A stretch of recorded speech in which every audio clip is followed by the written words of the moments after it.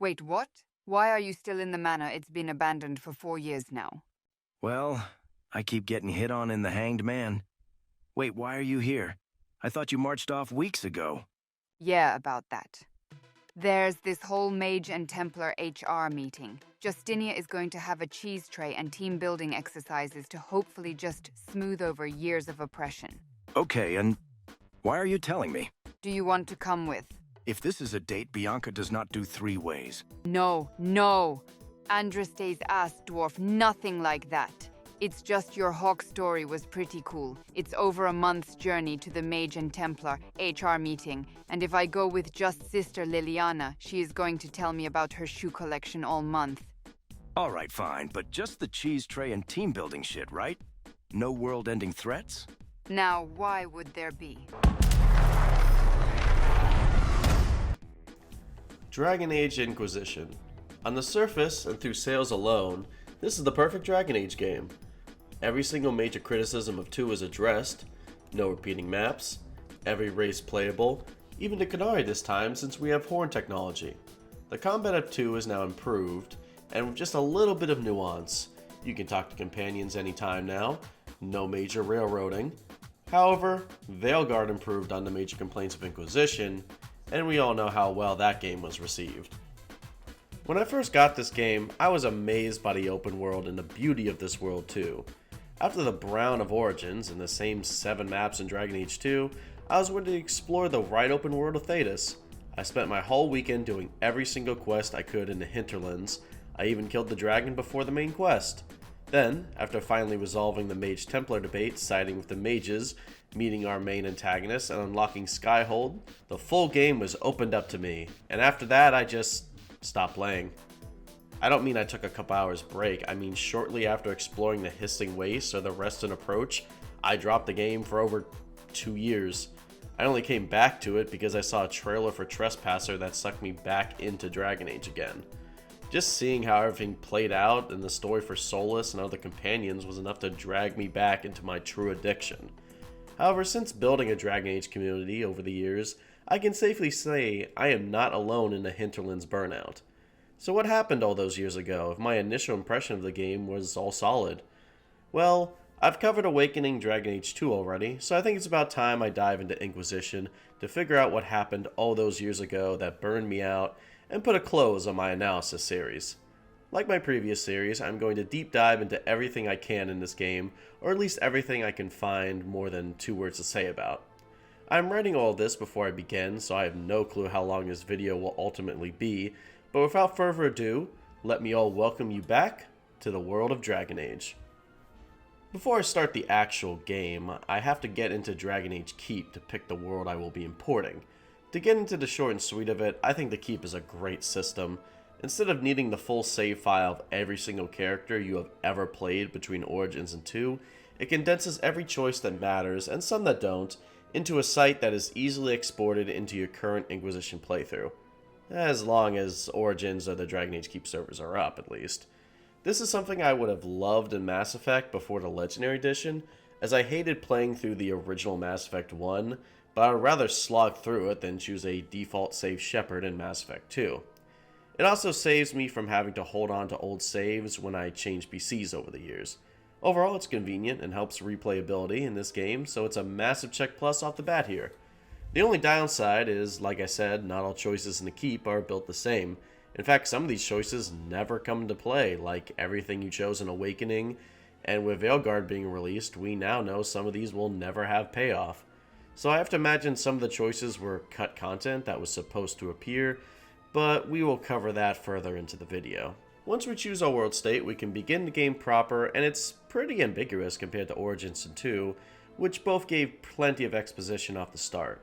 We immediately begin character creation before anything else, and the only background information we get this time is a few sentences depending on our race. The explanation itself is also vague, as race and origin don't have the same significance as Dragon Age Origins, unless you're an elf, thanks to one companion in particular. But even as an elf, race is only sprinkled in here and there as though it was writer mandate, rather than genuine good roleplay reasons. If I had to guess one reason why race doesn't have the story impacts we would expect, it's because the Inquisitor was originally going to be Hawke.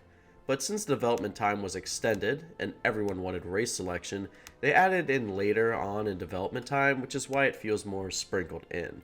Still, the Inquisitor being more of a blank slate does lend to more roleplay opportunities than 2 ever did, so we are still fighting a downhill battle. While I normally would play the one true base dwarven race, I'm going to throw a curveball here and play an elven woman. A Dalish woman at that. I think many like-minded nerds will know what I'm planning here with this choice, but we will get to that. It's no surprise that Veilguard's default state is a female elven inquisitor, with how much extra content they packed into this origin. Another major difference in character origin is playing a mage doesn't carry the same roleplay opportunities as the first 2 games. So with that being said, I'm going to play a rogue archer this time around. After 3 hours of making my avatar pretty, I am presented with whatever this scene is as I run away from spiders before entering a portal and being picked up by soldiers. We then awake in front of Cassandra, a dream I know many muscle mommy enjoyers have imagined thousands of times, and like those dreams, it starts with some light interrogation. Oh, also, Leliana is there to provide some good cop to Cassandra's bad cop. They explain how the Conclave was the last hope for peace between the mage and Templars, before it was blown to pieces, which we saw in the main menu. Our character knows why we were sent to the Conclave, but not much else, as we are suffering from short-term amnesia, despite being the only survivor of the blast. Since we are the only one that survived the act of terrorism, suspicion is immediately cast on us as the ringleader. However, Cassandra thinks even if we are a threat, we can still be useful, as we awake with a mark on our hands which radiates pure magic and reacts every time the scar in the sky expands. Obviously, we are not a mage, but something at the Conclave still gave us magical powers, which must cause mass confusion to a dwarf PC at this point. This scar in the sky will be henceforth known as the Breach, a portal to the Fate itself that is pouring demons out in a way that makes a Broken Circle quest look like a training exercise. Since our mark is tied to the tear somehow, we have earned temporary freedom, and as Cassandra escorts us down to the Breach, the developers remembered this is a video game and thrust us into combat. Conveniently, the first weapons we find are ones we are specialized in, although why we didn't just have weapons that we brought to the Conclave and then have Cassandra drop them during the attack is beyond me. It would have felt way more or less contrived. After the tutorial fight, Cassandra holds us at sword point to drop the weapons, where we can either agree or argue for approval or disapproval. A very nice tutorial for companion approval if you're new to bioware games. Agreeing or disagreeing just has the minor consequence of approval or disapproval, as Cassandra quickly realizes she can't travel to the Breach and protect us at the same time. This is an amazing olive branch for character that until now has been a stern interrogator in 2 and the opener. Now that we have our first companions, the game decided to give us the full party, as we meet Solas and our former brother Varric. Solas immediately grabs our hand and closes a smaller breach that opened up, which confirms the mark is connected to all of this. Solas introduces himself as an apostate and a Fade expert that Cassandra picked up on the way to the Conclave, and he is the person that nursed us back to health as well. Varric needs a much shorter introduction, considering I gave him almost an hour of screen time in 2, so he was just here to give his Kirkwall count to the Divine. Despite Cassandra trying to dismiss both of them, Varric points out that we will need a party of 4 to properly play the game, and following the example of Hawke, Varric is not going to turn his back. So our 2 party dads have been recruited. We can explore around this area for side objectives and loot, something that is rare for a tutorial, but isn't long before we meet back up with Leliana and Chancellor Asshole. They bicker on what to do before turning to us to decide the plan of attack. The reason why is because they need us alive at all costs to close the breach. However, Cassandra and Leliana are the senior officers here, so this only makes them seem incompetent, because we were a prisoner only 15 minutes prior to this. It's an insane amount of trust to give us this quickly. And yes, I know, giving players a choice in a bioware game is bread and butter, but there's a better way to go about this than paralyzing Cassandra and Leliana with indecision, and reminding us they are NPCs in a video game. The best course of action here is to have everyone arguing over where to go, then have our Inquisitor break up the argument themselves with some charisma and tactical advice. It feels less forced, shows we can make the tough calls on our own, and fits a narrative that we are a natural leader and not forced one, which is a trend that we will get into shortly. The 2 options are a full frontal assault or a hidden scout path. If If we go to the frontal assault, we can meet Cullen, another one of our key advisors, and if we go to the scout path, we end up saving a few of the scouts' lives, as the game lets us know they die if we do take the full frontal assault. This makes the frontal assault the more narratively appropriate option, while the scout's path is more scenic and saves the most lives, so pick your favorite. Once we reach the breach, this is where we get the real plot. The Conclave was hosted in the resting place of Andraste's ashes from Origins, which is now completely destroyed by the blast, and we assume the ashes are gone with it. The temple also held some of the richest deposits of lyrium Ogred had ever seen, which is still present here, but what isn't explained is why the veins are red lyrium. Obviously this piques Varric's fear and interest the most after what happened with his brother.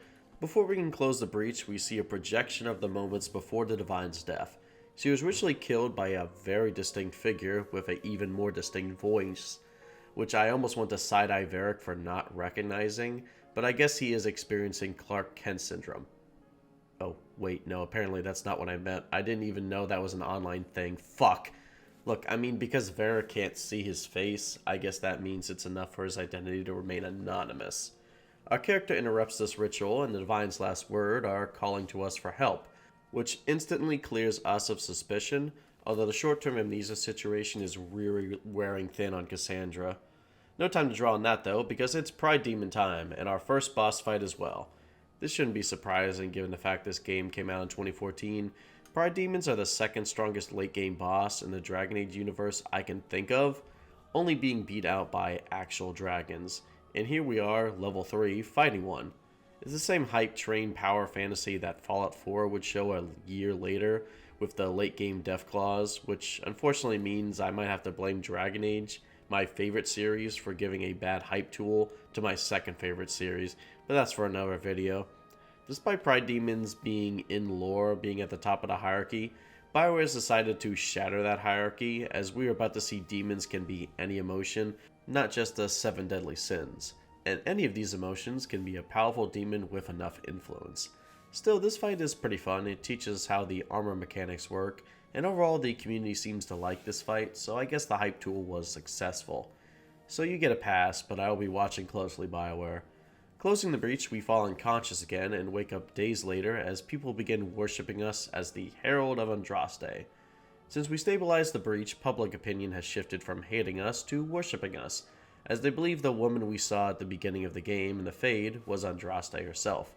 This is the main driving force that propels us from regular guy to becoming the figurehead of the Inquisition.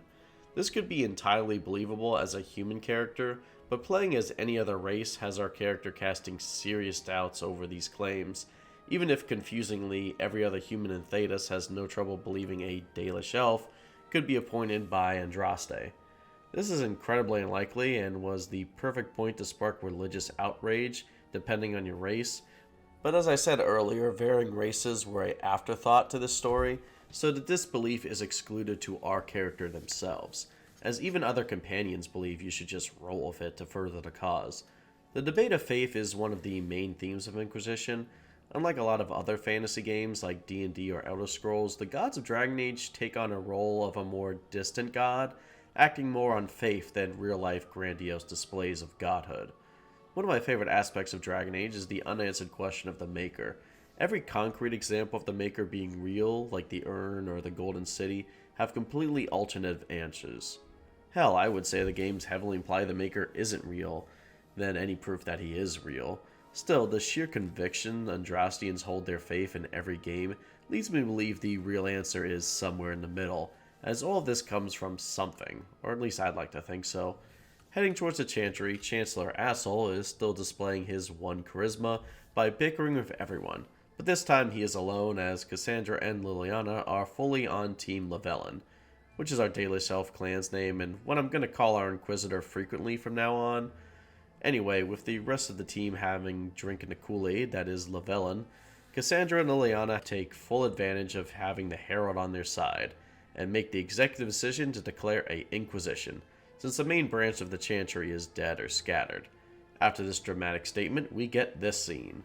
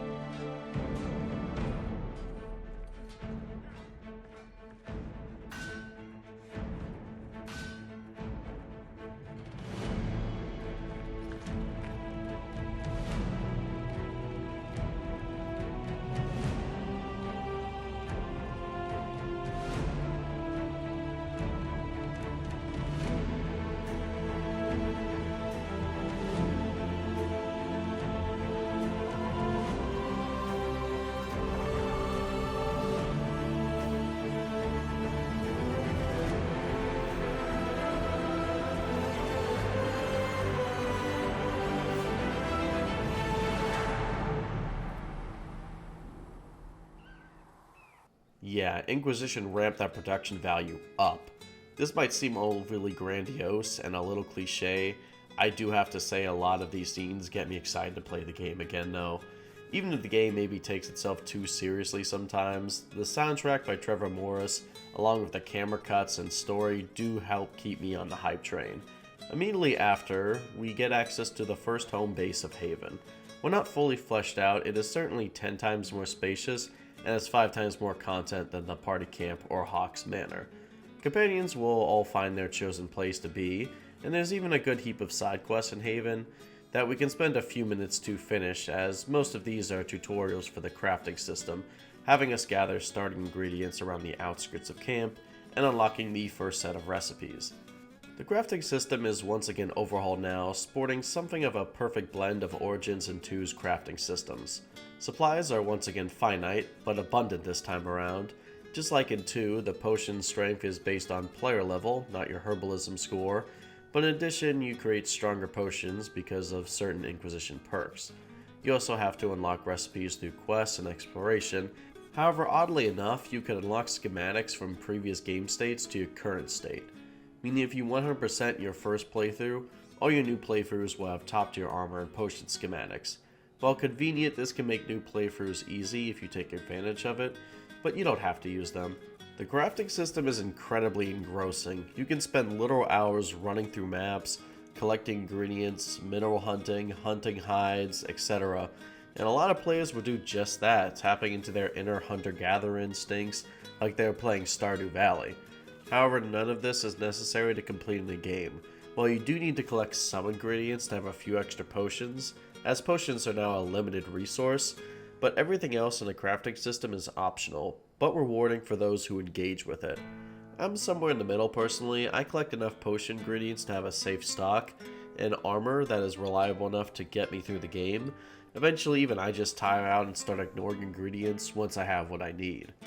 After an hour of playing Animal Crossing's first dating sim around camp, we have our first advisor meeting, which introduces the world map, which is finally an accurate title, as we have a full map of Thedas to explore, minus Paul Vollen. The map splits between Orlais and Ferelden as a memory tool, but it's more accurate to say this is East and West Thedas, as Ferelden covers the Free Marches, Antiva, and Ravain, while Orlais covers Navarra and the Imperium.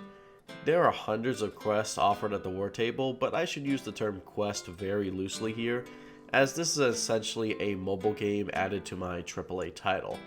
The Inquisition has 3 main advisors, Cullen, Leliana, and Josephine, each controlling the military, spies, and political arms of the Inquisition retrospectively. Cassandra is an advisor in theory, but since she doubles as a companion, she isn't part of this system.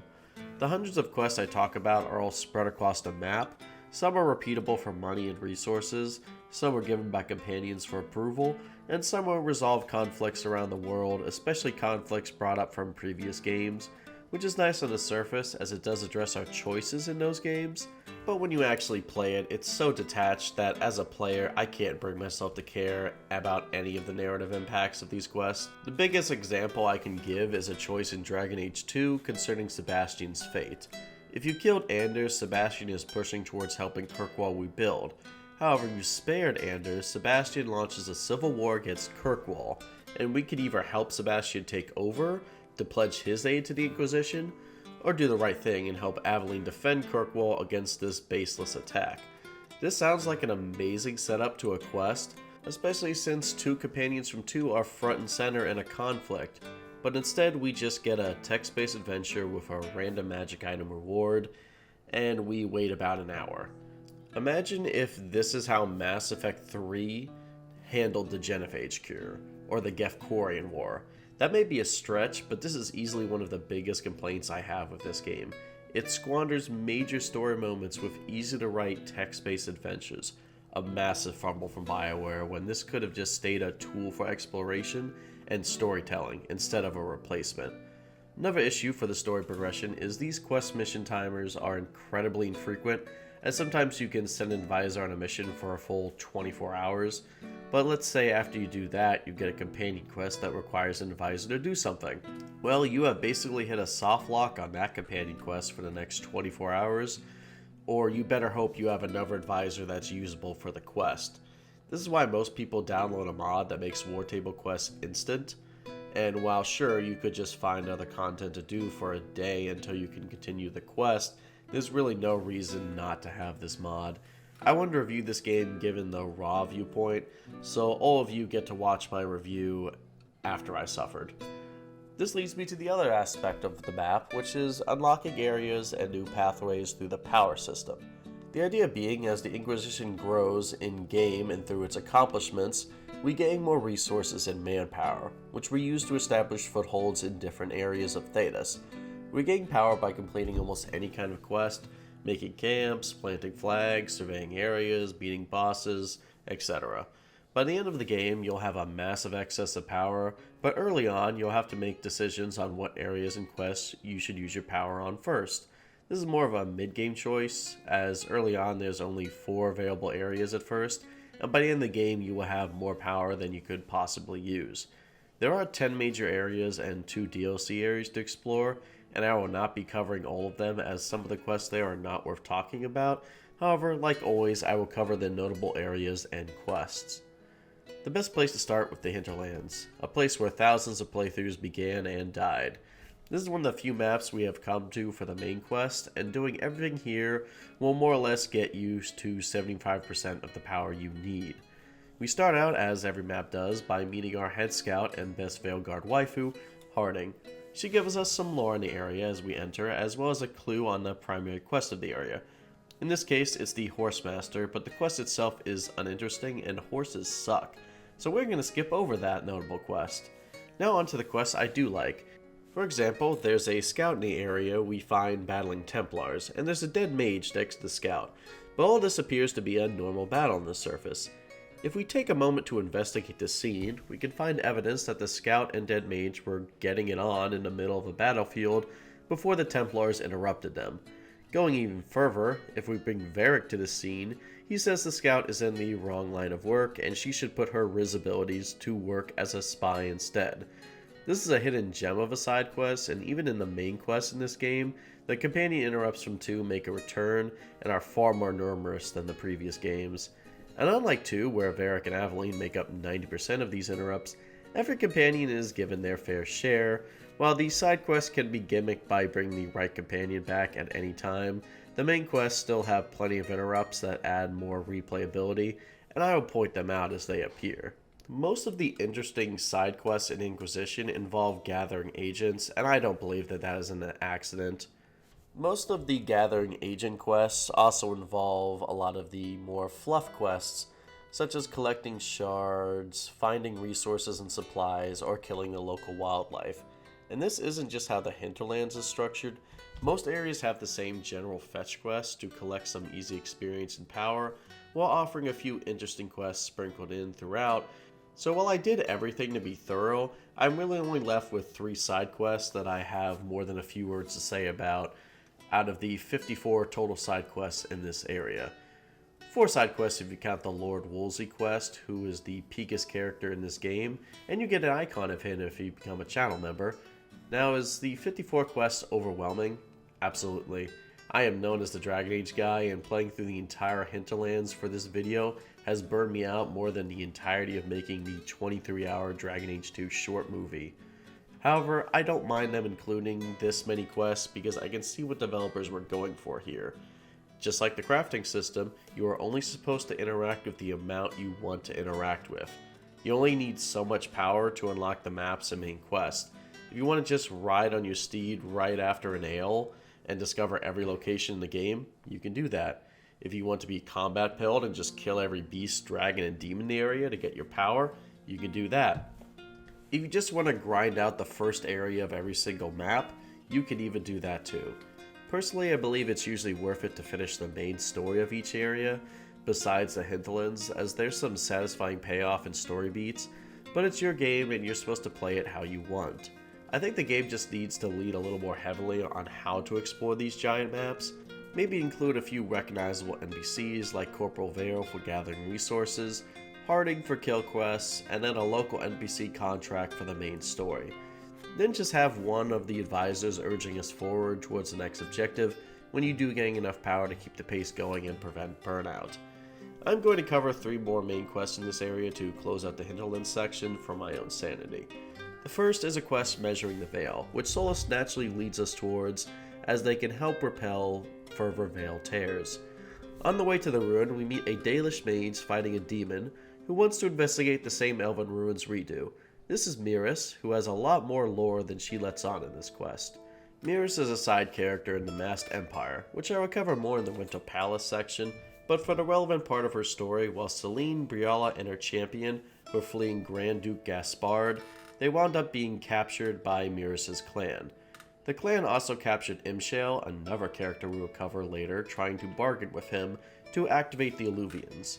Celine and her champion bargained with Imshale instead for the Illuvians, and accidentally freed him from capture, where Imshale repaid his capture by killing everyone in Miris' clan and then possessing her. But then Imshale was convinced to unpossess her. She was originally fueled by revenge against Celine and her champion for killing her clan and her boyfriend, but now I guess she is just lost and running around searching for artifacts. She does have a tentative alliance with Briala, however. Briala doesn't fully trust the Dalish though, so it's not like they write postcards. The result of this quest is Miris finds the artifact she is looking for, and we can either have Solas convince her to give it to us, use a arcane perk to convince her, or if we are Dalish ourselves, we can convince her, which is what I do. And that's it, we never hear from her again, and her pure hatred of Relesian humans isn't even brought up if you are one yourself.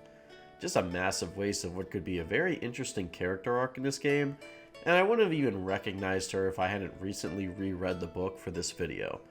The next quest I want to cover is the Praise the Herald quest, which gets us another agent. There's a fort of heretical Chantry believers who wants the Inquisitor to prove her powers by closing the rift. Doing so will prompt the speaker of the cult to want to join the Inquisition themselves. We have 3 options where we can recruit her as a spy for Leliana, a mouthpiece for Josephine, or not recruit her at all.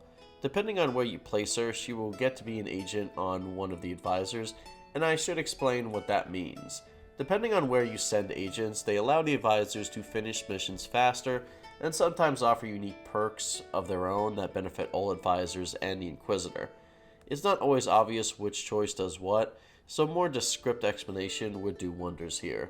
The last quest I want to cover here is short and simple. One of the Horsemaster's tasks is farmland security. The Wedcliffe Farms want watchtowers to be built and be on the lookout for incoming demon hordes or incoming mages and Templars. The Inquisitor scouts around finding 3 suitable locations, but she and her squad are not architects or builders. To finish the quest, we have to go back to the war table and order soldiers and workers to build the towers, which can change the hinterlands map to reflect this. This happens a lot in this game, especially in the side areas. Need some rubble cleared? How about a bridge built or an artifact surveyed? Well, the Iron Burrow isn't about to pull a Frankie and skywalk a bridge. We need builders for that, and it will cost power and time to do so. If this is what the war table was always used for, this would be peak gameplay, since it feels real, and it actually adds to the fact that we are a full organization being built. I just wanted to give the war table some praise, as I am mostly going to give it shit from here on out. There's a few other gameplay changes that separate Inquisition from the other Dragon Age games. I already covered combat is a more refined version of Dragon Age 2. The main difference this time is tactical setups are less important, as allies usually start with the optimal strategy of getting their armor and barriers up. If they are a warrior or mage, while rogues know to go in and out of stealth automatically. This shield and dodge system is the compromise towards health potions being the short-term limited resource now, as you can have up to 12 potions with proper upgrade now, as opposed to a potentially unlimited number.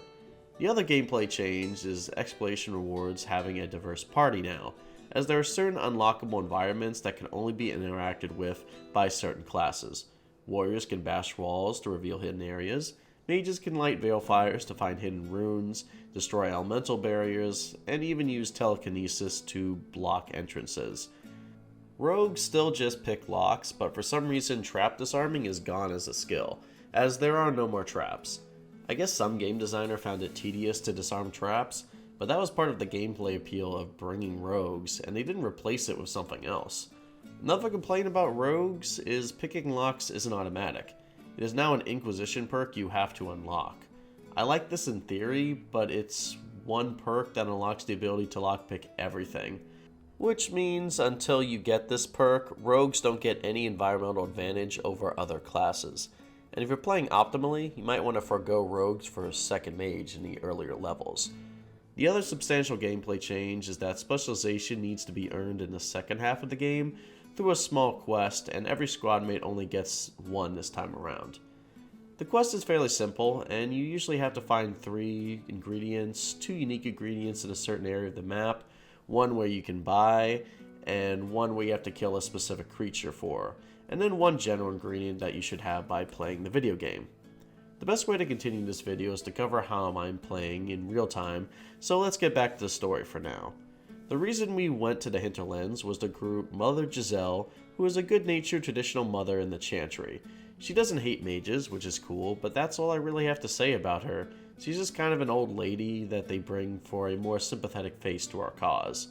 And she brings a tiny bit of official Chantry support to our cause, as right now most of the Chantry officials view us as a heretical movement. Giselle agrees to join us and heads to Haven to aid Leliana in locating clerics willing to gather in Val Royeaux.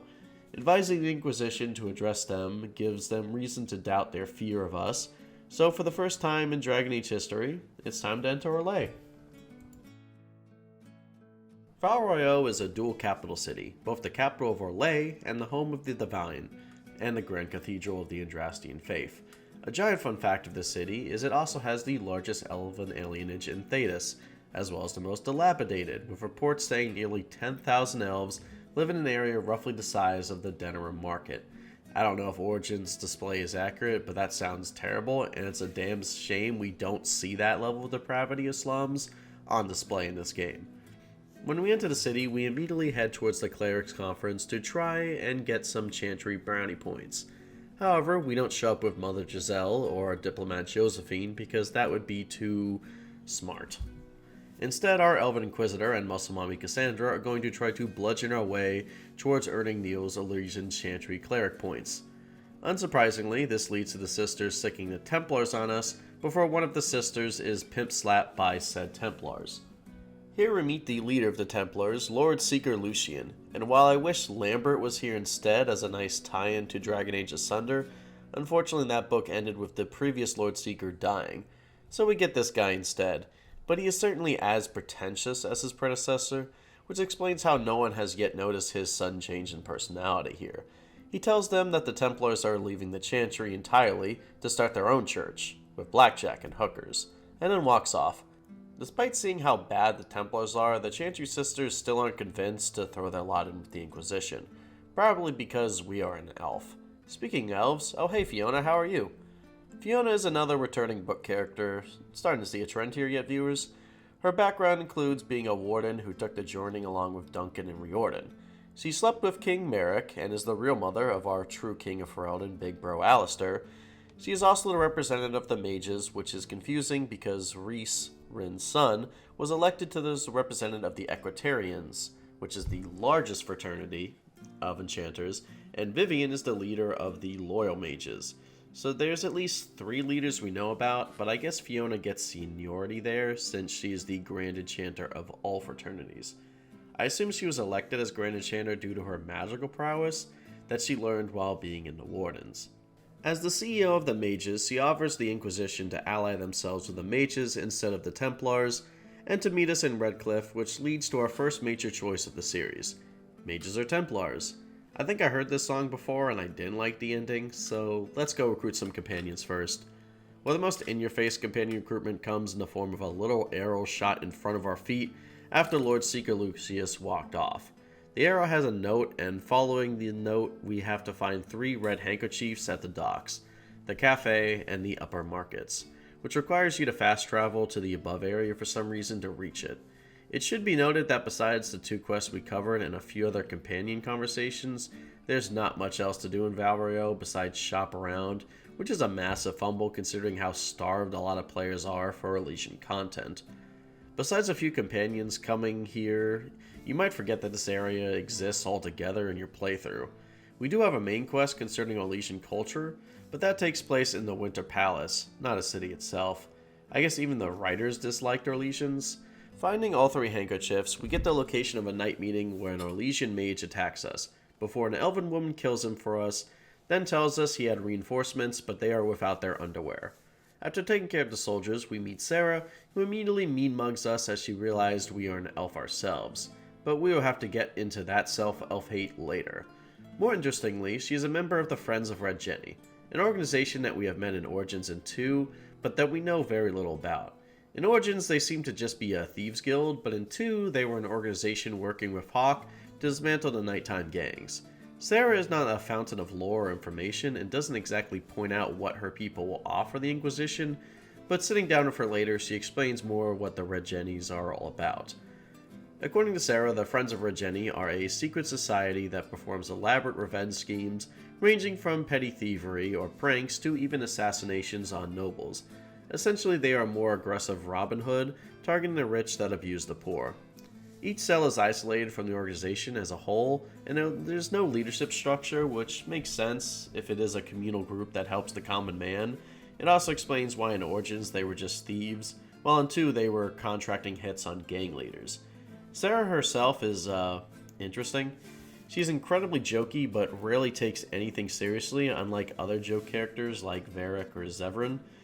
This is definitely what leaves most people to find her annoying, but she is personally one of my favorite romances in Inquisition, and I am very hard to annoy, so we will cover her and everyone during our companion section.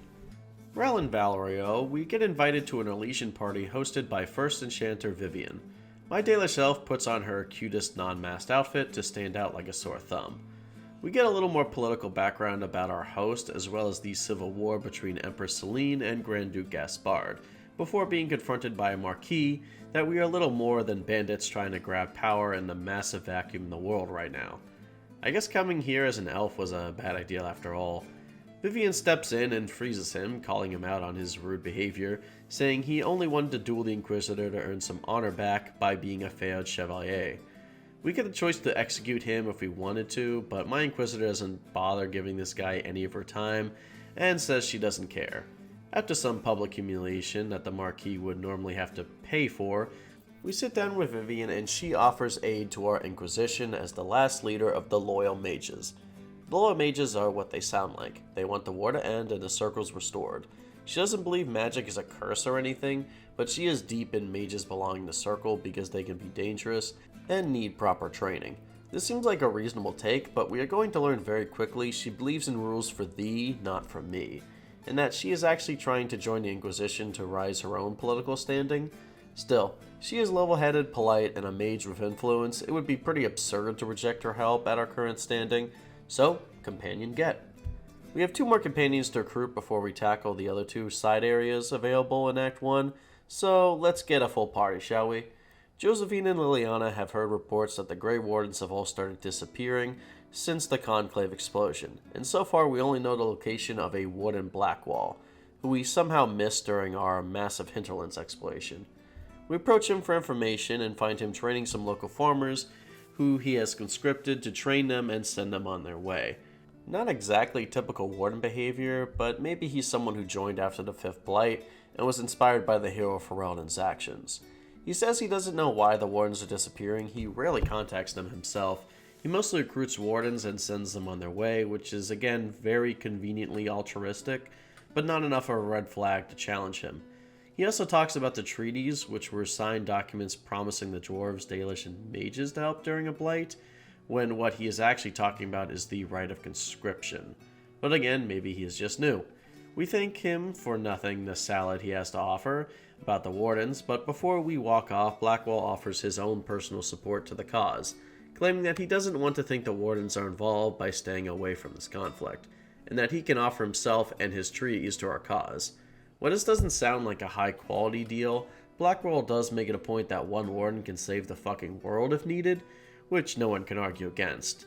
And it does lend itself to this guy being a new Warden inspired to join following the 5th Blight, and so we get another tank for our cause. Before we left to find Blackwall, we are approached by a mercenary named Krem, who is a representative of the Bull's Chargers who want to lend their support to the Inquisition and invite us out to the Storm Coast to see them at work. That's our next side quest area anyway, so we might as well see what the hype is. We fight with the Chargers and then have a sit down with the group leader Iron Bull. He immediately is cordial with us and offers us a drink, offering his men to the Inquisition as well as his personal service as our bodyguard.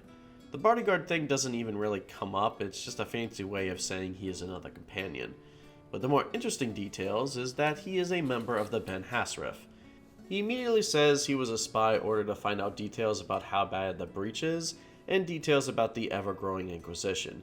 He tells us that he just wants to send enough reports to prevent the Qunari from sending their own invading force, and to make his superiors happy, and that there's no reason to keep it from you, since Leliana and her spies would figure him out quickly. Given our interactions with Talus, we know there is more than what Bull is letting on, but his honesty is respectable, and if we're willing to accept the sword arm of a singular Grey Warden, I don't see why we wouldn't accept the possibility of a Qunari aid that he alludes to.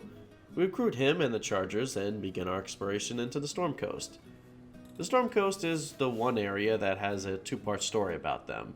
In Act 1 and 2, basically meaning we only have access to half the content of this map so far. Our reason for exploring the coast is rumors that the Wardens were seen patrolling the coast after leading their base in Amaranthine. We want to determine if there's disappearances as linked to the breach or not, but while scouting for Wardens, some of our men were killed by the Blades of Sera, a radical Andrastian group who claim their military actions are to serve Andraste herself. Not too different from the Dragon Cult in Origins, being honest. Our options are either wiping them all out, or building an Amulet of Mercy out of local materials to challenge the leader of the Blades to a duel. If you wipe them out, the surviving Blades will be weakened but still hostile. However, if you challenge the leader while wearing the crest, the surviving Blades will want to pledge their services to the Inquisition, becoming our allies on the coast against the Darkspawn and Tevinters, and granting Cullen an agent a much more beneficial outcome, and the one that my Lavalin chose. As for our initial reason for heading to the coast, we don't find anything on the Wardens besides left behind artifacts, and a stitched together journal talking about how the Wardens are looking for a missing veteran member. This is likely alluding to the Warden contact that we'll meet in Act 2. Other than the rifts and the same collecting quest in the hinterlands, there isn't much to the coast for now, so we should move on to the final side area. The Fallowmire is the most linear map in Inquisition, hosting one main side quest and a few other normal side activities, like the breaches and companion quest collecting. While the Fallowmire takes inspiration from the Black Marsh, the area is somehow worse in the Thin Veil department, and its problems seem to have happened far more recently, as a plague that struck the village is said to have occurred only a few years before the events of Inquisition. The Fallowmire also has a gimmick to it where you have to avoid touching the water, or risk triggering a horde of undead to attack your party, so this requires just the slightest bit of parkour maneuvering. Thankfully, this is far less tedious than navigating Aunt Ethel's bog, as you only have to make sure your controlled character doesn't touch the bog, as companions don't trigger the undead. The main plotline here concerns the Avar, a separated Amalari clan from the Chastened that are native to Ferelden. The Avar historically stick to the mountains, while Chastened stick to the wilds and swamps, which is why the Avar were originally supposed to replace the Andraste cult in Origins. The reason why they didn't appear in Origins was due to budget constraints, so I imagine all these scrapped ideas from Origins went into this tribe here. While that makes sense and is a cool concept, it is really odd that they created 3 separate barbarian clans with different biomes and gods, only to stick the mountain guys in a swamp. It just feels like one person created a swamp and another person created the cloud giant barbarians, and then some random executive was like, oh cool, let's just combine them. Both ideas are cool, but the execution here is messy. The only real tie-in is this Skywatcher guy who says he isn't concerned with fighting the Inquisition, but instead is here to keep the undead at bay and give them proper funeral rites for their gods. I guess that's the reason they are here, but it just still feels disjointed. Alright, that was a lot of lore. Let's get into the actual quest. The Avar are here to fight the Inquisitor. Since they call themselves the Herald of Andraste, they are in direct conflict with Korf, the mountain god, so one of the tribe leaders wants to prove Korf's worth by killing the champion of another god, and has captured Inquisition soldiers to do it. There's no speech check or anything here, we just fight through the undead horde until we have to actually run from them. As they eventually become limitless, then we reach the leader, they immediately attack us, we kill him, and get a really cool two-handed weapon for Bull, and then we free the soldiers, then Skywatcher guy praises you for killing his guys, and we can recruit him as another agent for Cullen. This area isn't the magnum opus of storytelling, but I appreciate the more linear quests just to mix things up. And smaller maps and environment alone absolutely blows the hinterlands and coast out of the park to me personally. Well, the quest here is just middle of the road. Thankfully, we are going back to the main quest, so we have plenty of lore and choices to cover now. Now that our Inquisitor has made a strong foothold in Ferelden, it's time we make an attempt to close the breach for good. As it's only temporarily closed right now, the only way to get it permanently closed is with some more firepower. Josephine and Leliana suggest we make an alliance with Fiona and her mages, and use their magic to empower the Inquisitor to close the breach. Cullen, however, suggests we recruit the Templars to, throw swords at the breach to distract it while we close it. And yes, Belly and Uber, before you type that comment, I know the Templars have lyrium and the ability to suppress magic, but suppressing the pure concentration of the Fade seems beyond their capabilities, and one side makes way more sense for what we need to do than the other. The point to this rambling is we do have a choice between what main quest we do here, and there is long-standing consequences for choosing one over the other. It also affects what companion we get in our party first, although the other choice will join us not long after. As much as a time sink as it might be, don't worry, I will cover both sides, and any changes over picking one over the other, but just know from my main Lavalin playthrough, I will be siding with the mages again. The mages are residing in Redcliffe, which is accessible from the hinterlands. Redcliffe has received a massive glow-up from the quaint fishing village it was in Origins, something that is one of the best examples of lore consistency bioware has ever done. See, since Denerim and Amaranthine were sacked by the Blight, Ferelden started looking for a different economic hub, and considering the new influence both of Tegan and Eamon saw as the heroes of the Fifth Blight, Redcliffe was a natural choice. We learned this all the way in Witch Hunt, so it's cool to see the payoff here in-game.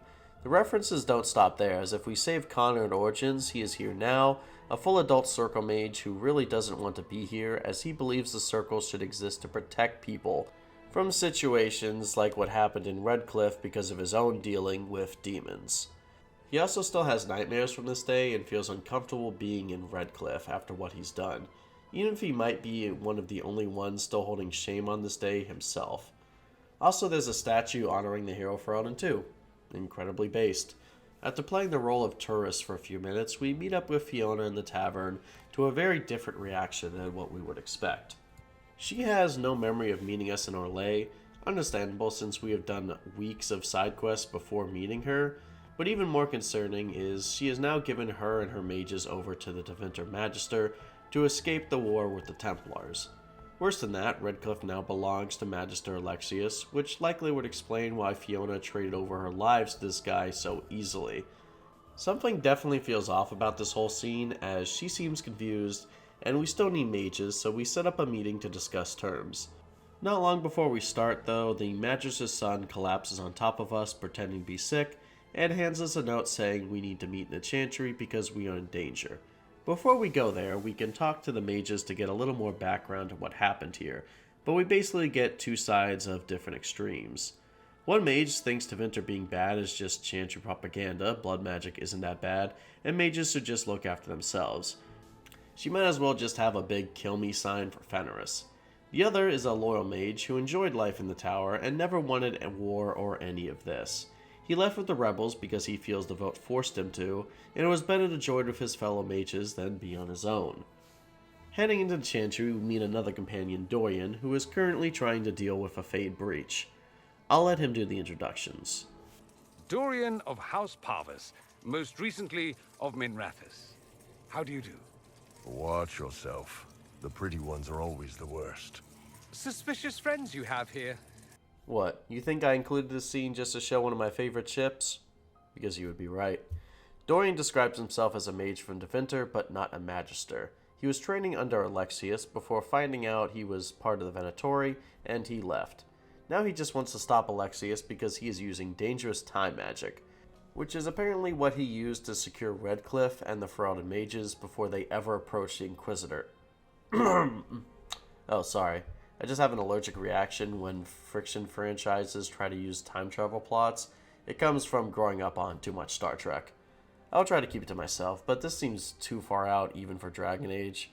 I guess introducing new magic is cool, but time travel always just feels cheap.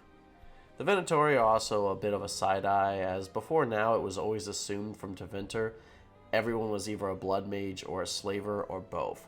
Sure, even Fenris said there's some that don't, but the majority do, and that should paint a lot about the society as a whole.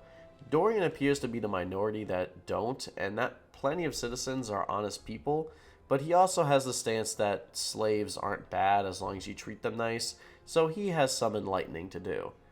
I'm saying all of this because in my honest opinion, using this new group, the Venatori, is a bit of a cop-out to paint Tevinter in a morally gray light, rather than the supervillains they used to be. Hell, they even added Fenris's master Daenerys to this group retroactively. But if we have to paint Tevinter in a gray brush, I'm happy to have Dorian be the brush. He is the best representative for questionably dangerous people since Sten. Alexia's son Felix is also on our side, so with our 2 men on the inside, we have to go back to our advisors to plan a method of attack. Going back to our advisors, they quickly see how much of a political shit show trying to attack Alexius and Redcliffe is. The castle is heavily fortified. I mean, even the Darkspawn and Origins and the Orlesians during the Civil War couldn't fully breach it. Not to mention moving our non-Ferelden army through the border to attack Redcliffe would be the same as declaring war on the country, although why Leliana doesn't just go to Alistair and explain the situation is beyond me, because Alistair would fold immediately. Thankfully, while Leliana forgot about that little detail, she does remember the hidden passage underneath the windmill that we used in Origins to get into the castle. We grab Dorian, Blackwall, and Iron Bullet and prepare to confront Alexius. Both the Inquisitor and Alexius drop the pretense almost immediately, wanting to instead talk about the Venatori. Alexius wants to turn the Inquisitor into the Elder One since he promises to cure Alexius' son of his illness. We get him to do this whole villain grandstanding while the Inquisition agents successfully infiltrate the castle and kill all of his guys. Well, that was easy. Looks like we picked the quickest main quest gentleman. Wait, what? Alright, so Tevinter Magister wasn't okay with losing, so he decided to send me and Dorian into the future. I think he was trying to kill our parents or something to prevent us from existing, but Dorian interrupted the process. Dorian immediately infers all of this after waking up in a dungeon, which I guess he's just Sherlock Holmes powers to deduce that off of an interrupted spell alone. We briefly have to fight with just Lavalin and Dorian before we were reunited with 2 other companions we brought in the meeting. For us it has only been a minute, but for them it's been a whole year. They're all twisted and confused by the influence of Red Lyrium, but the consensus is that last year has been terrible. Orlais has fallen and the Elder One used that confusion to take over. Now the big players have fallen and he has a demon army behind him. Alright, fine. While I normally hate time travel plot lines, seeing our party members and Leliana blighted, traumatized, but still willing to fight and get revenge is a really cool idea. We see Red Lyrium overgrowing the castle, the breach now extends to the entire sky, and the Fate and Immortal world are interchangeable by this point. I know Solas is terrified and bricked up at the same time at this display if he's here. Every literary bone wants me to shit on time travel plot, but nah, I have to give this rule of cool right now. Everything here gets a pass to this epic questline. We even get a scene with Connor being tortured by demons to try and get possessed again, and he ends up killing himself rather than losing control of himself. Sad, but I'm sure the Warden would be proud to know of the efforts to save Connor wasn't in vain. Confronting Alexius, he isn't the egomaniacal villain he was a year ago. He seems a shell of a man, just waiting for the end of the world, either by killing him or the Elder One taking over. His son was saved, but it was through being blighted and becoming a ghoul that can't even string words together. We almost convince him to give up until Leliana gets a bit too edgy and kills Felix in a fit of rage over the year-long torture, so we have to fight him now. This is certainly the easier of the 2 final Act 1 bosses. He's just a solo mage that occasionally pops out of combat to summon a rift that we have to close. I guess I should cover the mechanics of the breaches since they are in almost every fight in Inquisition. The goal of the breaches here is to kill waves of demons that pour out and eventually close the breach permanently. Sometimes it takes 1 wave, other times it takes up to 4 waves. You can also disrupt the rift, giving every single demon a massive stun, but if your Inquisitor takes any damage, the disruption ends. Basically, it's a reward for proper threat management, and helps if your Inquisitor isn't the tank that is supposed to draw aggro. That's it. That's how every breach fight goes. It does get tedious, but it's Act 1, and it's just the right amount of mixing up gameplay that this fight is okay. After killing Alexius, Dorian tells us he can recreate the spell if you give him an hour. Unfortunately, the Elder One has a telepathic link to Ola's henchman and knows we killed him, so he is already on his way. Without blinking, our companions march outside to defend us from the Horde. While we prepare the spell, even Leliana gives her life to defend us, although all of the killing blows are done off screen. Also, the power scaling theories with Leliana go hard with this scene. She not only tanks a cutscene arrow, but she also almost wins a 1v5.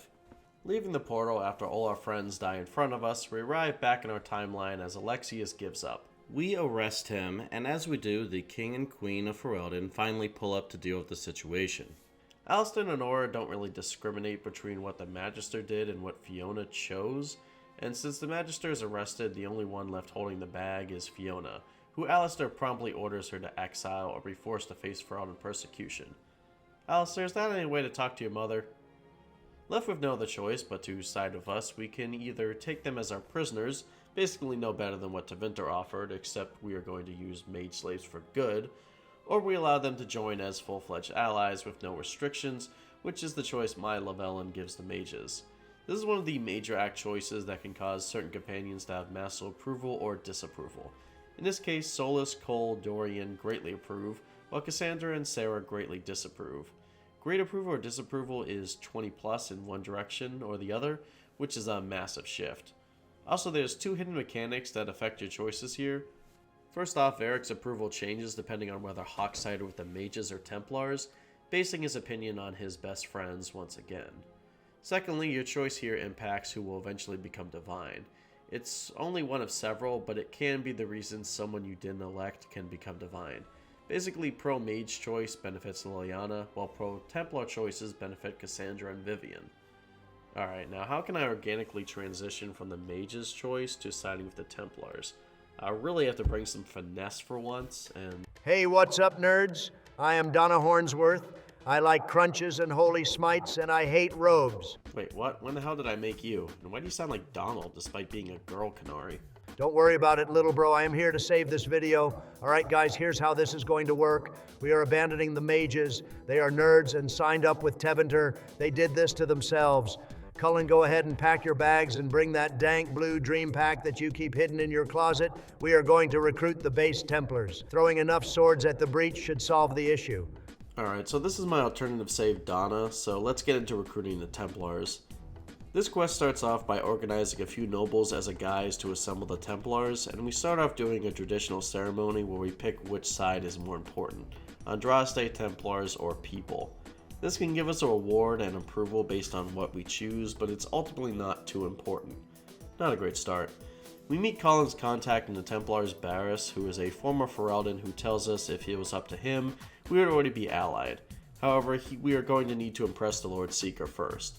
Well, that was the plan until a Knight Captain comes instead, saying he was sent here to die for the Lord Seeker.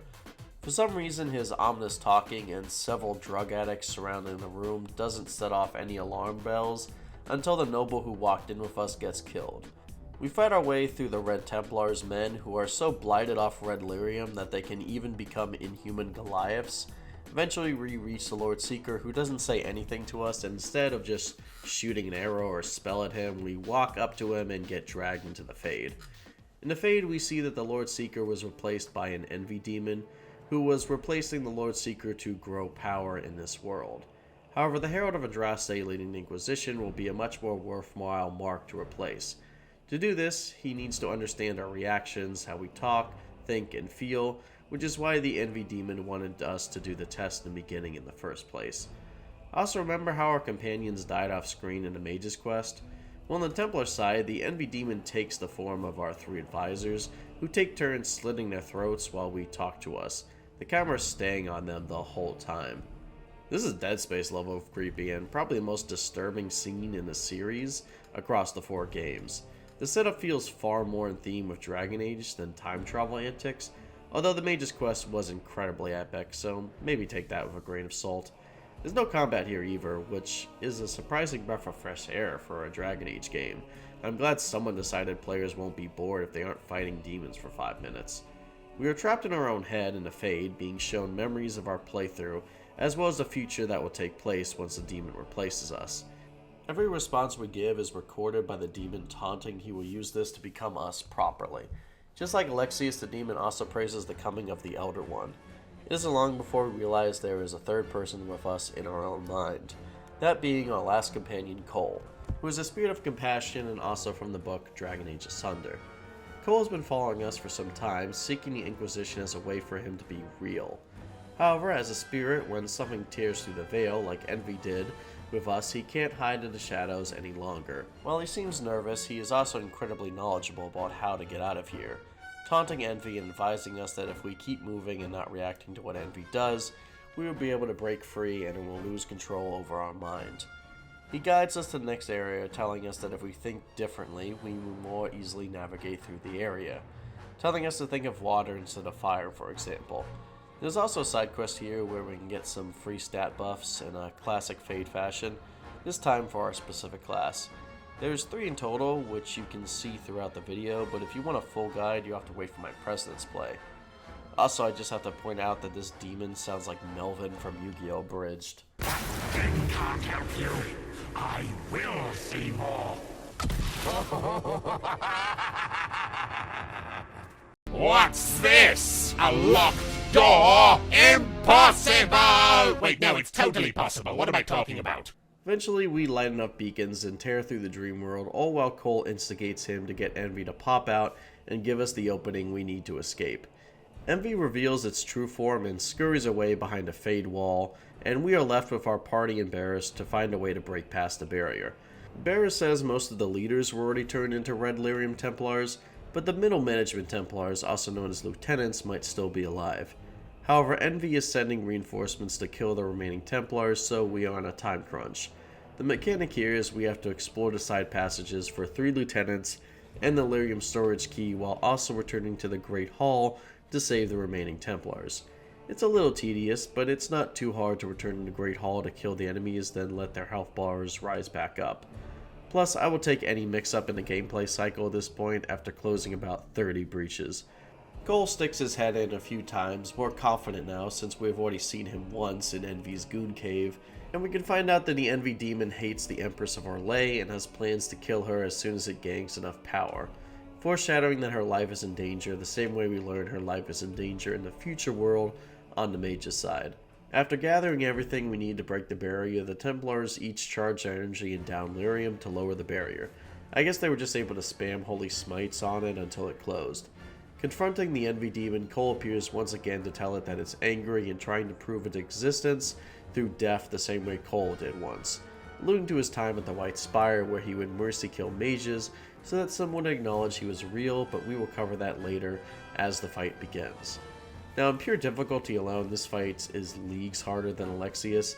Envy has an annoying teleport ability that can deal serious damage, and instead of demons that can be exploited by the Fade Breach, we have to fight much tankier Red Templars that have no easy exploits.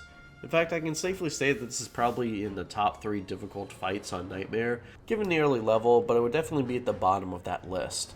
After the fight, Cole appears again. I guess our son just wants to instigate the demon, not fight it himself, and we are left deciding the fate of the remaining Templars.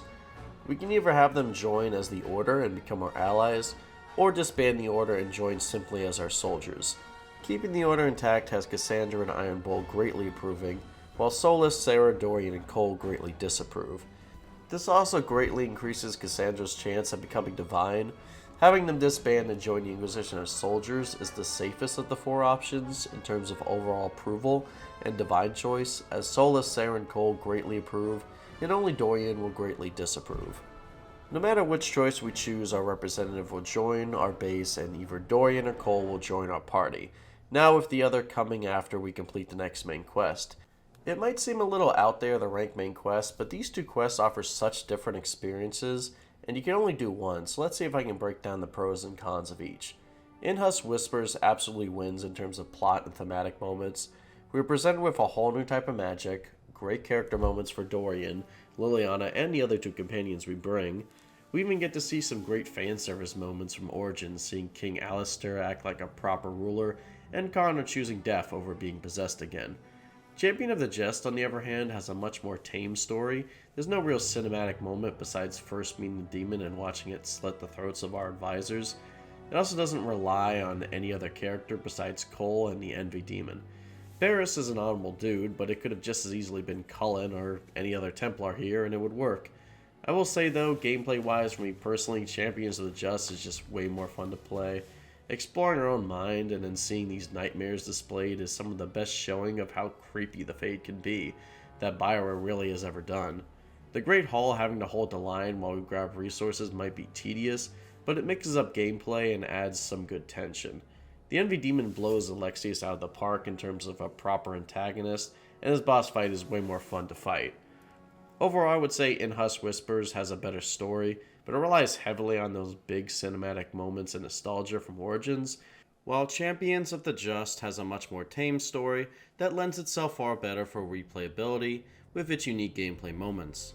Now, as for resolving the Mage-Templar conflict, well, none of these inherently do anything to address the problems presented in 2, except for the choice of freeing the mages as allies. These quests on paper were presented as the Gethkorian War of Dragon Age, but it's really not, because we have to leave one side completely unaddressed. In fact, siding with the Templars means there's no reform of the Circle at all. Instead, allying or disbanding the Templars means they either become Templars again, or simply become Inquisition forces. As for what happens with the mages in this scenario, well, we can only guess. I suppose if the Templars don't reform, it's still a benefit to mages, as circles would be reformed without Templar oversight, but we would have to infer that. The game does offer solutions to the Mage-Templar conflict presented in 2, albeit not as directly as most players would like. If you believe mages should be free, then you have to play the mage mission, recruit them as allies, and make sure Cassandra or Leliana are divine, preferably Leliana. If you want things to be the same, you could script either side, as with either one being under the Inquisition's thumb, they either disband or in the mage's case, quietly go back to the Circle. If you side with the Templars as allies and they go back to the Order, it's assumed the Templars are stronger than ever, as you essentially remove Chantry oversight from them in this scenario, meaning essentially every Templar order can become a Kirkwall situation. I don't know who would want that, but it is an option. As for me, while I'm not Anders' pilled level of freedom for the mages, because Redcliffe in Origins is a clear example we need training and checks to prevent 10-year-olds from literally nuking towns, I do believe once you pass your harrowing and other proper training, that mages should be allowed to return to their country as free citizens, and Templars shouldn't be security guards, but rather a force that comes in when mages have escaped and are actively causing harm. So I am allying with the mages on this one and getting my preferred ending. Before we have the obstacle to overcome revealed to carry us out to the middle point of the story, I do have 2 more gameplay observations to talk about in the hinterlands. First off, the dragons. When Inquisition went on record with claims the game would be bigger than Skyrim, I had my fears of how much it was going to do to compare it with Skyrim. My fears were realized when instead of dragons being a late game massive boss, the things have infested every single region of the world in 12 different flavors, and you were expected to catch them all like Pokemon cards. I would take the dragons remaining a special late game boss any day of the week, but since I have to experience Dragonpocalypse, I might as well make the most of it. To be fair, unlike Skyrim, fighting dragons is nowhere near as tedious, as they gave dragons 5 limbs to attack with the ability to completely disable one of its legs if you focus hard enough on it, which is always fun to do. There is a reason Veilguard kept these mechanics the same, except they added the ability for dragons to fall over. These fights are all decently difficult, but they are still easier than Origins and Dragon Age 2 dragon fights. Sometimes dragons have to be lured out, or a certain amount of the map has to be completed before we can fight it, but almost always they are the final boss of a region, with the only difference being what element they wield. Besides one specific area where there are multiple quests to lure the dragon here, I'm not going to cover them, besides what I am saying now, but I will end by saying with how dragons were presented in this setting, less is definitely more when it comes to dragons. While Veilguard lowered the amount of dragons compared to Inquisition, it did make a few final bosses that felt like a return to form with these beasts, with the Revenant and Formless one, which is far more engaging than just killing the same dragon 10 different times. Usually I would say dragons should always be a late game boss, but if you want to create a fantasy setting where dragons are as common as birds, that can work if you set it up right. But in Thedas, I will never say that dragons being in every single map works. There's one final test I want to show, and it has almost nothing to do with the game or the story. It's really more of a mythbuster, so give me a moment here while I test my newfound 4-screen technology. So John Epler revealed in a tweet years ago that the sprint button on horses doesn't actually do anything, and they just added the speed lens as an optical illusion. I for one never use horses since I want to hear the companion dialogue and not miss small details riding on the horse, but even I thought this wasn't exactly true.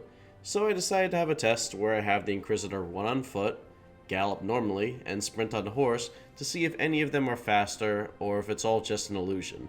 I started from the crossroads and walked all the way to Redcliffe Gates, one of the longer stretches you can do in Inquisition, something that takes a little less than under 2 minutes.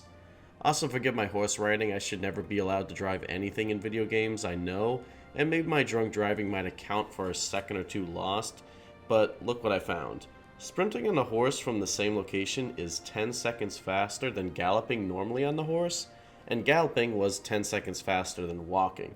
This means that sprinting on a horse is on average 17% faster than not sprinting. I don't know what test they used to determine sprinting did nothing, but it was probably a 30-second dash instead of a full 2-minute ride like I did. Because for short distances, yeah, sprinting really doesn't matter. Now, is using a horse worth missing companion banter and possible loot drops? That's more personal, but if you really want to speed up your playthrough, don't let bioware lie to you again. Use that sprint button. Alright, now back to the plot. Whether we side with the mages or Templars, we successfully close the breach in a scene that looks suspiciously similar to one another. We then prematurely throw a big party celebrating closing the breach. For now, Solas says it's closed and the Veil is stable. Everything seems too good to be true, because it is. Immediately, Cullen orders all of our forces together as an invading army with no banner marches towards Haven. Before the army arrives, we either meet Cole or Dorian, depending on which quest we did, who tells us the Elder One is hunting us for taking either his mages or Templars. The Elder One is none other than Corypheus, who survived their encounter with Hawke thanks to Archdemon hacks, and his second in command is either the ascended drug addict Samson, if we side with the mages, or the Magister Calpurnia, if we side with the Templars, both of which have a different quest and encounter tied to them, which we will cover later. Cullen says we won't be able to repel the Elder One's army in a straight-up fight, but we might be able to hold them off if we use the trebuchets to our advantage. We then have to guard each trebuchet against waves of either opposing side until we launch them to repel the army. Unfortunately, Corypheus bought a dragon to a trebuchet fight and decided to bring it out after we thought we won because he is a dickhead. So now Haven is being lit up by a dragon, and we have to get back to the Chantry to think of a new plan. Along the way, we can save several of our previous agents from danger, like saving our alchemist from a fire, or saving the tavern owner. If you rescue all 6, you gain extra experience and massive approval from both Varric and Vivienne, and they will be available later in Skyhold, but besides that, saving them is only for roleplay reasons, so don't stress too hard if you miss one, it does not change much. Back to the Chantry, we meet back up with Cullen, Cole, and Chancellor Asshole, trying to come up with a plan, but we really don't have one, as Cullen's best idea is to cause an avalanche and bury the enemies with us. Yeah, I already survived one bioware suicide mission, I don't want a second. And the leader has a flying dragon, no amount of burying ourselves in snow is going to help us here. That's when Cole helps coach the Chancellor into telling his secret. There's a secret passage from Haven into the mountains that the Chantry is used for a summer pilgrimage. He's the only one who knows the way, and is going to use his last moments before dying to lead the way and save everyone. He also now realizes the power of video game fate, and if this coincidence can save everyone, maybe our coincidence on surviving the breach can do the same.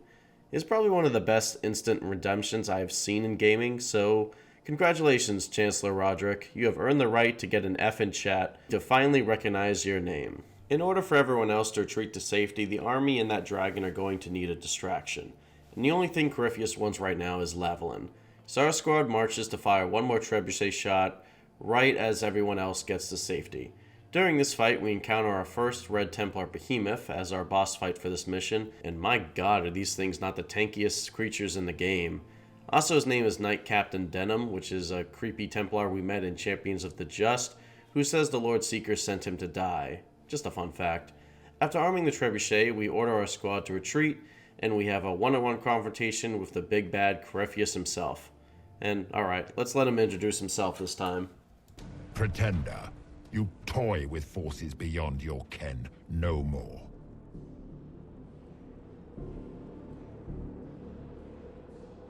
Whatever you are, I'm not afraid. Words mortals often hurl at the darkness. Once they were mine, they are always lies. Know me. Know what you have pretended to be. Exalt the Elder One. The will that is Corypheus. God damn. Alright, this guy's ore farming is succeeding. He didn't even need the dragon for this. And let me call attention to his Dragon Age 2 performance. Dumat, Lord, tell me, what waking dream is this? The light. We sought the golden light. You offered the power of the gods themselves. But it was black, corrupt, darkness, ever since. It's the same voice actor both times, but a massive step up in voice direction. Now, even if I'm going to shit on Corypheus a lot after this, say what you will about him, but he has the best villain introduction out of all of the games. He's clearly not the same rambling old man Hawke awakened out of 1,000 years' sleep. I mean, okay, he is deep down inside, but right now he is awake, alert, and with newfound confidence to renew his plan to reach the heavens. And we know he can do it too, because he did it before when he caused the first blight. And the red lyrium on him is a nice touch of menacing added to his design. It might seem like unnecessary callback to Meredith, but once you realize that red lyrium is just blighted lyrium, and being a darkspawn he is immune to blight, and uses it to fuel his blight magic more effectively. He attacked Haven to retrieve the anchor that we have thanks to disrupting his ritual. However, he didn't realize the anchor was permanent, showing he really doesn't have the full picture as to what the orb or the anchor really is. It's also very likely that he didn't kill the Divine because her blood is special or anything, but rather the fact he is obsessed with becoming a god himself, and he sees the Maker as a false god along with the old gods. Killing Divine and then becoming an all-powerful mage is just what people would need to believe that a new divinity has risen. Thankfully, while he might be powerful, he is still addicted to the villain monologue, and we are able to get our forces out of there and activate the trebuchet to escape. We might have outsmarted him with a one-liner, but Corypheus just got something that most other Dragon Age protagonists never get. He gets a win. I mean, sure, we made it out with little casualties, but he just destroyed our base and left us running with our tails between our legs. Props to the writers, this is a great introduction to a villain. In case our luck stat wasn't maxed out enough, we make it into an abandoned passageway, escaping the collapsed, albeit pretty injured from the fall. We encounter a small rift in the passage, and it's here we get access to ultimate abilities. Focus abilities. Instead of consuming mana or stamina, these abilities consume a bar that we build up over time. We start out only having access to one bar, but we eventually get access to all 3 bars through upgrades, and the more bars filled out, the stronger the ultimate is. Hopefully that made sense and was less confusing than your average League ultimate. Inquisitor gets access to 2 special anchor ultimates, and every character gets access to their specialization ultimate. After dealing with the spirits, our only objective is to haul ass into the blizzard until we find our men. And by haul ass, I mean trudge through the snow for 30 days and 30 nights, aka about 2 minutes of game time until we collapse in front of Cullen. We awake in front of Mother Giselle in the camp with all the survivors, and holy shit, we have a Bronto! Sorry, my dwarf obsession caught me off guard there. Back to the plot. Mother Giselle points out that after a loss like this, the survivors are going to want to find someone to blame besides just Corypheus. Infighting immediately breaks out among our advisors, and finally Lavalin, stepping into the shoes of the leader she has become, wants to stop the infighting on her word, but the mother stops us, saying that our voice would just lead to another shouting match. That's not how military leadership is, but whatever game, I will take the hint. Giselle then gets into debate about fate, which is one of the many times our Inquisitors able to discuss their own beliefs. I have skipped over it waiting for the companion sections, but several companions have already given us the opportunity to express how we feel about being the Herald of Andraste, or even if we believe in her at all being a Dalish elf. We can either admit we believe in the Maker, but it may not be enough, admit we don't know, but we may need to know more before the end, or admit we don't believe and that Corypheus is the real threat that will require arrows, not prayers. Then we get into a Kumbaya campfire song that I will definitely not butcher in my President's Play series to lift everyone's spirits before Solas pulls us aside for a lore drop. Solas reveals that the orb Corypheus is using is an elven artifact that belonged to one of the elven gods. He conveniently doesn't mention which god this belonged to or how he knows this, instead focusing on the fear that when Thetis finds out Corypheus is destroying the world with an elven artifact, the people will turn on the elves with more conviction than ever before. Obviously, as an elf ourselves, this is the bigger red flag here, and Solas telling us this not only to be aware of how to combat it, but to add some pressure towards our upcoming role as leader, which is the next point. He knows we will need a strong leader for the coming battle, and he wants to give the Inquisition another win, as he knows exactly where we can set up base now that Haven got hit with one too many avalanches. Man, I know we aren't in the character analysis section yet, but Solas is really good at distracting us from the tiny details when he needs to. Anyway, speaking of that, check out this base, boys.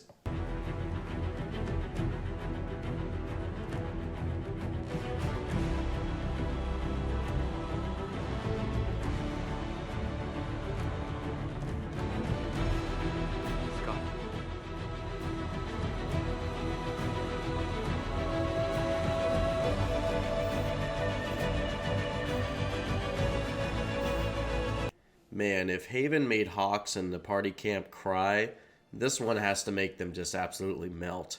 This is the mother of all player homes, ladies and gentlemen, and we can customize it to how we like. I don't even care that it can take 20 minutes to fully walk around in this. This is easily one of my favorite player homes in all of gaming. The keep gets its own tavern with songs that we collect through the game. We have a bottle collection in our wine cellar, mosaics that we can collect and that can be viewed in the throne room. Josephine's quests add treasures to a vault. The dragons we kill can show up as skulls on display.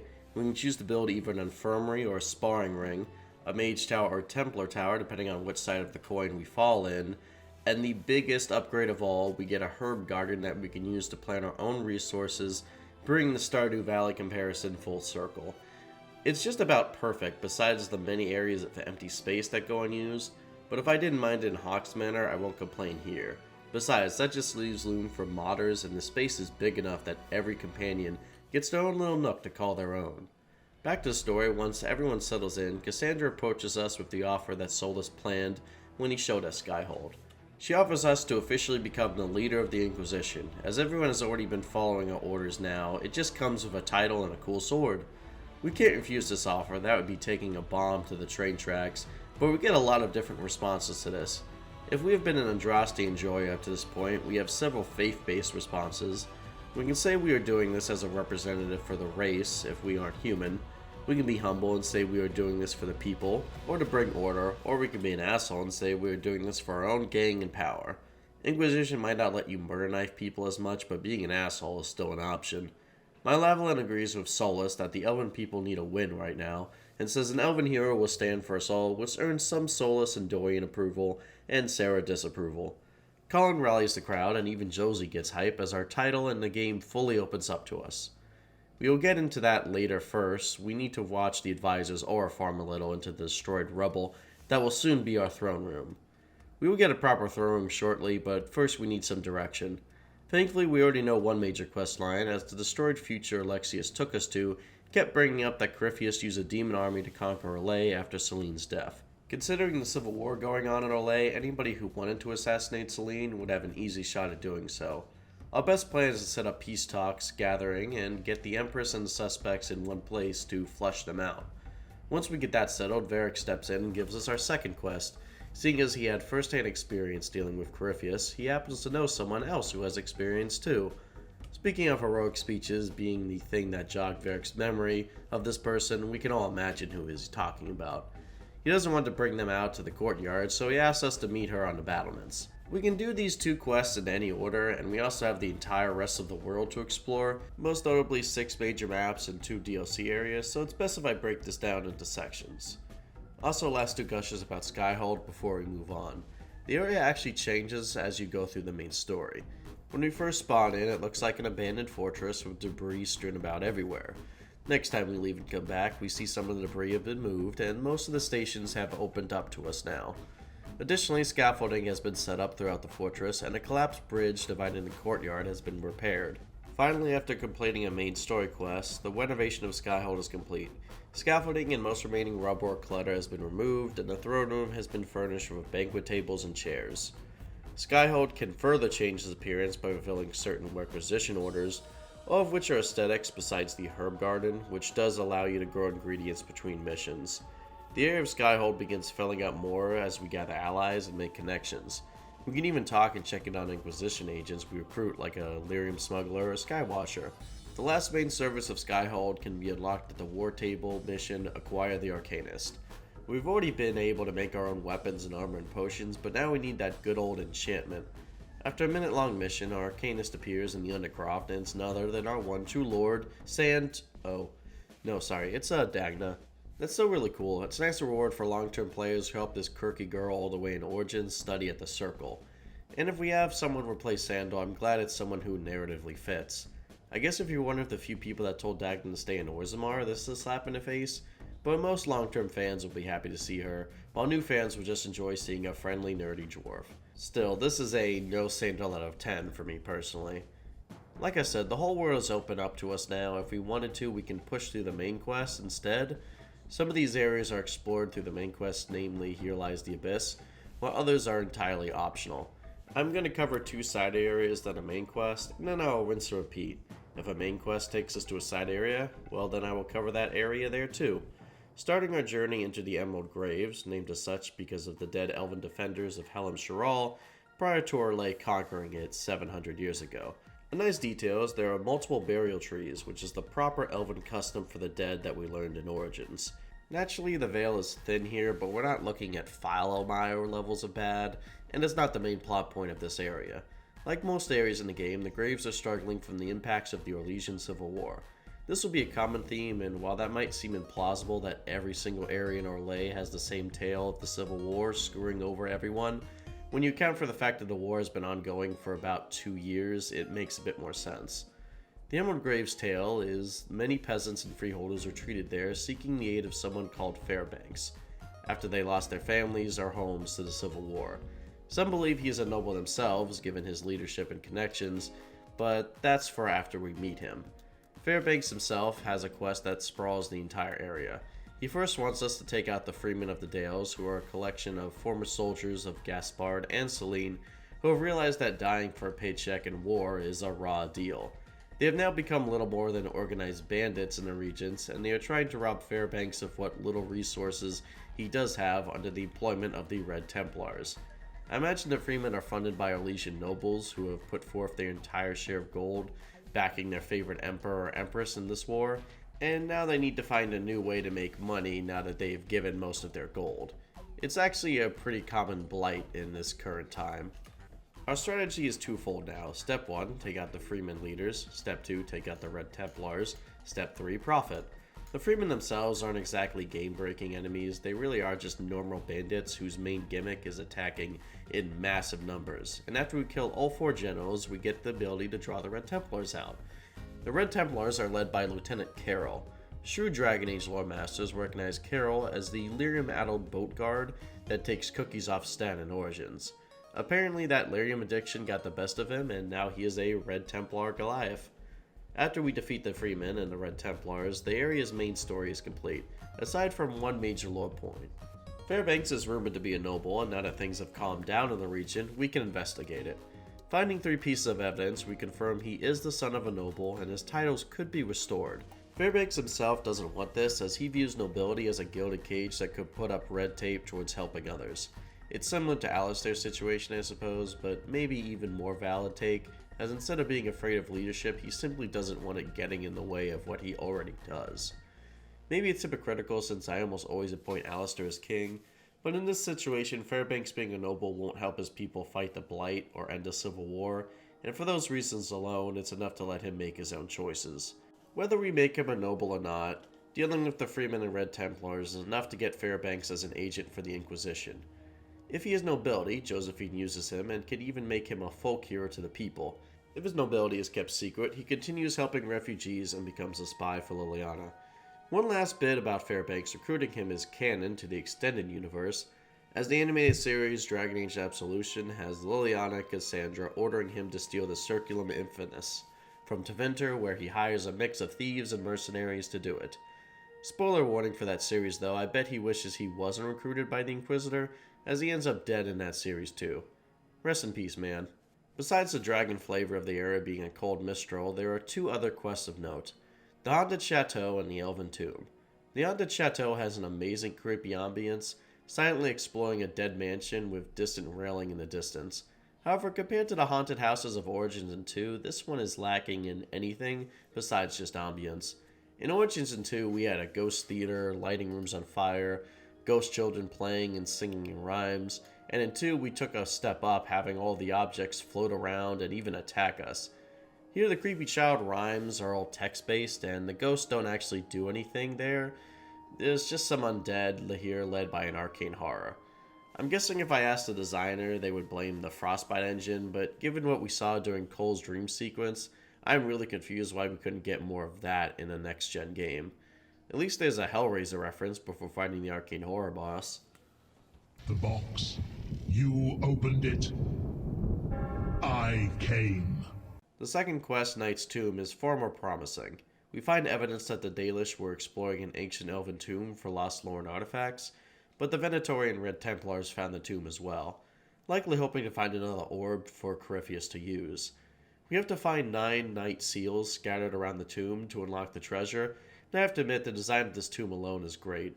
Environment-wise, this game looks amazing. I just wish the substance could back up the appearance. But I imagine that is going to be the most frequent complaint of these areas. The elven artifact the seals held was a scroll detailing what led to the attack of Red Crossing, a human village attacked by elves which led to the exalted march on the Dales, and eventually permanently separated the elves to alienage or the Dalish. Sera points out how ironic it was that Corypheus expected a weapon just for the artifact to be history all this time, and suggests the Dalish could make use of it. However, we also have the option to give the scroll to the Chantry and Valrayo. Both of these lead to different rewards, but handing the scroll to Dalish give extra approval from them, and it's what my Lavalin would choose, so it's the one I'm going with.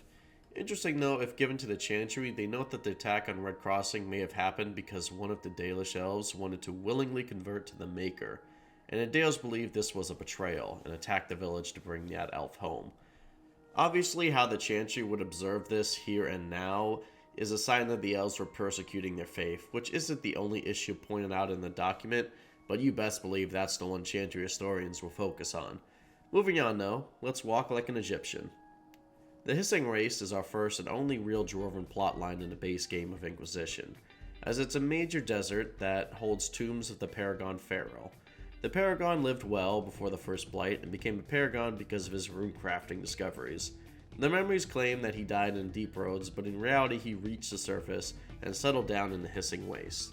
There he established the only known above-ground tie, Kal Rapartha, which in the Dwarven language means a place where we may meet in peace.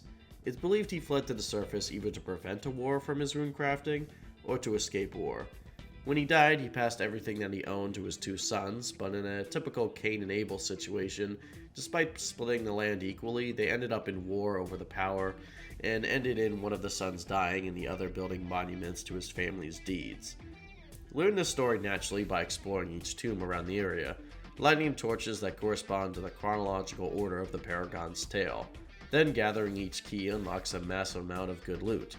While there's no deep roads in this section, the Dwarven lore and architecture is still a refreshing change of pace, especially from all the Civil War and Elven stuff that nearly half the maps have. The setup of this quest has the Venatori and the Red Templars once again, exploring the ancient ruins looking for powers to give Corypheus. Unlike the hopes of another orb this time, these ruins do have some power to them, in the form of artifacts and rune schematics. There are 5 major burial points in the Taig, each of them having a key that will unlock the main tomb of Paragon Pharaoh himself. Each of the burial points has a weapon schematic and rare items, and some of them even have upgrades for Bianca. Don't ask me how that works lore-wise though. It's mainly a sign that you should bring Varric here for some extra dwarf lore.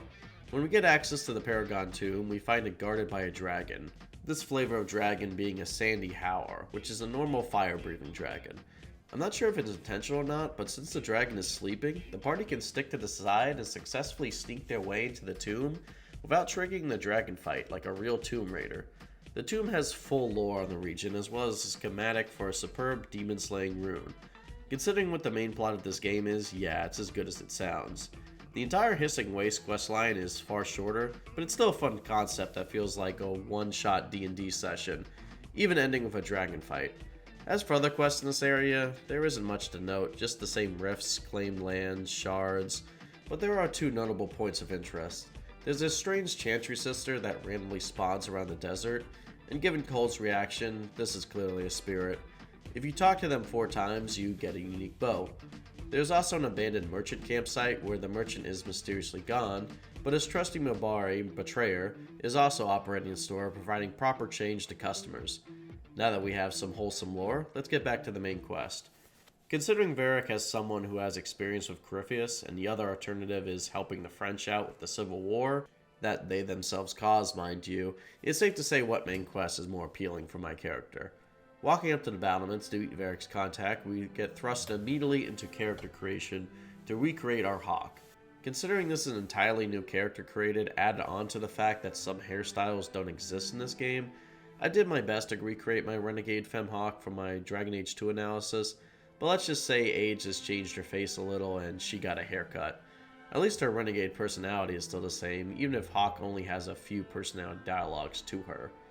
Hawke has spent the last 3 years with their romance, in this case Isabella, hiding out from the ongoing war between mages and Templars, clearly not wanting to get in the middle of either side. Now that she knows Corypheus is back, she views herself personally responsible for taking him down, and making sure he is dead this time, since it was her fault that he was freed and escaped her grasp. Hawke also has been in contact with the Grey Warden since the events of Legacy. Since our brother is a warden, this makes perfect sense, but without our brother being a warden, this would be a large stretch. As for Carver himself, Hawke has made sure they get him to a safe location because of the strange nightmares he has had to avoid him disappearing with the rest of the wardens.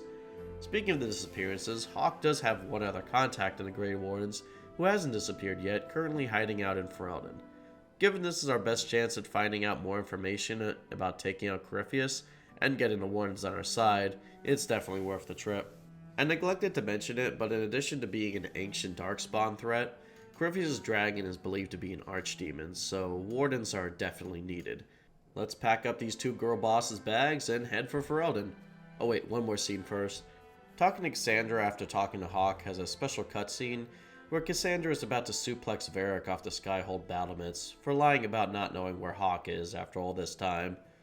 Honestly, after hearing Varric retell hours of Dragon Age 2 with that many repeating maps, just for the most important question to be answered with a lie, I'd be pissed too, but I can see both sides here.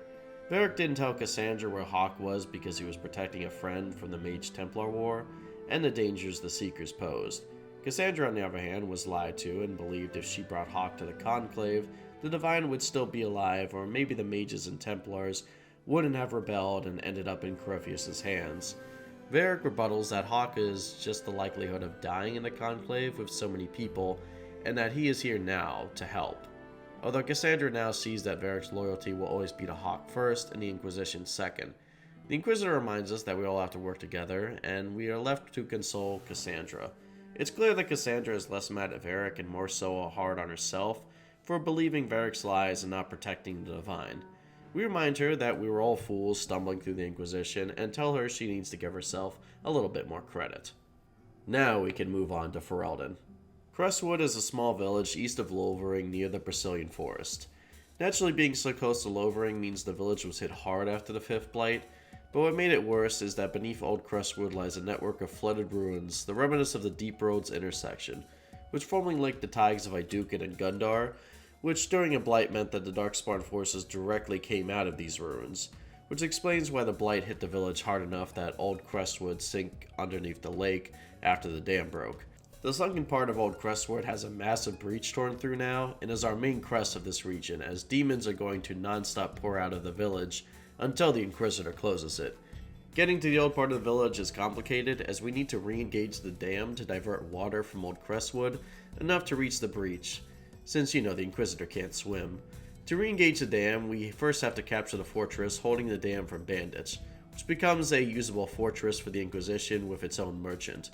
Then we have to reactivate the dam controls, which disturbs the area flavor of High Dragon, the Northern Hunter, electricity dragon that really wants to be as cool as the Queen of the Black Marsh. Then finally we can reach Old Crestwood. Our mission isn't done yet though, as while Old Crestwood has a thin veil, the breach is actually deeper in the caves where the Tig entrances are. In Old Crestwood, though, we can find a scrap of paper from the current mayor's old home, saying that they hope he can live with what he's done, as well as multiple spirits of the old villagers that we can help put to rest. Fighting through enough demons to make Doomslayer blush, we close the rift and return to the Mayor of Crestwood for a reward, and to ask him what this letter in his house means, except he's already gone. He leaves a note admitting that he made the right call to flood the village 10 years ago, since most of Old Crestwood contained villagers and refugees infected with the Blight. The mayor believed they were already dead, and that they could spread the Blight further. Not to mention the Darkspawn were attacking from the caves below. It's a really difficult decision, but at the same time, even if he saved lives, we find out from the spirits and citizens that innocents died in that flood as well as the infected. We can track the mayor down with the help of our advisor's war table, and judge him ourselves as the Inquisitor. I haven't talked about judgment yet, so now's the perfect time. As the Inquisitor, we can sit and judge several major and minor characters in the main story and side quest, ranging from mercy judgment, death, or creative in-between solution, if we have the right connections or perks. Remember the Avar clan we fought in Act 1? Well, the chief's father throws goats at Skyhold as an act of revenge against killing his son, and we can either kill him, arrest him, or exile him to Deventer with weapons and supplies to die killing mages. The Magister Alexius is also someone who we can judge since he surrendered. And we can even make him tranquil as a mage, however, we just order him to work as a servant to Grand Enchanter Fiona. Similarly with the mayor, when we track him down, we can either execute him, exile him, hand him to the Ferelden courts, or if we have good standing with the wardens, we can conscript him to the wardens since the crime he committed was during the Fifth Blight.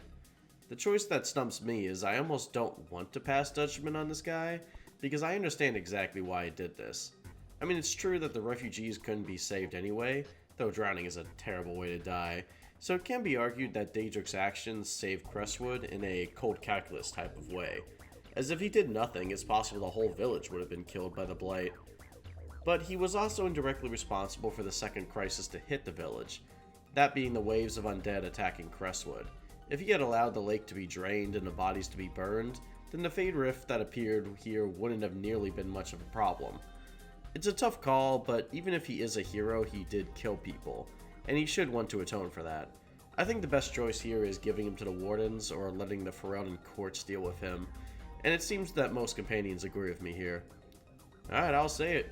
Crestwood is the best damn location we have covered so far.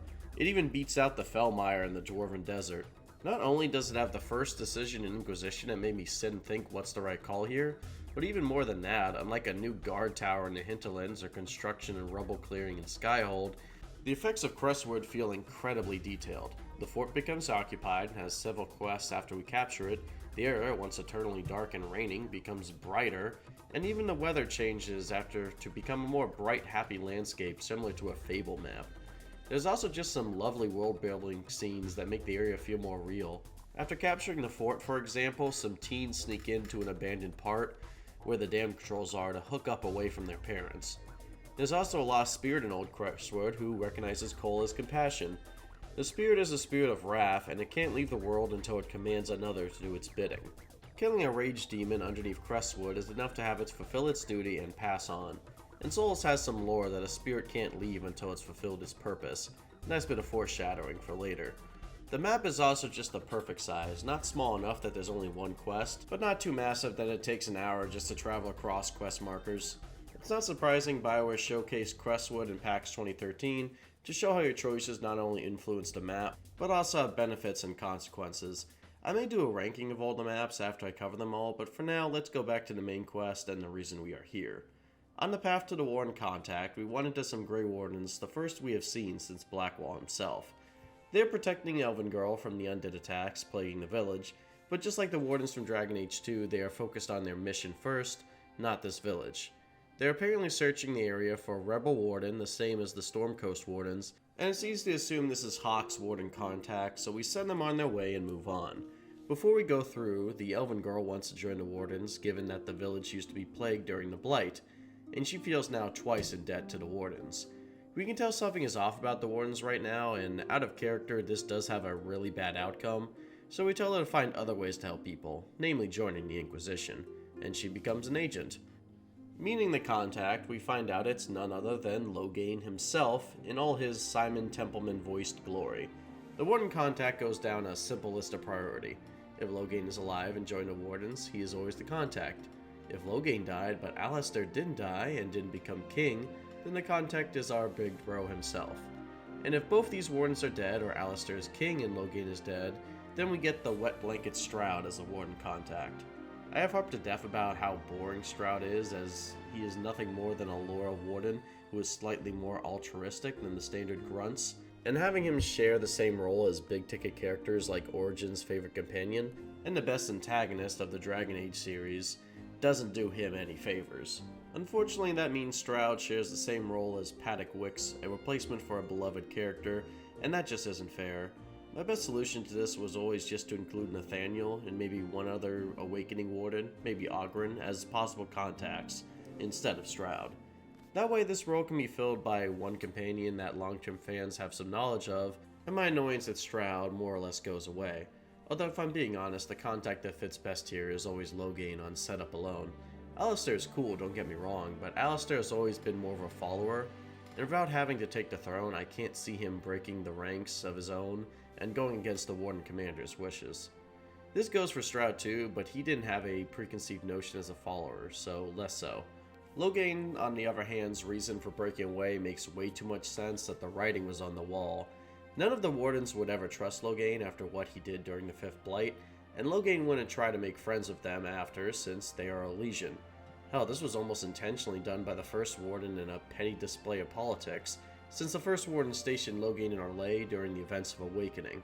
He was stationed here as a form of punishment, so of course when something actually sketchy happened, he would be the first to break away. Also, the conflict that happened later between Hawke and Loghain makes perfect sense compared to Hawke beefing with Stroud or Alistair. I say all of this with the idea that Loghain was always the original choice for this role, then they added Alistair and Stroud to fill that role just in case. Although maybe I am biased.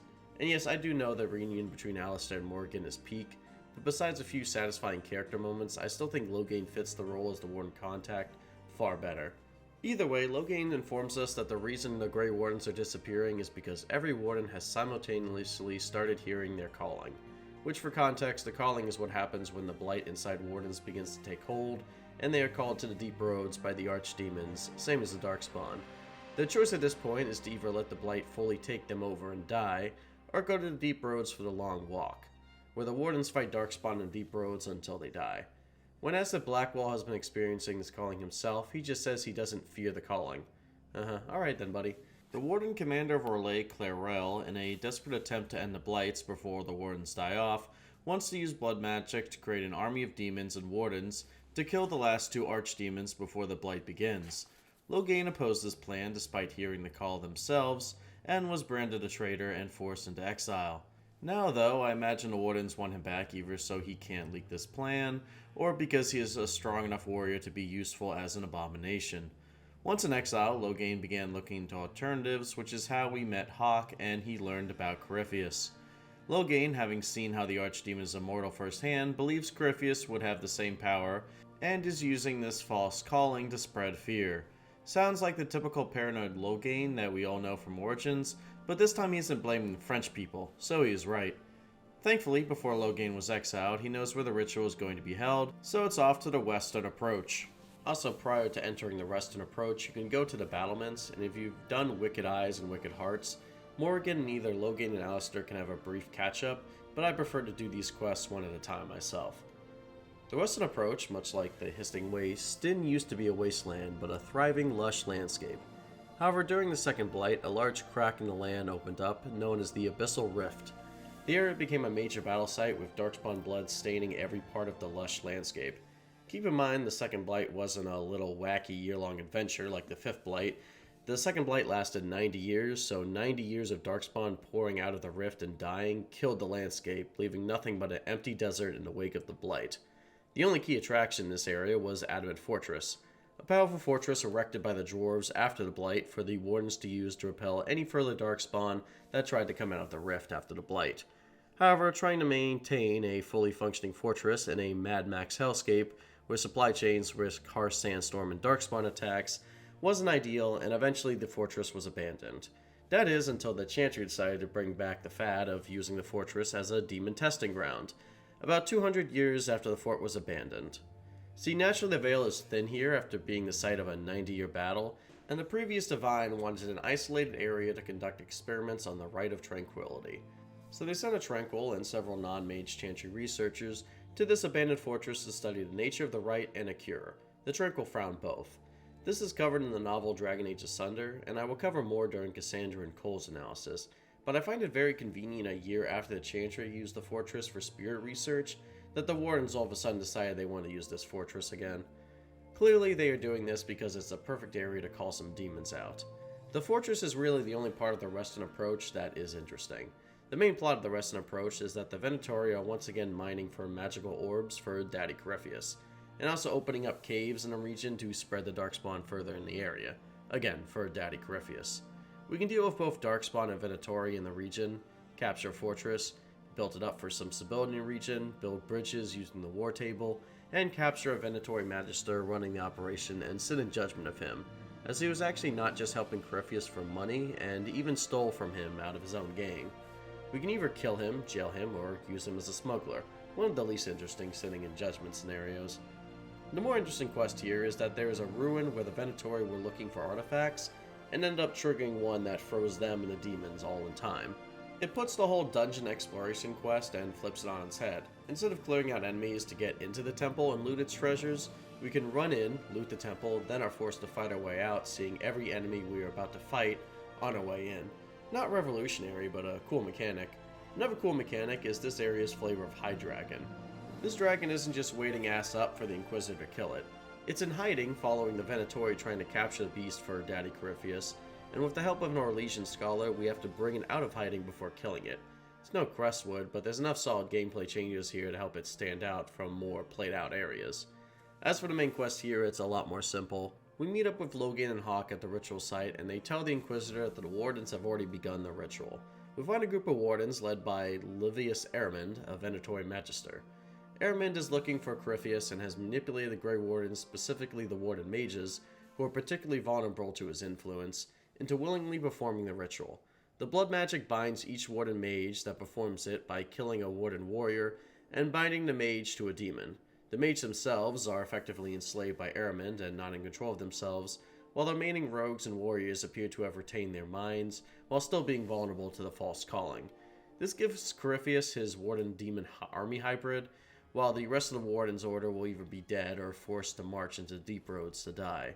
The Warden Commander believed they would be getting a loyal demon army to clear the path for the Wardens to kill the Archdemon, but instead the bulk of the Wardens will march on Orlais. Ehrmund also reveals the reason Corypheus wanted the Anchor is to freely enter the Fade without the use of lyrium. He also was taught some spell in order to counter our mark, but due to some kind of skill issue on his part, we easily counter it and knock him on his ass. After killing the demons and possessed mages, Logain tries to justify the Warden's actions as desperate, while Hawke is naturally angry at the careless use of blood magic. Given the hundreds of stereotypical Dragon Age 2 blood mages Hawke has killed in the last 10 years in Kirkwall, I don't blame her. Logain then confirms that the Wardens must be going to Adamant, referencing an old friend giving him some maps, which is a clever reference to his unique origins gifts. It's time to meet back with our advisors and plan a method of attack. On our way to the war table, we can find Varric and Hawke catching up for a moment. Normally I would save this for a character analysis, but it's a really nice moment for Hawke as well as Varric. Varric shares that she has to see this through to the end because it's the right thing to do, and because he feels responsible for Bartrand bringing that Rilek out of the deep roads and bringing Red Lyrium back to the world, even if he would rather be back at Kirkwall writing and drinking. Hawke similarly is proud of Varric doing this, even if he hates it. This isn't Hawke's story anymore, but she has clearly made a lasting impact on all of her squad mates. Sitting down with the advisors, our plan of attack for Adamant is simple. The fortress was made almost 700 years ago, and the military technology has doubled since then, even if it has strong dwarven walls. An Antivan family loaned Josie some sappers and trebuchets, so we are ready to march. The battle is probably the second biggest loss for the Wardens, right behind Ostagar, and we're easily able to break into the fortress. The only downside is all the demons the Wardens have on hand to fight our guys. We have to clear our way through, meeting up with Logan and Hawke, and we arrive just before the ritual is about to start. Thankfully, the Warden Commander has to give a big victory speech about duty before blood sacrificing all our guys, so we're able to intercept them. If the elven girl from Crestwood joined the Warden, she is the first soldier to be blood sacrificed. However, since we told her to join us instead, the Wardens sacrificed an old warrior to kick off the ritual. I haven't mentioned much about the Orlesian Warden Commander because there really isn't much to say. She was one of the Wardens meant to enter Ferelden during the 5th Blight, but she failed. When she was promoted to Warden Commander, she tried to re-establish connections with the Ferelden Grey Wardens, and also failed, this time due to politics. Now her people all undergo the calling, and she immediately believes the first snake oil magister salesman that gives her a solution. She's just someone who wants to do good, but is too weak to actually get things done. The fact she made Warden Commander in Orlais does not bode well for the other Orlesian Wardens either. Maybe the Orlesian Warden's only hope for leadership was Riordan, but the funny thing about that is he was originally Ferelden born, so I think Orlais just has to hold this L. Thankfully, since Clarel is weak-willed, it's easy to get her to change her mind. If we pass a history check, spare the Wardens on our way, or have Blackwall with us, we can easily make the Wardens reconsider and force Ehrman to drop the mask. You don't Check know out this me, Blackwall speech, by the way. but you may have heard my name. Like you, I've given my life to the Grey Wardens. The first time I put on this armor, I felt like I belonged. Like I was part of something honorable. Something with a purpose. I know how good that feels. How safe. But fighting and dying here today won't stop the Blight. If you want to stop the Blight, kill that bastard up there. His master is the living embodiment of its corruption. This is going to be slightly unfortunate later, but he did genuinely mean every word of that. Bro has a job as a motivational speaker, I swear. Ehrman doesn't even bother making a counterpoint to Blackwall. He just whips out his Dollar Star Archdemon and runs away to duel Clarel. Say what you will about Clarel, she might be weak, but Ehrman got crushed by her, so what the hell does that say about him?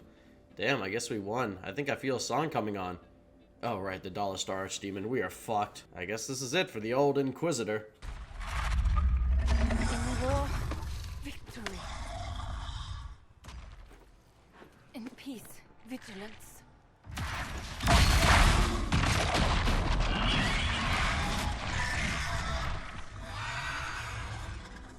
Wait, hang on. Did the girl I just say was weak kill both the big bad of this mission and the Archdemon? Well, I just don't know what to think now. Here's how that writing room meeting probably went in my eyes. Wait, hang on. So the old lady warden who we just met kills both the Magister and the Archdemon and saves the day all during a cutscene? Yeah, exactly. It's like a real redemption ending. The fans love this shit. I don't know the Inquisitor winning with talk no jutsu just feels a little boring, plus Hawke and the Warden didn't do anything besides be background characters. It's kind of anticlimactic, you know? Well, I guess you think feeding your family is anticlimactic because you're fired. Oh, geez. All right, now that he's gone, he kind of had a point. We need a new big bad for this chapter to save it. Any ideas? Oh, I know, since we are bringing back old characters, why don't we bring back the Architect? He could be linked to Corypheus since they're both ancient magisters and we have the choice of siding with him or killing him. Who the fuck is the Architect? Stop making up new characters or you're fired too. Greg, you're cool. What ideas you got for a big bad? Okay, so a big demon who is the CEO of Nightmares. And to kill him, the players will have to sacrifice Alistair or Hawke, and it will be super gut-wrenching. Boom! I love it. All right, the rest of you figure that out. Me and Greg are going to Malibu this week. And yes, the Architect bit was real. He was originally supposed to be here, but either most of the writers forgot how to write for him, or they thought he wouldn't fit in the story, which I agree and disagree with. Yes, it might make the story too clustered with old characters, but at the same time, an opposing Magister Sidiral, who has different ideals from Corypheus, could have easily fleshed out both of their characters. And the Architect has always been down to kill archdemons to further the Darkspawn race. It's what he did during the novel The Calling, so it could have offered an interesting alternative to Ehrman's solution during the Blights. Since the Architect isn't here though, it's Fade sequence time. And man, bringing Solas to the scene is a must for two major reasons. For one, Solas has more insight into what happened here than anyone else because he's our Fade expert, and loves it here from a scientific point of view. And two, the Nightmare Demon knows exactly who Solas is. Döthma Erelan. Mabanal Inasalin. Marsolas Ina Martin. Bonal Nadas. For reference, Solas' response here is basically "you are nothing" or "you're a bitch" in Elven. He knows Blackwall's identity, Bull's fear of demons, Vivienne's fear of age, Dorian being like his father. Okay, yeah, some of these are funny as well as creepy. Cole has the worst time here, as he has been trying to avoid the Fade to become real in his eyes, so him returning to the Fade in this way is his worst nightmare already. Besides the companion interactions and slightly different enemies here, this is certainly the least creative Fade sequence out of the 3 games. Hell, I would say Cole's dream was more creative than this. The only interesting Fade hijinks in this nightmare is the demon itself, taunting us through banter and even grave sites. This wouldn't be a Fade sequence though without some extra stat buffs we can earn through side objectives. Also, the spider enemies appear different for every single companion, which proves the Inquisitor has at least a small case of arachnophobia. It's not long before traveling the Fade before we are called to a voice that appears to be the Divine, or at least taking the form of one. Obviously no one trusts her, but she does have useful information, as she reveals the reason we can't remember confronting Corypheus or what happened with the Divine is because this nightmare demon took our memories. The demon also has been giving every warden the false calling, exploiting their fear of the blights and their death. He is working willingly with Corypheus because the demon owes much of its power to him, as he has grown strong in the fear of the blights since being introduced into the world. That and Ehrman was going to use the massive blood ritual the wardens were performing to bring this nightmare demon into the world of the living. This Divine, or the spirit posing as her, knows how to get our memories back, summoning some lesser spirits that restore our memories of the first confrontation with Corypheus for us, and I guess everyone in our party. The Divine was being held down by wardens who must have helped sneak Corypheus in, since he can take over any of their bodies, similarly to Larius. The wardens prepared the ritual, but before he could finish, we came in distracting everyone, and Corypheus drops the ball more than a running back in your fantasy football league before we firmly grasp it in our hands and take the anchor for ourselves. Hawke is more so focused on the wardens that were helping Corypheus and becomes increasingly suspicious of Loghain, but he rightfully points out that we have seen the ritual that binds the warden mage's will to Ehrman already, so it shouldn't be that surprising. Hawke, don't make me side with Loghain now. Further in, after being taunted by the nightmare demon, we get access to the other half of our memories, namely what happened after we grabbed the orb and how we escaped the breach. It turns out both the Inquisitor and the Divine survived the explosion, but the Divine sacrificed herself to get us out of the breach, being killed by the nightmare demon we now face. This all but confirms the Maker had nothing to do with our survival at Haven. It was blind luck that had us stop the ritual, and it wasn't Andraste who pulled us through, but the sacrifice of a very brave woman in the Divine. The spirit never fully reveals what it is, but our Inquisitor assumes the most likely answer, that being this is a spirit of faith that followed Divine Justinia in life, and is now taking her form after her death. Whatever it is though, it sacrifices itself to distract the nightmare demon, leaving us to deal with the aspect of fear. A decent boss fight in terms of gameplay and difficulty, but with obvious weaknesses to both electricity and spirit damage. After killing the demon aspect, we are confronted by the spider demon again, blocking the exit to the Fade. The only way for the rest of the party to escape is if one of us gets left behind, as our companions already made it out the door. We have the choice between Loghain and Hawke, and yeah, I don't even have to think about this. Loghain, get the hell in there. You'll get to see Merrick soon.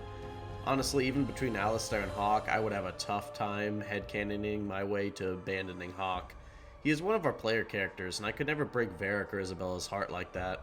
And Stroud, well, that's an even quicker pick than Loghain to send into the meat grinder.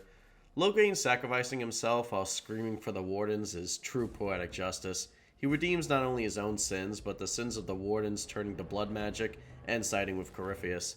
The only downside is if it's debatable if Loghain really deserves redemption after all this time, but his character in Inquisition is far less bombastic than in Origins. If the warden survives instead of Hawke, they are appointed as new warden commander of Orlais. Once our Inquisitor steps through the portal with Hawke, she closes the rift behind her and the demons are killed, while the controlled wardens break free, and we now have a choice between exiling the wardens as punishment for what they did, and to prevent them from Corypheus' influence, or ally with them with the Inquisition not to oppose Corypheus directly, but to kill any darkspawn and demons that Corypheus controls. Honestly, I don't see any reason to exile the wardens narratively. They don't hinder the Inquisition, and we should take any swords we get right now.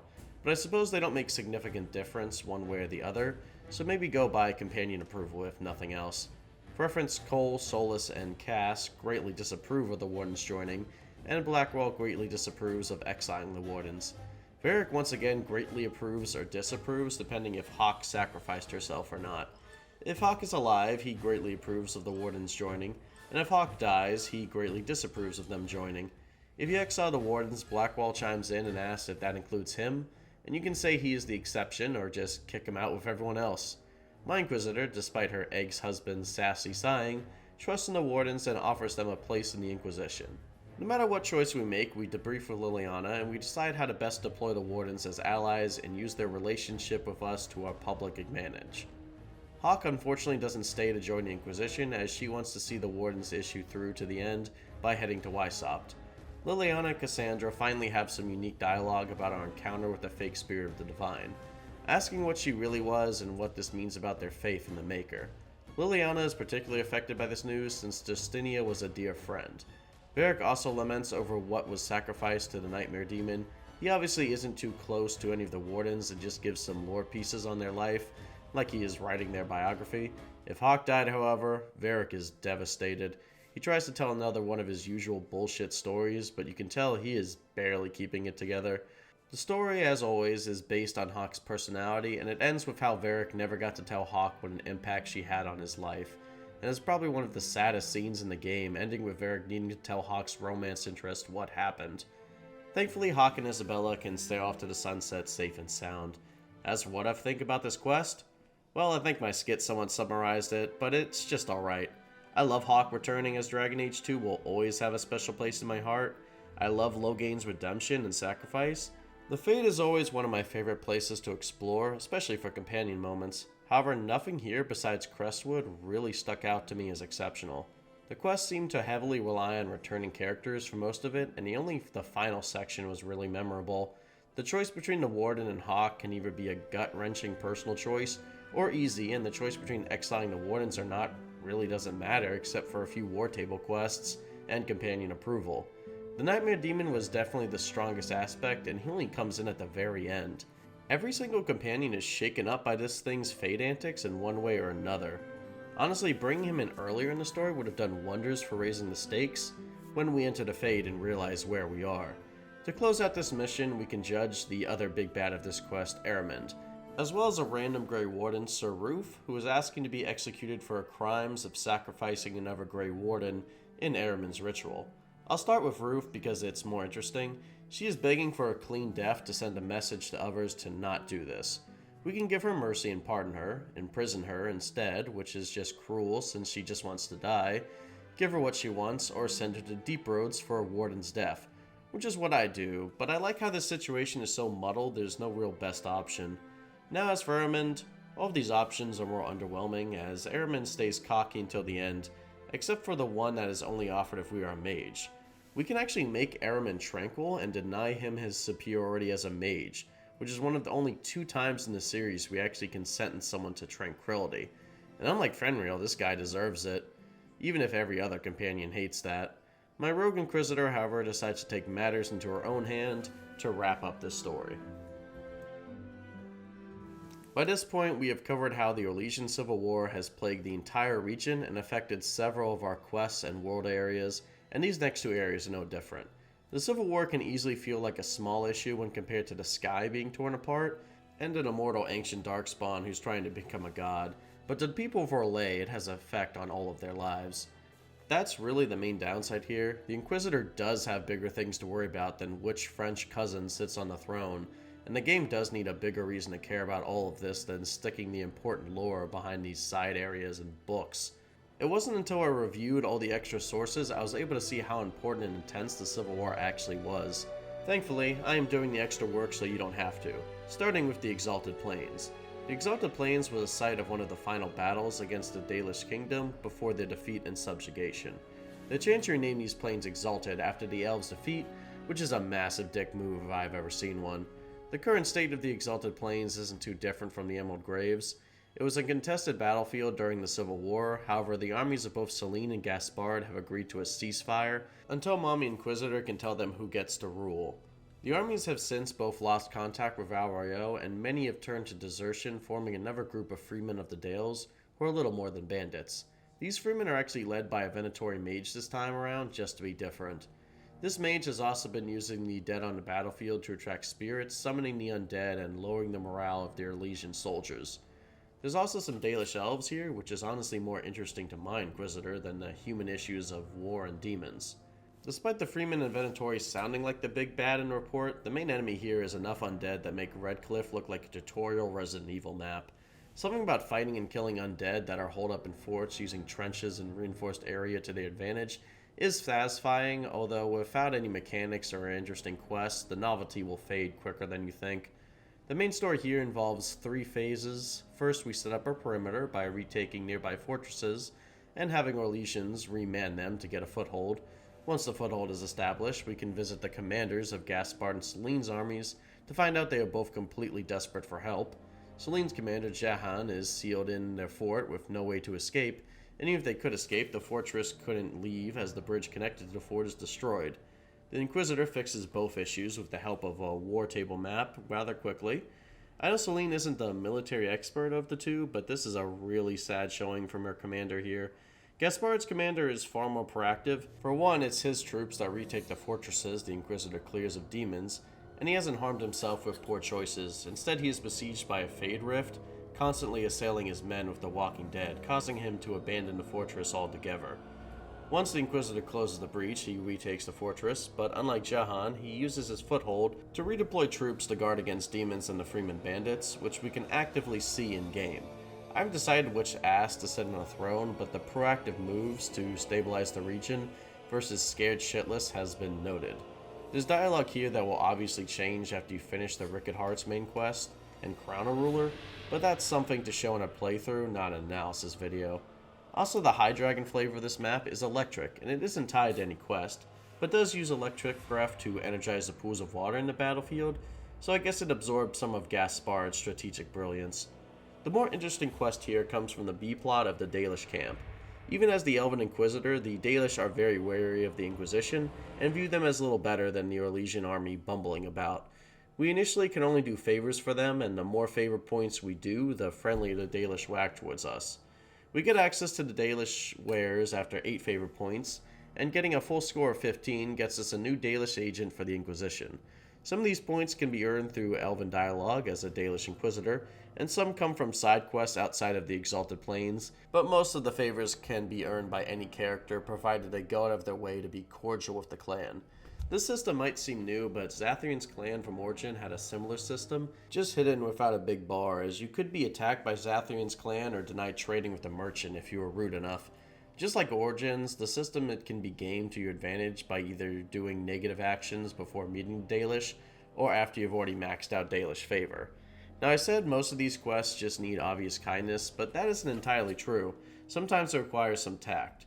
There's a quest, for example, that involves finding one of the clanmate's brother, who was run off for not being chosen as the next first of the clan. The brother decided to recover a Dalish amulet to prove his worth, but just like Meryl in Dragon Age 2, the only way to break the seal was blood magic. Something must have backfired though, and the blood magic ended up killing him. We can sugarcoat it for the Dalish approval and companion disapproval, say it was his fault but leave out that blood magic was the cause for slight approval from everyone, or admit to her that he died using blood magic to have everyone disapprove. I mean, I know it's sad, but it is the truth, and sometimes the Dalish seem to constantly struggle with, so it's unfortunate there's no ideal ending here. Still, with our Inquisitor giving the scroll from the graves to them, as well as being Dalish themselves, we easily get the max amount of approval we need, and we end up with another Dalish agent on our hands. There's one final area we can cover before settling the matter of the throne, in the Empress de Loin. Once again, this was an area controlled by the elves, but now under Orlesian occupation. Unlike every other Orlesian area, so far the Civil War is not a factor here, as the only town of interest is a mining town. Instead, the mining town is under attack by Red Templars, who are forcing the miners to mine red lyrium, which is why the Inquisition has taken an interest in the first place, to hopefully cut the Red Templars out of their sources. If you're wondering why am I covering this before Ricket Heart's quest, it's because of 2 specific characters here with clear ties to Celine. Before I do a deep dive of the quest, the main story here in Alliance is to make contact with a mining town and to help them destroy the red lyrium quarries, while also saving the captured miners as we clear through the area.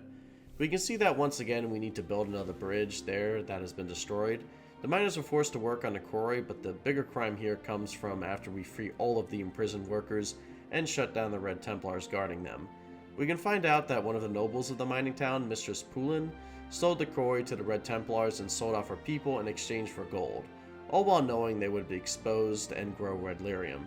We can have her arrested and judged for her crimes in the throne room, where we can either execute her, put her to work, have her use her resources to rebuild the town, or have her money confiscated if we are an Elysian noble ourselves, and give it to our Elysian house. Everyone hates this decision because it's obviously corrupt. I order her to rebuild the town since she should use every cent she earned to make the people she hurt better, although I would confiscate her belongings and imprison her if I could. After the bridge has been built, and before assaulting Solas Keep, we can meet Sir Michel. Vivienne and Cassandra will immediately recognize him as the former champion of Empress Selene. However, he corrects her that he is no longer a champion nor a sir, but as long as I'm covering him, he will be Sir Michel in my eyes. To explain why he is here, we need to cover the events of the Masked Empire novel. In the novel, Sir Michel works to protect Selene during a trap set by Gaspard to lure her out, to deal with an elven rebellion in Helm Shiral, then bring the full force of his own troops to capture her after they are weakened from an elven rebellion. However, during Gaspard's attempts to find weaknesses in Selene, one of his bards manages to discover that Sir Michel is not of noble blood, and is in fact the son of an elven woman, both of which would prevent him from being a chevalier and also Selene's champion. While Gaspard never learns of this, Briala, Selene's spymaster, does, and uses it against Michel to cash in a favor of her choice. Now for the relevant information. Selene and Michel meet a demon who was captured by a Dalish clan while trying to avoid Gaspard's armies. That demon is Imshale, who astute viewers will recognize as one of the 4 CEOs of blood magic that every Dragon Age game features as a secret boss.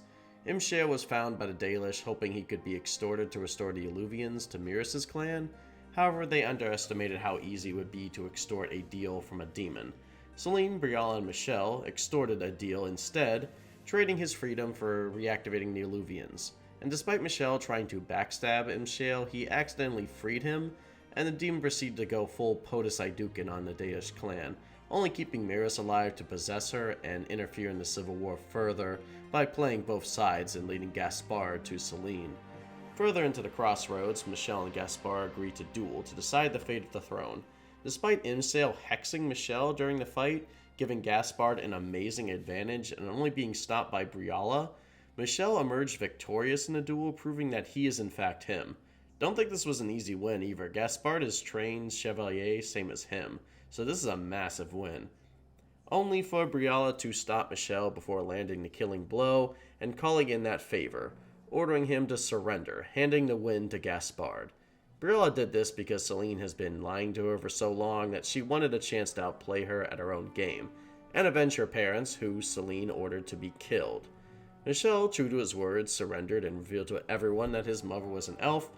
He was subsequently fired by Selene for surrendering, but Gaspard was still honorable enough to not kill him in the duel, and he kept his birthright a secret as well. With no Empress and no place in Orlais, Michel has devoted his life towards correcting the mistake of freeing Imshale, which leads him to asking the Inquisitor to help him kill Imshale. The reason I went so in-depth with Michel here is so I can break down the story of the Masked Empire into 2 sections, rather than 1. And I just really like the guy. In a country full of snakes and liars, he really is the one honest and good man in all of Orlais. And of course, he is the one who got kicked out of the Civil War for being just that. Michel tells us everything he knows about Imshale to help us, but doesn't go with us to fight him himself. Which is a pretty big fumble narrative-wise, but it's simply because he expects Imshale to play dirty and attack the mining town, so he's going to protect them while we slay him. A fumble, but he is still a good man. When we confront Imshale, unlike the last 2 Blood Mage CEOs, he will actually try to bargain with us to spare him in exchange for a reward. You know, because he is... choice spirit. He offers us power, money, or virgins. Although it turns out the only virgin he can find is Cole. That's our son, you sick freak. In exchange, he just tries to offer us a corrupting rune, which deals extra damage to living enemies. Power simply has him offer the same items he would drop upon killing him, and riches just has him giving you a few gems worth only a few gold, so it's time to die. Also, unsurprisingly, if you try to take the deal, Michel ends up dead from the concurrent attack. Killing Imshale, we get to the fortress Solas Keep under our control, and we can port back to Sir Michel to recruit him as an agent for the Inquisition. He has additional dialogue depending on who takes the throne, which I will cover this time around, and Solas Keep, much like the Hissing Waste or Crestwood, is a fully operational fortress with its own side quests and storyline. Before we take the keep for ourselves, we meet a Red Templar who hasn't fully turned insane like the others. He describes Imshale as a gardener for Red Lyrium, calmly tending to it instead of having it grow wildly and out of control with no direction. Imshel offered him and other Templars the choice to cure them of their blight affliction by doing unspeakable acts. However, this one Templar refused to upset his morals to the end, and dies right in front of the flag to claim the keep for her own. Taking the keep also unlocks the 3 flavors of high dragons this time around, which is a bigger problem because it's possible at least 2 of them could breed and create more. 2 of them are cold dragons and 1 is a fire dragon. All of them are too high level for me to kill them currently, but at least they win points for the numbers if nothing else. For now though, we have covered almost every major area, and it's time to end this civil war for good. Wicked Eyes and Wicked Hearts certainly attempts to be different from the last main quest we have tackled, namely the fact that we can complete 85% of this quest without combat if we play our cards right. There's also a court approval system and the opportunity to change the fate of an entire country by appointing a ruler, and if this all sounds familiar, it's because Origins did all of this with the Landsmeet, and the Landsmeet is probably the second best quest line in Origins, besides Orzammar. It's also one isolated quest instead of a quest that has us hop from location to location, like the roller coaster ride of Here Lies the Abyss. However, unlike the Landsmeet, a lot of the nuance of the 3 major players in the Civil War will be lost if you didn't read the novel. Thankfully I did, so hopefully we can come out of this experience with a new perspective and a love of cheese that tastes of despair. I know, that was the ham. Fuck, we're not off to a good start. After meeting with Gaspard, one of our 2 candidates who warns us that an elven ambassador by the name of Briala will try to sabotage today's peace talks, as he has already found several of our agents around the court. Realistically, he is telling us this because he has doubts Briala has truly stopped working for Selene. And as soon as we get the control of our player, we can start the quest right off the bat with some racism. Off to a great start, bioware. In one of like the 10 times a race matters, if you're not human, you take an automatic -10 to your court approval, -15 if you're Kunari. If your default setting, which is a human warrior, you start off with an additional +5 since your family is nobility. If our approval reaches 0, we fail the quest, so we already are starting off strong here. Thankfully, we can immediately rectify choosing the wrong race at birth by being nice to this noble and finding a ring for her. My party selection this time around is Vivienne, because court intrigue is her bread and butter, Cassandra for that Chancery and Navarre and political insight, and Solas because he is my boyfriend. Solas, just like the Elven Inquisitor, sticks out like a sore thumb, and it's assumed he is our elven servant. Solas has some gears and some plot lines turning in the background, which I will cover later. If I wasn't already an elven archer, I would always pick Sera here, as surprisingly she has insights thanks to the Red Jennies having spies among the servants, and she has an extra side quest we can do. When we approach Selene with Gaspard by our side, we are once again faced with a racial choice. If we are human, we can say it is a pleasure to meet her, but if we are a different race, the way to get a court approval is through a joke. If you can't tell, I'm going to help you get to 100 approval with this one, boys. Also totally irrelevant to the introductions, but comparing Selene to Honora, I have to say, Caitlyn downgraded in the cheaters department here. After introductions, we get a brief reprieve where we can catch with both our companions and advisors. Josephine is trying to keep up with her younger sister, Cullen is unintentionally pulling the huzz, Cassandra and Solas are isolating but enjoying the festivities, and Vivienne is using every opportunity she can to gain political favor. Leliana seems to be the main person doing work at the moment, but that's because she has personal beef with everyone here. Leliana casts aside Briala's threats and instead puts the focus of our investigation towards the mage's advisor that replaced Vivienne. Leliana, in her hardened state, says that she has dealings with her and that she is a poisonous woman who cannot be trusted and must have charmed her way into court with blood magic. Leliana will later suggest that we let Selene get assassinated for the betterment of our cause, likely because Selene used to favor her former master Marjolaine back in the day, so I think Leliana just wants everyone who crossed her to die right now. At least my edgy waifu still likes shoes. Nevertheless, we do our best to investigate both cases, and the real meat of this quest is laid out to us. Finding out Briala's involvement simply has us eavesdropping on the servants per Solas' suggestion. When we talk to the other 2 nobles for insight into Gaspard's plan as well as court approval, the real meat of the section is sneaking off to the side building to discover what Selene's court mage is up to. If you brought Cole with you, he follows you through the next section since he has no introduction and no real place in the palace as a spirit. Honestly, don't bring Cole here, there's too many people for our son. We have to solve a slight puzzle using the Balefire torches, which involves lighting each Emperor's torch in the correct order. I'll put it on screen and show you here to avoid me trying to pronounce the French people names. We find a letter asking a Lady M to stay by her side tonight to protect her from Gaspard's tricks, and then we hear the dinner bell calling everyone back to the ballroom. We can arrive at the second bell to be fashionably late for court approval. Now say the line, Bart. What have we here? The leader of the new Inquisition, fabled herald of Oh the my faith. god, Mommy, sorry, Mommy, sorry, Mommy, sorry. Alright, that's enough out of you. Let's get back to your own series. Fun fact, Morgan's dress here is almost exactly like the dress Leliana suggests Morgan wear in Origins. So I guess despite her tsundere attitude, Morgan does listen sometimes. We were at first completely apprehensive to Morgan, given what Leliana told us, so she reveals her hand first. She tells us that she recently killed a Venatory mage who had a key on him, and that she does not know where it leads. She also says she has to remain at Celine's side to protect her, as if anything happened to her, all eyes would be on her Ferelden occult advisor first. And given what Leliana says, she is not wrong. As for Morgan being hired by the Empress of Orlais, well, that seems far more plausible when you realize Celine discovered the power of the Illuvians from military and spy networks, but lost access to them when Briala betrayed her. Considering Morgan is the one woman who we know can access Illuvians, it isn't too much of a stretch at all. The key she has, we can infer belongs to the servant quarters, given all the Assassin's Creed eavesdropping we have heard about the servants delivering packages there. Before we investigate the quarters, we can have a quick chat with our advisors and dance with a dowager for some extra approval, and investigate Gaspard's back rooms for some evidence on him. When we are ready to move to the servants' quarters, we have to move quickly so we don't drain too much approval by being gone too long. In the servant quarters, we find a lot of dead bodies, including an assembly member with a dagger bearing Gaspard's insignia on it. Then a Harlequin from Dragon Age 2 attacks us, and we have to put him down. After killing the mini-boss, we meet the third and final main player in this game, Briala herself, who is snippy with us since we are a Dalish elf. Alright, despite Sera disliking her, Briala shares the same mindset that city elves are the only important elf, since Dalish elves can be mean and not care about us. Besides Solas and Merrill, I have yet to meet an elf who just believes all elves need to stand together, I swear. Briala is the self-proclaimed ambassador of the elves. Since her people are treated so differently, they may as well be a foreign nation. She's not wrong there, I suppose. Briala is quick to offer her spies and Illuvians, while at the same time throwing more shade on Gaspard being the traitor, but says that a warning will have to come from you since her ex-girlfriend won't listen to her. While she might seem like the most capable of the three big shots we have seen so far, she is still clearly playing her own game.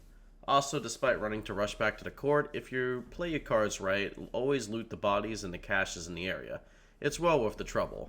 The main items of interest is looting an elven locket in Celine's vault for our preferred outcome. Arriving at the second bell again for extra approval, we are immediately approached by Florian, Gaspard's sister and host of this banquet. She offers to dance with us, and this is the real test of the game here, so stay with me. We happily agree, and it isn't long before she also throws shades at her brother Gaspard being the traitor. Alright, at this point, we have a better chance at Rendon Howe being the traitor than this guy. The nobility knowledge perk comes in clutch here, explaining that the Civil War is every country's business, not just theirs, which isn't even untrue. The next three statements after should be redirected at her to answer first, rather than the Inquisitor answer, as she is trying to get us to slip up and say something that can be used against us. Finally, if we already have 60 or above, everyone loves our dance and we gain extra approval for being cool. Pro tip, don't play a dwarf or watch this scene, the animators didn't even try here. Florian gives us our next tip to investigate the garden and trophy room for more proof against Gaspard, so that's our next step. Just one final visit to our ballroom guests first. This next section can take anywhere from 5 minutes to 30 minutes, depending on how much you want to get background information on all three major players. We can also get a few extra nobility approval points, diverting another noble to Cullen's fan club, and an elf inquisitor can ask the servants to distract the guards in order to move more freely. Meeting with all three of the leaders gives us a little backstory, but of course not the entire picture. Celine refuses to speak to us publicly unless you show her handmaidens the elven locket that we found in our own vault. Celine puts on her best tsundere impression and says she kept it out of mere sentimentality before telling us to do whatever we want with it. When we approach Briala about it, she confirms that it's hers and given to her by her mother, and that she is stunned Celine kept it. Briala at least drops the pretense here and confirms that her and Celine used to be intimate before their falling out. Although neither party reveals how bad that breakup really was, likely because Briala doesn't want to reveal how hard she backstabbed Celine, and Celine probably doesn't want to speak ill of Briala either. It's clear that despite how opposed they are politically, their feelings for one another haven't changed, and even now it's affecting their actions. Gaspard, on the other hand, doesn't have a crush or anything, he just wants the throne. This showing of Gaspard in game as opposed to the extended universe doesn't do him justice. Gaspard's motivations are simply that the throne is his birthright, being the oldest, even if he admittedly doesn't do well in politics. Gee, I've heard that story before, and it didn't end well for Trian Iduken. Gaspard admits that most of the nobles won't like his rule, but after he chops a few heads, they will fall in line. Although it's revealed he doesn't have much of a plan for how to resolve the peace talks in his favor. The reason I say this showing doesn't do him justice is sure, he is a hard-boiled military general, but he also has honor and he sticks to his word. The Chevaliers and high-ranking military personnel don't just like him because he is one of them, but because he earned their respect. Now, does being a great general automatically mean you're suited to the throne? That's a different discussion, but I can't help but roll my eyes at how much of a meathead they made Gaspard in Inquisition. The dude has much more tact than this. But let's see what the royal private quarters have in store for us. In the trophy room, our Inquisitor does his best 2010 Sparta kick, saving an elf that was about to get ganked. She confirms what we already suspected, that Briella can't really be trusted as an ambassador to her people, since he used to be Celine's pet, and she might very well still be one because they used to sleep together. She suspects Briella gave her a note that led to her death, but that is more than a leap in judgment on her part. The fact the servant was attacked in Florian's old room, though, while investigating her specifically, does raise more eyebrows. Further into the private quarters, we find a soldier naked and tied to a bed. I'm sure this will have a kid-friendly implication. The soldier is a member of Gaspard's army, but that he was seduced into giving out Gaspard's troop movements and placements. This scene at first made me really think Celine sleeps her way to the top and it's how she got elected, like what she did with King Cullen, but reading more into her and what this guy says, I don't think he actually got any here. I think she just fluttered her eyelashes and he sold out all his homies and tied himself up, thinking he would get some. Morgan's wise words about men always thinking women are helpless strike again. We have the choice of him agreeing to testify about this, which completes these sections and rumors and side quests, or we can tell him to keep quiet about this for large court approval, which, how does that work if he keeps quiet about it? Is the court filled with silently approving mind flayers? Anyway, there's a fatal flaw in the 3 side quests here concerning rumors, caprice coins, and hala statues, and that's the fact instead of naturally progressing through the story in the next room, the only way to complete the quest is to walk all the way back to the ballroom, turn in everything into Leliana, then walk away back to complete the main quest. After getting our daily steps in, we find out who the mass betrayer really is, and it's Florian, the noble we danced with after throwing her brother under the bus. She has already killed Gaspard's men thanks to her Venatori agents, and now while they fight us, she is going to walk up to the Empress and stab her or something. She is siding with Corypheus for the same reason all the Venatori are. She believes Corypheus is a god, and when he ascends into the Black City, he will appoint her as one of his champions to rule the mortal world. Despite Celine being her cousin and Gaspard being her own brother, she's willing to betray both of them because some darkspawn mage said he's a god and waved power in her face. So we are back to cartoon villainy, got it. Man, we had a great political drama here that had plenty of setup in the extended universe, and each of the 3 major players felt real, and its decision I had to sit with, even when writing this section. But our villain for this mission just wants something vague like power and a big empire. Just feels like a wasted potential of good writing, which is why her punishment will fit the narrative derailment here.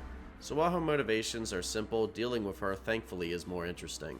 We can either let her kill Celine and fight her, attack her, protecting Celine by fighting her, or if we have been building up court approval to at least 85, we can confront her and publicly denounce her as a Tevinter agent, forcing all eyes on her and causing her to surrender, skipping the entire final boss of this mission if you have played the courtroom game correctly. Let's watch how this plays out. Inquisitor? The eyes of every noble in the Empire are upon us, Your Grace. Remember to smile. This is your party. You wouldn't want them to think you had lost control. Who would not be delighted to speak with you, Inquisitor? I seem to recall you saying, all I needed was to keep you out of the ballroom long enough to strike. When your archers failed to kill me in the garden, I feared you wouldn't save me this last dance. It's so easy to lose your good graces. You even framed your brother for the murder of a council emissary. It was an ambitious plan.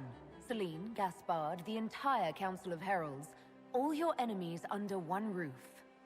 This is very entertaining, but you do not imagine anyone believes your wild stories? I did not wish to, but it seems I have no choice. Gaspard? You cannot believe this. You know I would never...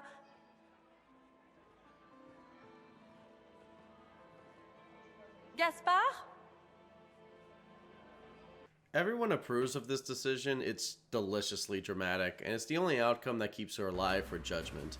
If you choose not to confront her in court, she runs off to the entrance and lays a trap for the Inquisitor, where somehow she changes into battle armor in about 5 seconds, revealing she is a pretty deadly bard, but the fight is nowhere near that difficult. My Inquisitor channeled her inner diva and publicly took Florian down in court, and had her arrested to be judged later. No matter how you resolve Florian, the Empire's debt to the Inquisition is clear, and everyone now sees the threat the Venatori pose. It's time to decide which ass sits on the throne. The thing is, as much as I like Gaspard, the only way he rules is to let Celine get publicly knifed. There is a truce option, which is framed as the best option, as you have to either blackmail evidence on all 3 parties and have high court approval. This keeps everyone alive, but I don't know if it solves the larger issue at who rules the throne. Gaspard could always just come back later after the Inquisition loses its foothold, and he has no real reason not to. Honestly, I always go for Celine ruling because I really do buy in the fact Celine has ruled for a long time, and Orlais has only flourished as a result. I don't really buy that she is a weak ruler. Someone opposing you doesn't inherently mean you're weak. Every country has a few Venatori agents in it. That's not a clear sign either. I trust in her ability as a leader. However, given what happens in Veilguard if Orlais collapsing due to traitors on the inside, maybe a military leader would do a lot more good than a political leader focused on the arts. Although that would require Gaspard to have a lot more honor and cunning than he has displayed in his quest. Not to mention in-game, Gaspard openly says he will cut down anyone who opposes him, and he also believes war will be good for the Orlesian economy, and has big plans for retaking lands in Ferelden by force. This is an assumption. It's something he actively tries to do in the Masked Empire. This war started because Celine denied Gaspard's marriage proposal. I have to assume at some point the possibility of a political marriage was thought out of as an option, as Celine and Gaspard would give Alistair and Honora a big run for their money, but someone shut it down because marrying first cousins wouldn't look great to consumers. Although if EA realized how popular Crusader Kings would be, maybe they would reconsider.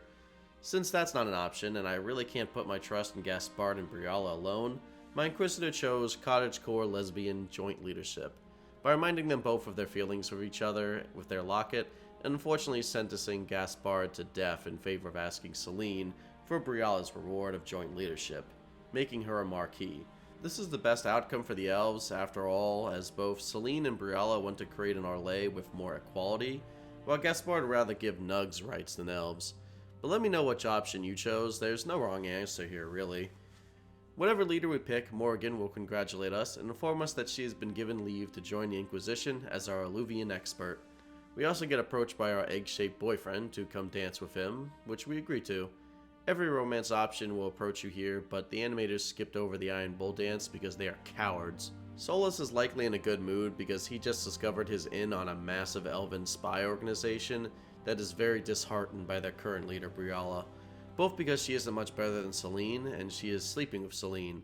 But we will cover how Briala just handed Solas an elf army later on. Our final business with the Orlesians concerns Florian and our newest agent, Sir Michel. Since Florian is alive, we can decide her fate ourselves. We can choose to send her to the cloister if we are a faithful Inquisitor, recruit her as a spy if we have nobility knowledge, exile her, make her a farmer and live the life of a commoner, or my personal favorite, make her a court jester and keep her in a harlequin costume in the throne room for the rest of the game. Even during the course of Veilguard, she will be forced to sit and dance for our amusement. Also, if she's dead, we have to judge a box filled with her remains, and we can sentence the box to community service. I love this game, man. Now on to Sir Michel's fate. If Gaspard became Emperor, he will offer Michel a full pardon and allow him to become a Chevalier again. We can allow him, or keep him in the Inquisition as our agent. In our case though, with Celine in charge, she will send one of her ladies to offer Sir Michel a secret reconciliation to open communication between the two, although she cannot publicly forgive him. Leliana suspects Celine is opening this door for some political ploy, either to spy on the Inquisition or to extort a feud or favor. We can either tell Michelle that he deserves better and that he shouldn't accept it unless he gets a public apology, which halts the quest in its tracks, or to accept the offer, which does mean Sir Michelle's mood improves. It's not our job to give relationship advice to a grown man not in our party, so we let him reconcile and move on. Now, what are my overall thoughts about this quest? Honestly, besides the cartoon villainy of Florian, this is easily the best non-DLC quest in Inquisition. The fact there's a peaceful solution that doesn't have to end in combat, a different mechanic system, and a side quest that have impact on the story and more varied outcomes than any other quest so far, as well as 3 very nuanced characters that you don't need to read extended lore on to appreciate, although it is greatly appreciated. This may not be as in-depth as the Orzammar election for Dwarf Noble Warden, but I imagine any vote between the 6 options would be a close one. Now, did this quest beat the Landsmeet? Not by a long shot. Florian doesn't even scratch the surface of villains as opposed to Hal and Loghain, but the attempt was there. There's one final bit of business before we continue the main quest. After helping the Orlesian election process, the Chantry thinks we would be great at helping them in their own election for a new divine. Since the leadership is fractured, the 2 candidates that are next in the line of succession are Cassandra and Leliana, and the Chantry wants the Inquisition's input. Both of them want the role, and they would be great in their own way. But the thing is, there's a hidden point system to choose the next divine, and certain options we have already picked have more or less secured a win for one of the candidates. With our allied mage choice, siding with the Wardens, and our Inquisitor speech, our total score before vocal approval is Leliana with 16 points, Cassandra with minus 11 points, and the secret option Vivienne with minus 11 points. Even with fully glazing Cassandra or Vivienne as divine and doing their war table quests, it would be a 6-point victory in favor of Leliana. So the Bardic Sister kinda clears no difficulty, which is fine by me, because in my opinion, unlike the Orlesian election, one ruler is clearly stronger than the other 2. Cassandra becomes fully traditional, reinstating the circle how it was and the Templars and Seekers as they were, if encouraged to do so. She is the most faithful of the 3 choices, but going back to the same means the same problems happen again, and Cassandra is not politically savvy to bring out sweeping changes. Vivienne is an interesting option, as she almost makes the circle better, even if it is still run fundamentally the same. The Templars, however, completely reject her unless she controls them through lyrium, which only happens if you choose the bad ending and tell Cullen to use again. Vivienne is a decent middle ground if you want to reform, but not too much too soon. Leliana is politically savvy enough to reinstate sweeping changes, all of which my Inquisitor and myself like. The circles rule themselves through the College of Fraternities, men can get a higher role in the Chantry, same as women, and she allows all levels of the clergy to marry, which is how she hooks up with her warden, even as divine. This might be too much of a change too soon, but if you really wanted sweeping changes for the world of Dragon Age, Leliana is the divine for you. Believe it or not, we are on the second to last main quest to go, and we have already covered all the non-DLC side areas. The finish line of this 50-page script is almost in reach. Oh, but Fox, what about the Forbidden Oasis? Fuck the Forbidden Oasis. Spoiler warning goes at the bottom of the list. The only interesting quest there is you collect shards in more interesting areas and unlock some mid-elemental jewelry. There's not even a dragon there. So let's get back to the main plot, shall we? As quickly as Morrigan changes into her regular attire, she settles into Skyhold. However, she's not alone. Kieran, her son, and inheritor of the will of both the hero of Ferelden and the soul of the old god Euthemeril, is also here, and he has some race-specific dialogue for us. In our case, he asks why our people would want to look like that, which would normally be casual racism, but in this case, it's foreshadowing that the elves chose their form when they came to exist in this world, which is a whole other can of worms for another video. Kieran is a little off with the whole old god's soul, but still a nice kid. When asked about the father, Morrigan will say little. But if you're a warden who romanced Morrigan, she can reveal that his father helped raise Kieran with her for a time, before duty called once again. The warden was supposed to appear in Inquisition, but dozens of different voice actors and race options nipped that in the bud, unfortunately. Morrigan does make it clear that she wants to raise Kieran better than she was raised by giving him every opportunity she lacked. And her displaying care for someone else is certainly a sight to see. Morrigan also goes into the lore of Skyhold that it used to be a fortress used by the ancient elves, and how magic is seeped into the very walls of the fortress. Hey, Solas, tell me again how you know about this place? Morrigan says all of this is to demonstrate that the power the ancient elves had still exists today. and that what Corypheus may understand about their power needs to be understood and stopped before he becomes just as much of a god as the ancient elves. After we complete the Grey Warden questline and the Orlesian questline, Morgan will pull us aside as she has determined what Corypheus' alternative plan to enter the Fade is. She reveals that she still has a functioning Luvian from Witch Hunt, and unlike Witch Hunt, the game developers are not going to cop out what's on the other side. This is our first introduction to the Crossroads, a third realm that's neither the Fade nor the mortal world. We can also see Meryl's deactivate Illuvian in this scene, rubbing it in that she never got it restored. Morgan knows where another Illuvian is, however, and she believes that Corypheus will use his orb to tear open another breach in the Fade in the Crossroads, where the veil is more thin than the mortal world. Our next, and more or less final step in the main quest is to confront Corypheus' army in the Elven Ruin, and reach whatever he is searching for in the temple's center before he can. This is the last major battle before the final fight, and it's therefore the place where some of our other choices will come back. Namely, we will fight with our chosen Orlesian ruler at the base camp, Grand Enchanter Fiona will back us up, and more importantly, we'll be fighting and taking out Corypheus' second in command here, which means we need to cover their respective 2 quests before this point if we want those options. Yes, I do want those options. If you side with the Templars here, you will be facing the leader of the Venatori, Calpurnia. Thankfully, I have a few old saves that feature Calpurnia's quest because I am not playing through 2 separate playthroughs all the way through. Calpurnia was a former slave of Magister Erasmus, however she sided with Corypheus to free her and take over the Venatori for herself. Now she is working with Corypheus to build a better Tevinter for all, completely in his debt.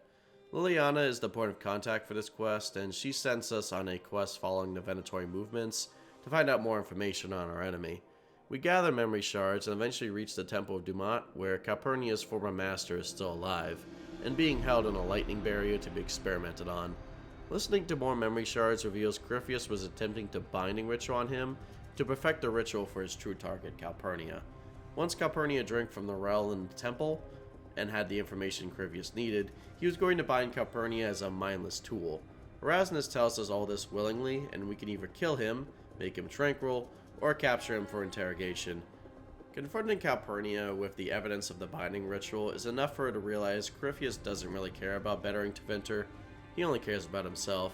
She can then be spared, where she will hold off Corypheus before returning to Tevinter to make a better future for her people. Siding with the mages, however, has us facing Samson, now in his final form of Giga Chad drug addict. No matter what fate we chose for Samson in Dragon Age 2, that being reinstatement or imprisonment, Samson's connections with Larius and therefore Corypheus during Act 3 overrided whatever fate Hawke may have intended. Originally, Legacy added notes showing that Hawke had spotted both the Warden Larius and Samson meeting. However, the current patch removed these notes, and without a mod, they are non-existent. Once Corypheus learned about Meredith's red lyrium powers, he upgraded Samson from drug addict to drug dealer, and had him be the middleman to start peddling red lyrium to the Templars to get their fix. It's not surprising, then, that the lead on Samson is Cullen, given the fact they are co-workers, and a lot of Samson's first Red Templars were Cullen's comrades in arms. Cullen knows that Samson was always partial to a mage in the circle, Maddox. Samson would help Maddox pass notes between his lover and him, however, once Knight Commander Meredith caught wind of the 2 mages hooking up, she fired Samson and made Maddox tranquil, which is what led to Samson begging on the streets in Dragon Age 2. We were able to track down Maddox towards the Shrine of Dumat, same as Calpurnia's quest, where he finds Samson's red lyrium workshop. Maddox is now tranquil, but still loyal to Samson. He has built a red lyrium armor that makes him near invincible. Samson's pure addiction to lyrium makes him the perfect red lyrium Templar, able to wield the strength of the lyrium without major drawbacks of death and deformation.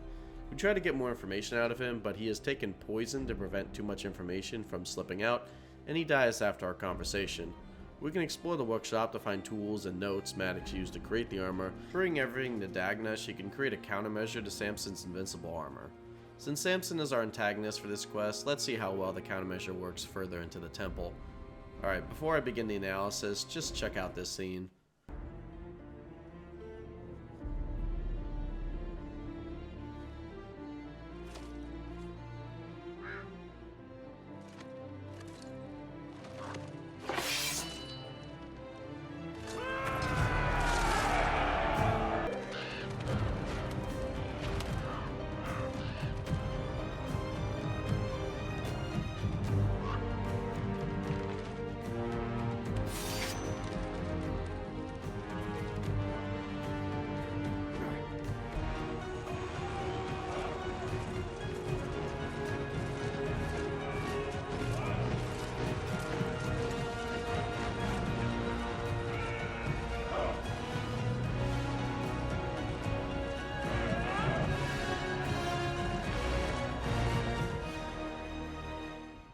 Say what you will about the Inquisition, but our advisors know how to aura farm.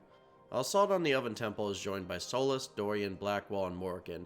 And not only are the Red Templars everywhere, but Crephius still has some wardens under his thrall. So I guess killing Nightmare wasn't a perfect solution after all. Fighting through the wilds, we notice some elves are third-partying the Inquisition's war. Despite having Valicine, these elves don't appear Dalish, but guardians of the temple. When we reach the temple, Crephius is already beefing with the Elven Guardians, and their interference won't stop him from reaching the Well of Sorrows. Hey Morgan, what's the Well of Sorrows? Oh, okay, great, thank you. Anyway, after his 10th daily villain monologue, this happens. Be honored. Witness death at the hands of a new god.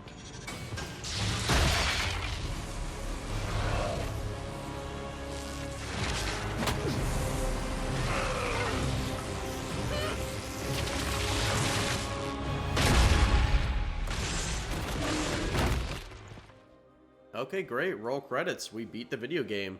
Oh right, he has Archdemon hacks, never mind. But seriously, who thought this was a good idea? Bro got folded by one singular energy barrier?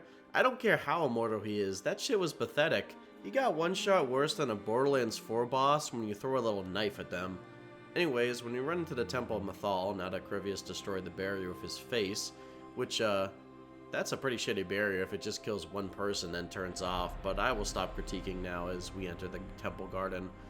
Morgan points out that Crephius' immortality is different than the Archdemons because Grey Wardens can still kill the Archdemon, and it's likely the Wardens of old knew this when they imprisoned Crephius. Investigating the ruin, we find that all of the old magic still works, and Morgan suggests solving the puzzle to gain entry as this may have been the proper etiquette in Elven society, similar to Orlesian ball culture. Yeah, she has been drinking the French Kool-Aid way too hard. This first puzzle is the same logic as Pokemon's Ice Gym puzzles. You can only touch each tile once, and they all have to be lit up to progress. This can only take a few minutes for the main objective, but if you brought Solas to this quest, it's really important to stop and explore the temple as well as talk to Morgan. Morgan immediately doubts the godhood of Mythal and the rest of the Elven Pantheon, saying they were likely little more than powerful elves. Our boyfriend Solas gets really offended at the implication, especially when Mythal is brought up for some reason, almost like he has to defend her. Thankfully the Inquisitor isn't a jealous type. When asked what Solas thinks of Mythal, he more or less confirms he was a mother of the Pantheon, as both a caring heart and an advisor, but more than that he doesn't want to say. Further into the entrance, we can see a statue of Fen'Harel. These things are scattered everywhere in the temple, so normally we wouldn't think much of it, but Morgan points out that a statue in the Temple of Mythal would be blasphemous, as he is a great portrayer of the Elven Pantheon. Solas continues to be sassy of Morgan, but doesn't offer any further insight. We will find out very quickly why this is later in the series. Samson already has a head start on us and launches himself into a weak spot in the temple, trying to make it out to the well before us. Morgan stops us and tells us that paying proper attention to etiquette to the Elven rituals will lead to a much faster path than Samson just bashing his head through the sentinels. Morgan says her witch hunt line about change coming into the world and whatever power the ancient elves had, the world is lesser with them being gone. This is why she has to be the one to take the well's powers, as not only can she appreciate the power, but she has been taught the ancient lore thanks to Flemeth and her grimoire. She doesn't know how coincidental her logic really is, but I still can't deny that she might have a point. We can ask her if she's aware of the risks, and that this may even put her son in danger, but she just argues that the knowledge is worth it, and even if it keeps her from her son, he'll be fine without her. However, my Elven Inquisitor wants to be respectful here, and defiling the well if we don't have to isn't really on her bingo card.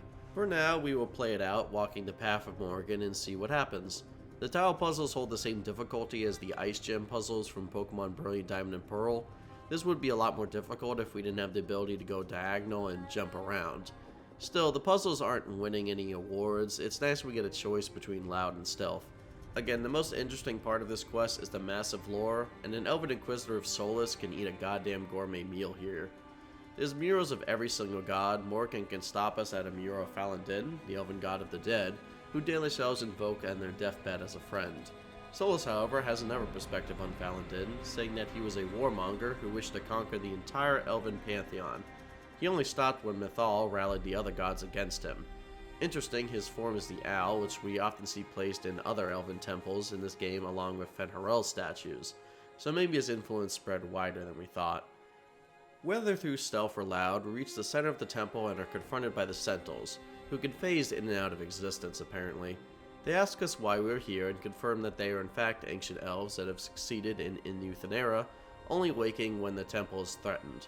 The bigger lore drop, though, is that the Imperium is not what caused Arlathan to sink into the ground, but rather elven infighting is what destroyed their people, and the Imperium only picked on the bones of a dying civilization. This has never once been proposed, and is a hint that maybe if humans aren't what caused Arlathan to fall, humans might not be what caused elven immortality to fail. Whatever historical breakthrough we find here, it doesn't cover up the fact that we need to stop Corypheus in the present. We try to see if Solas can convince him we mean no harm, but he rightfully points out that we are from an entirely different world than he is. Thankfully though, the lead guardian Abelas knows that we have respected Mythal by doing the rites, and is willing to help us clear out the Red Templars before leaving, which means he still doesn't want us to touch the well. We agree to this, but Morrigan doesn't and flies off to try and take the well for herself. Siding with the Guardians means we follow a Sentinel who takes us through hidden paths that have a lot of extra loot, and close to no combat, which is a nice reward for the pacifist route. Let's see if that ruined Agnamade works. Power's all well and good, until it's taken away.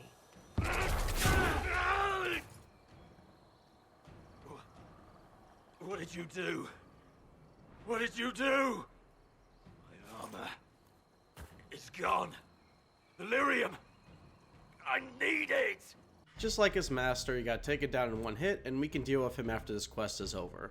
After we deal with Samson, Morrigan and Abelas are still fighting over the well, where we need to step in. While the problem at first is framed as should we use the well or not, Morrigan makes it very clear that we can't let the well go unused. If we don't take advantage of that well, Corypheus or someone else will, and they may provide the only knowledge on how to stop Corypheus' immortality. Since we follow the rites, Abelas will relent and move on, understanding that the well will go to somebody who respects Mythal's teachings. Solas will say to him he hopes he finds a new name, as Abelas is Dalish for sorrow, showing signs that ancient elves held similar names to spirits. If we didn't follow the rites, Abelas will try and spoil the well, and will end up murder-knifed by Morrigan. However we deal with the Sat Elf, our choice now is should Morrigan or the Inquisitor drink from the well to inherit the knowledge of Mythal. And I have to tell you, I am really struggling with the reason for the Inquisitor to drink from the well. I'd say if you're an elf and or mage who is not romancing Solas, it makes sense for you to drink it. However, every other character should let Morrigan drink from the well. She actually can utilize the knowledge far better, and she has a setup as the inheritor from Mythal's will narratively. It's one of the few choices that I don't even mind Veilguard overriding to default to Morrigan, because when I look at Morrigan's companion quest in Origins and her upcoming confrontation with Flemeth, all roads lead to this being a part of Morrigan's destiny. The only reason my Elf Inquisitor won't drink from the well is because Solas points out the implications as dangerous and doesn't want her to. Actually, every romance besides Cassandra and Iron Bull greatly disapprove of their partner drinking from the well, which makes sense as even if it's only slightly, the well does change your personality with all the new elf voices in your head. While Iron Bull and Cassandra are the two most practical in the squad, and don't trust outsiders like Morrigan. Either way, after Morrigan takes her spirit dip, she is able to reactivate the Illuvian near the well herself, commenting at least she was right about an Illuvian being here. And it's just in time too, as Corypheus finally finished his villain speech, and he is here to become the main antagonist again. We all run into the Illuvian. Morrigan closes it behind us, and Corypheus acts like a bird hitting a window, somehow losing more aura from his actual death 20 minutes ago. And he got nothing out of his costly trip assaulting the temple. So if you've been keeping track at home, we are up 3-1 on Corypheus. Now if you count the Mage Templar quests, where we can only do one, score looks more like 4-2, and if you count all the side operations we have done to undermine Corypheus, then the score begins to look like any team playing against the Ravens this season. One of the biggest issues with Corypheus is after Haven he doesn't have much of a presence, and the presence he does have he comes off as cartoonishly evil, trying to take over the world just because he is big and powerful. In Origins, even after Ostagar, Loghain had a presence same as the Mother in Awakening. There was several cutscenes where we saw Loghain plotting, scheming, and fighting in the background, and it greatly helped their presence as the antagonist. It also helped Loghain was far more compelling villain. He had depth for what he did, and you could see his reasoning even if you hated him. Corypheus, on the other hand, is a cartoon villain through and through. His reasoning is just he's the biggest kid on the playground, so he deserves to rule. But his rap sheet has him failing every single plan he puts together, with the only win being Haven. Trying to enter Golden City, a failure that he was manipulated into carrying out. Being freed by Hawke, he got his ass beat and had to sneak away to survive. Trying to sunder the veil, a random Dalish agent stopped him and it failed. And the list goes on. Despite all of this, this guy never falters in his covenants or his superiority, and he doesn't even give a reason for what he does besides he deserves godhood. To add on to that, he is loyal to no one. Every person he promises to reward, it turns out to either he does the bare minimum to help him, or he plans to betray him. As much as I love the main story missions, I have to say Corypheus is easily the weakest part of the story, and I can't wait to put him on the writing block to spice things up in my President's Play series. We aren't done with the main story mission though. I just need to rant about Corypheus before we hand him one final L. We travel through the Mythal Temple Alluvian back to Morrigan's instantly, and sit back down with our advisors to plan our next steps. Morrigan's new voices reveal that Corypheus' immortality is tied to his fake archdemon, and he has a stored fragment of himself in the dragon. As long as it lives, Corypheus can't permanently die. Corypheus stole this from the ancient elves, and Morrigan might be able to find a weakness in the dragon given time. Time is not on our side, however, as Corypheus is probably pissed after I analyzed the scoreboard we have against him. Before we can fight Corypheus, this quest isn't done dropping bombs, and this might just be the biggest lore drop in the series. When looking for Morrigan, we find Leliana posted on guard in front of the activated Alluvian. She says Morrigan ran into the mirror after Kieran, and inside the Alluvian we find a different looking crossroads that looks similar to the Nightmare Fade. Actually, it turns out it is the Fade. And inside we find Flemeth, Morrigan, and Kieran all together. So it's one big... actually, we don't know if Morrigan has a last name, so we would just call it a Mythal family reunion. This scene only happens if Kieran has the old god soul through the Dark Ritual. If Kieran doesn't exist, or if he's just a normal 10-year-old, which can happen if you romance Morrigan, but don't do the ritual for some reason, then Morrigan or the Inquisitor will hear whispers guiding them to a shrine of Mythal instead. In this scene, however, Kieran came willingly to Flemeth, hearing it was time for the voices to end. Morrigan assumes Flemeth is going to transfer her life force into Kieran with the ritual she found in her grimoire, and tries to attack before immediately being stopped by a flick of Flemeth's wrists. Revealing she is Mythal, well actually a fragment of Mythal, since bioware will later decide Mythal is split into 3 pieces, but we won't get into that here. Flemeth came to combine with Mythal, much the same way Morrigan describes in Origins. Her lover was killed, and she was forced to marry a chastened lord, and prayed for someone to save her, meeting the wisp of Mythal and accepting her, so that Mythal can preserve the old magics of the world, while Flemeth gets her revenge, since they were kindred souls that suffered betrayal, which explains why Morrigan has the same deep appreciation of magical preservation Mythal wanted that instilled in her. It also explains how Flemeth came back to life after the hero Ferelden killed her. It's the same magic that Corypheus and the Evaneris use, minus the blight. Mythal is here to help us, but not before she has Kieran, which leads to one of the best scenes in the entire series. Mythal only just found out about Kieran through Morrigan drinking the well, since Morrigan's memories now belong to Mythal as well. Flemeth offers Morrigan a deal. Either let her have Kieran now, and she will be free of her forever, or keep him, but she will never escape Flemeth for the rest of her years. Morrigan, without even thinking about it, refuses and tells Flemeth to just possess her now if she wishes, because she will not use her child like she was used. Something Morrigan in Origins would never do. She would have traded her even for her lover to be rid of Flemeth before now, and it's one of the best character arcs I think I've ever seen or will ever see in a Dragon Age game. It turns out though, Flemeth was just testing Morrigan, as her answers even surprised her. She extracts the old god soul from Kieran, but otherwise not harming the boy, and sends him on his way. Revealing that Morrigan was never in any danger for Flemeth, as a soul cannot be forced on the unwilling. This likely means everything Flemeth did since Origins was likely to make Morrigan stronger, so that she could one day inherit Mythal's will willingly, not forced to be fresh parts for her mother. Mythal extracting the old god soul was likely so that it could be altered or preserved to guarantee the elven god June dies in the Fade prison, if I had to guess, as the old gods never came up again otherwise. Flemeth bids a final farewell to her family, Morrigan learns to transform into a dragon, and our Inquisitor is left dumbfounded that one of her own gods is a human witch. Well, the trilogy-long question as to what Flemeth is may have been answered, but her intentions are still one big mystery to Morrigan. As I always say, I am glad Dragon Age still keeps mysteries in the world, as even after Veilguard, we don't know what Sandal is, we don't know what the Maker is, and as much as I hate them, we still don't know what an Executor truly is, and likely we may never know given Bioware's current fate, but someone's fate we can control is Corypheus. So let's take on our Saturday villain down a peg one last time. While advisors are deciding how to find Corypheus, he decides he isn't satisfied with his latest loss, and like a child who is losing on the playground, he is going to quite literally knock all our toys down and destroy the sandbox by sundering the veil in the same location once again. This time not carefully or controlled, so it's going to kill us all if we don't stop him here. We have no army since they are still regrouping from the temple, so it's up to our squad mate and our Morrigan dragon to win this one. When we confront Corypheus bullying some level 1 Inquisition grunts, we find him on a Reddit atheist monologue saying how the Maker isn't real, because if he was, he would smite him down right now. When we show up, he tells us the same thing before raising the remains of the temple up to create a more dramatic final boss fight. As his red lyrium dragon approaches, Morgan swoops in and tackles it in a one-on-one aerial combat. At least the area is cool looking, where every boss stage is slowly rising higher and higher into the sky, getting closer and closer to the Fade Breach and even seeing the Black City.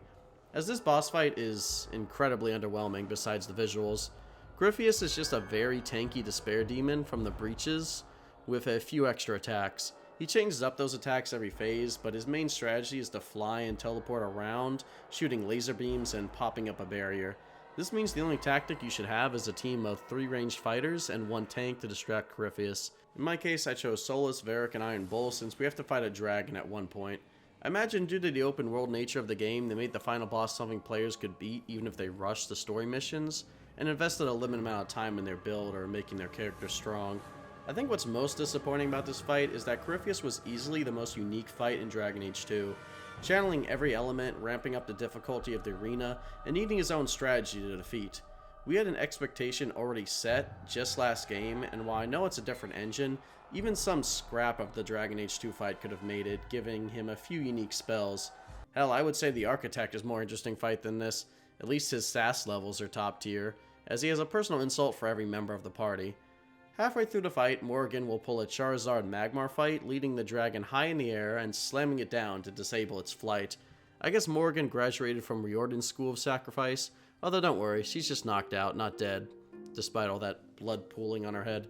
The Red Lyrium dragon isn't dead either, just at half health, and can't fly. Ironically, Corypheus' pawn is stronger than him, as the dragon is one of the more difficult dragon fights in this game, boasting higher health and armor and a small arena to move around in. Corypheus also just doesn't try to attack us here, so we are free to finish his pet in peace. Also, this is the only boss fight that brings back unique class kill animations, so the Red Lyrium dragon gets the only other check plus in this quest. According to Corypheus, now that his immortality is over, we have one final phase to get through before ending him once and for all. In one final act of desperation, and despite all his talk about the gods not existing, Corypheus does one final plea to Dumat to aid him in his time of need. If he ever existed, and before he can channel the orb, we recall it with our mark and use it to seal the veil for good. We then somehow just send Corypheus into Fade with our mark instead of just killing him for good. I wish we knew how we did that before realizing Corypheus was the only thing holding that ruined temple in the sky, as it begins to fall down. Somehow though, we survive the crash, but back-to-back impossible feats is starting to seem sus, but the threat is over. The orb, however, was destroyed in the crash, much to Solas' dismay. We try to console him that we still won, but Solas says the cost was too great. He then says whatever happens next, that whatever we had was real. Our entire party, including Morgan, walks up to the ruin, excited of our victory, and as we order a celebration, Solas looks back to us one more time before disappearing. Something tells me my Inquisitor won't be getting lucky anytime soon. Back at Skyhold, all of the companions and advisors have gathered in the main hall to say their goodbyes. Before that, though, Leliana pulls us aside, confirming Solas has disappeared. If you haven't romanced him in Inquisition, the full range of emotions the Inquisitor has here is, that's kinda weird, but playing as a Solas stan, this genuinely hurts. The last time we hear from our boyfriend before the events of Tressoasser is through Cole. He tells Cole that while his powers, he might be able to find the path Solas is walking, and he is meant to walk that path alone, before pulling a Cole on Cole and making him forget what they were talking about. The actor does a great job here, by the way, mimicking Solas' speech pattern through Cole's voice. Back to the companion goodbyes though, this is the second best way to handle goodbyes. I mentioned how in Dragon Age 2 these goodbyes felt forced, as the Mage Templar War was just another day in the park for Hawke, but the companions acted like there was a significant chance at death, like they did in Origins. If the writers weren't going to write a possible death for our main character, there's no reason to force tension like this. Instead here, everyone says what they plan to do next when Inquisition begins to end, and says their farewell like in the post-credit coronation scene. These scenes are perfect for what they are, although lacking in the substance department, as the only in-depth knowledge we learn is that Leliana mentions she has been elected divine, while everyone else plans on staying with us, at least for a while. And after talking with everyone, our Inquisitor leaves the party for a moment to stare longingly at the skyhold landscape. the place she once shared with her lover. The massive lore drop of the finale doesn't end here though, as we get an out-of-character scene for the first time in Inquisition, this time between Solas and Mythal. Mythal immediately drops that it was Solas who gave the orb to Corypheus, as she refers to him as the Dread Wolf. Solas says it's because he was too weak after he awoke, and that everything that happened with Corypheus was because of his failure. He says he should pay the price, but the people need him, and Mythal and Solas embrace before Solas absorbs Mythal's power, turning her into a husk as his eyes glow bright. Now this is a pretty damn good cliffhanger and the sequel bait of all things considered. It reveals a lore dump that even the newbies will know is massive, since the quest right before this dealt with the lore on the Dreadwolf and Mythal. The only issue I really have is Veilguard ruins this scene by adding sentences that straight up weren't in this conversation. I mean, you saw this entire scene here, but Veilguard completely changes the narrative of this scene. I don't care what you're going for, you can't re-edit a scene like this, guys, come on. I suppose if you really want to cope, you could say he has this conversation with her spirit after he absorbs her, but nah, that's more of a stretch than I will make. The problem, of course, is with Veilguard, not this scene, but re-editing something that like this to fit into your lore is a criminal sin in my opinion, and I will not be gaslit. Now, it would be perfect to transition into Tressoasser and the companion analyses after this, but a perfect reviewer I am not. So before we reach the end, there's 2 more DLCs we have to cover here first, as well as my final thoughts on the maps. The Jaws of Hakkon is the first of the 3 DLC to be released for Dragon Age Inquisition, and is the biggest DLC expansion Dragon Age has ever released outside of Awakening. On release, Hakkon would set you back about $15 whole, as would Descent and Tressoasser, which means the 3 DLCs for this game cost 3/4 of the price of the full game, and even if that isn't the case now with the Game of the Year edition floating around, I need to evaluate the DLC on that merit, just as I have with every other DLC for Dragon Age. That all out of the way, let's get into the story. I said Jaws of Hakkon was the first DLC out of the 3, and it's easy to tell.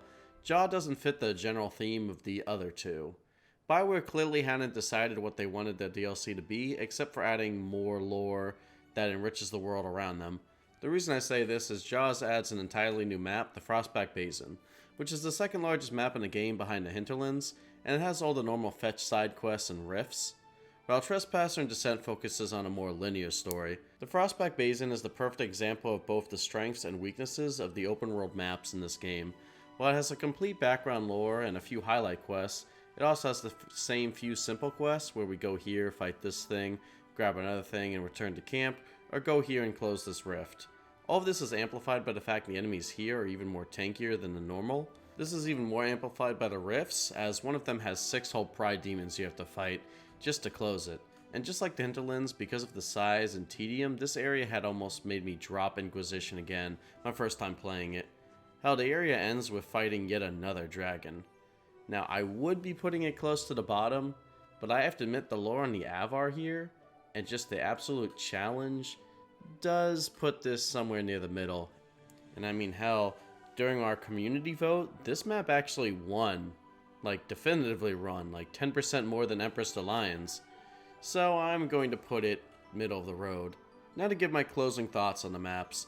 Inquisition shines best when it doesn't add too much fluff to an area, and it just sticks to a core theme while giving a distinct flair to the area. Sometimes the lore or flair of the area can save it, but overall I believe that the best bet is to stick to shorter with more content, which is the case with Crestwood and Nifalomire. Followed with the rest is less direction being big areas, but not too big that it's easy to miss small details. And they are easily 2 of the strongest areas, as Crestwood's environment fully changes with the choices we made, while the Mire had a unique gameplay experience and a satisfying payoff. The Empress Delian is the only exception here, since it's one of the larger, and maybe I'm putting it this high because I love snow maps, but the story of Imshale and Sir Michelle had an amazing payoff, both if you have played the games and read the novels. And even if you haven't, Imshale is a memorable villain that actually gives you a choice on how you want to solve the area. The problem with the larger maps is they take so much time to explore, and the payoff isn't always worth it, as many times the major quest just ends with a thanks for your help, and maybe a new agent for the Inquisition. That's it. Everything else stays the same, and the fact that Crestwood visually changes still astounds me, because it felt like I actually changed the world of Thedas a little. My playthrough wasn't the only one that died in the hinterlands either. Some of the biggest advice when playing Inquisition, if you're not doing an analysis video, is to get out of the hinterlands as soon as you can. Don't get bogged down in doing everything, and instead engage in a region as much as you want, then go to a different area. Now yes, the fact a lot of players have to do that is an issue. It's because they added too much fluff. But one thing I've noticed through hours of online research is that everyone does have their favorite map. There's going to be something for everyone, and there's something to be said about that. If every map had only a main quest and nothing else to do, someone's favorite area might be devoid of content. I can see that argument working for an open world, but still, if the fat was trimmed and the main quest elevated to be more impactful on each area, I don't think anyone would complain. Like, imagine if completing the Storm Coast opened up an entire mining town on the cleared island where you could set up Ferelden citizens or the Inquisition. Or you started seeing fishing boats and shacks set up along the beach bringing life back into the area. Or if after Wicked Hearts, depending on how you handled the Exalted Plains, the area would either become a Dalish sanctuary or an Orlesian settlement, depending on which side you supported more.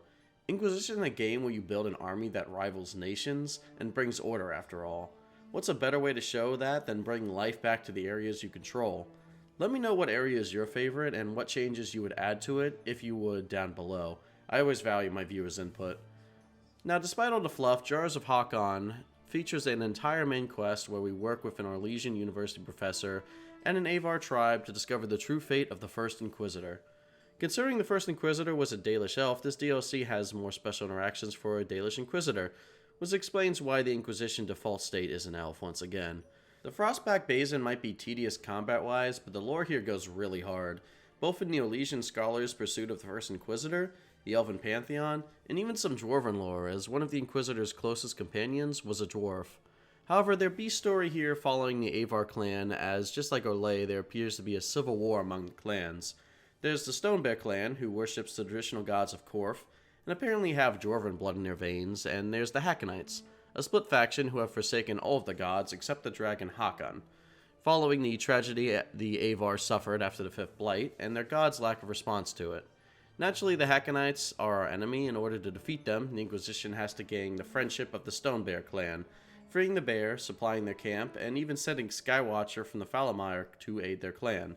Just like the Data's clan, earning their approval is going to take being tactical and political with your choices, like helping the huntsman of a clan over the hunter who originally failed his duty because he was injured helping another hunter, and now may be exiled in his clan. But earning their approval leads to them launching a joint assault against the Hakkonites, joined by the Inquisition, and also has us judging a bear, Storvacker, for abandoning his post. Yeah, you get to judge a bear. Funniest shit I've ever seen. There's even a joke where you can make the bear tranquil, where the rest of the clan tells you to stop doing that. We deny him treats for a week, by the way. Besides the Chastened, we have never gotten to experience the barbarian customs firsthand, and what's even more surprising is how well written a tribe full of barbarians is. They could have easily just made them violent Vikings like the Falamire, and we would have to trick them like the Blades of Asarian to follow us. But this clan here has some good and interesting people in it, who value honor, but also value the safety of their clan. The main story of Jaws involves following the trail of the First Inquisitor, with the historian Kenric, however. After getting permission from the Stonebear tribe to cross an island that belongs to the Lady of the Skies, the island, unsurprisingly, is also filled with spirits drawing from the history and sorrow of the island for a way into the mortal world. One of the spirits has the memories of Talana, an elven dreamer mage, and the First Inquisitor's lover, meaning elf love is embedded in the role naturally, it seems. The spirit reveals that she was trying to contact Ameridan through her dreams as a dreamer, since the Inquisitor went south on Emperor Cordelius Dracon I's orders to fight an Avar dragon, and that his mission was kept secret because of the Second Blight. The spirit then gives us an upgrade for our rift power, the Aegis of the Rift, which is an active ability that can deflect enemy projectiles and redirect them back at enemies. Honestly, pretty powerful. Tressoasser will also introduce a new mark ability for Inquisitor, which is a clever way to add a few gameplay changes to your playstyle. And technically this area can be tackled at any time after we get to Skyhold, which could be a game-changing ability on higher difficulties, although this is a late game area, so I doubt it's worth it to do so. Before leaving the island, we are attacked by Hakkonites, clearly trying to prevent us from following the Inquisitor's trail. After going back to the Stonebear clan, we find the next station of Ameridan, a temple that has a keypad-like puzzle on it. Opening at the temple, using the following code, we open both doors and find a Veilfire trail marker that will burn through the ice, blocking the resting place of the Inquisitor.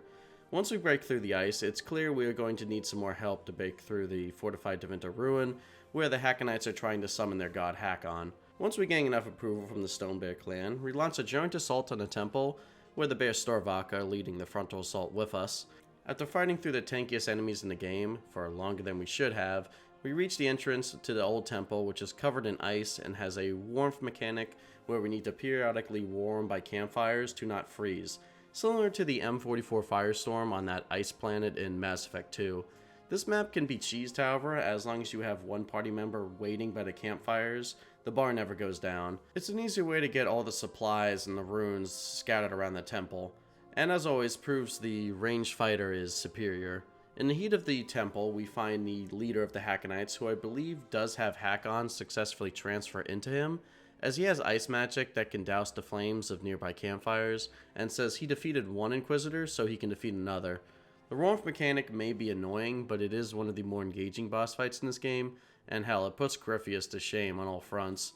After we defeat the Hakkonites, we come face to face with the first Inquisitor himself, and is happy to see that another Dalish elf is leading the army, which to him means the Emperor Drakon is good friends and must have kept good relations with the elven people.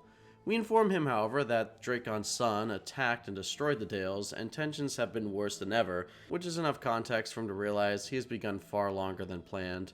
Ameridan was not only a good friend of the Elysian Emperor, but he was a believer in the Elven Pantheon as well as a Maker enjoyer. He also gives us a moment to share how the Inquisitor feels about being thrusted into the role, and always needing to solve one life-ending disaster after another, being one of the only people who can relate to the burden of the crown. He also has unique dialogue with Cassandra, who should be a mandatory squad mate here, as she always assumed the First Inquisitor was human, because the Challenger teaches the First Inquisitor was a member of the Seekers, but here he is an elven mage. Meriden explains how much of the Order's operations must have been lost to time, as while he wasn't a Seeker himself, the Seekers would closely work with mages to more efficiently track and hunt demons.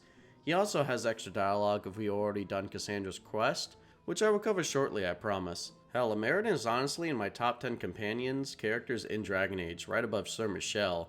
He has a lot of depth to him, and he has sacrificed himself to save all of his friends and his people. He bids us farewell, trusting that if we end the stasis, we can finish the job that he started in killing Hakkon, and gives us a class-dependent Inquisitor armor.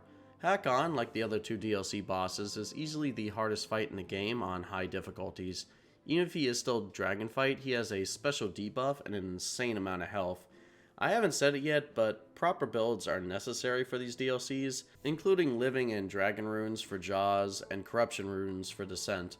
After killing the dragon, Harding has one final one-on-one with us, saying we did Ameridan proud by finishing his mission, and that just like him, there are many facts about us that future generations will forget about. She then teases us about our elf fruit addiction, and we end the quest seeing either the soul of the High Dragon or the Avar god Hakkon fly into the air and disperse into the Fade, although I like to think it's the High Dragon who was bound by Hakkon finally free.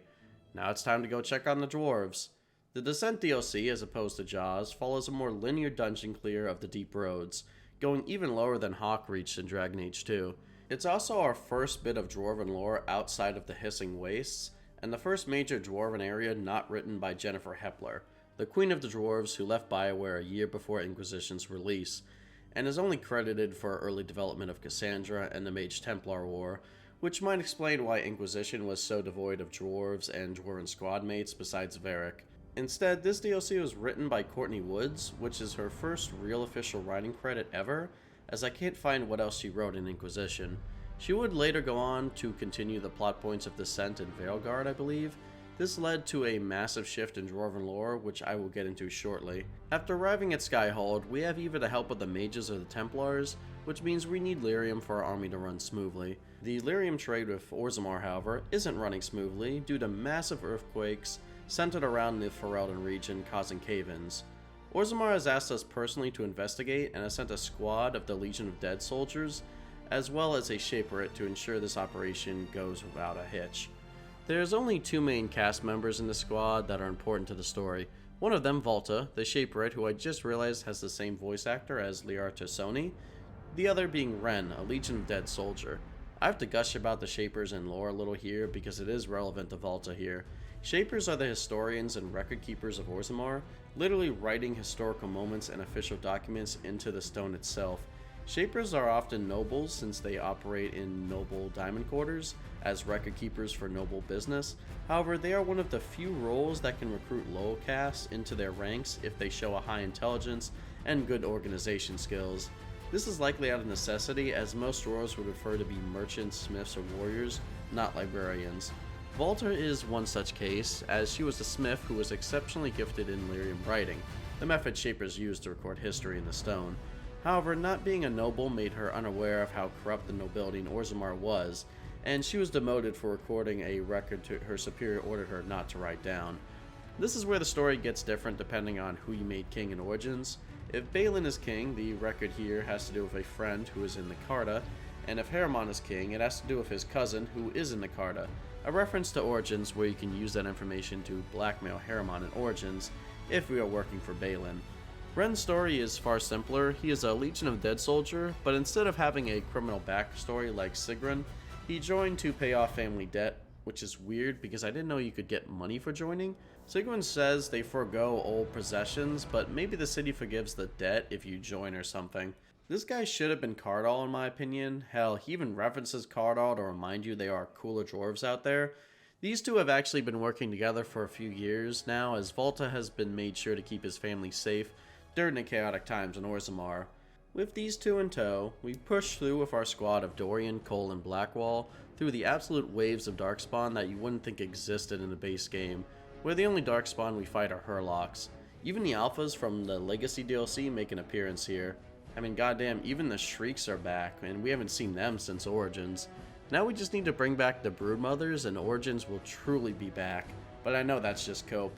This DLC is just as difficult and combat heavy as Jaws, this time going for a more tactical numerical assault, even having to fight against an alpha emissary, all while some really good bangers play in the background. Thankfully, Trespasser and Descent have their own tracks, and they are some of the best Trevor Morris has produced in this game.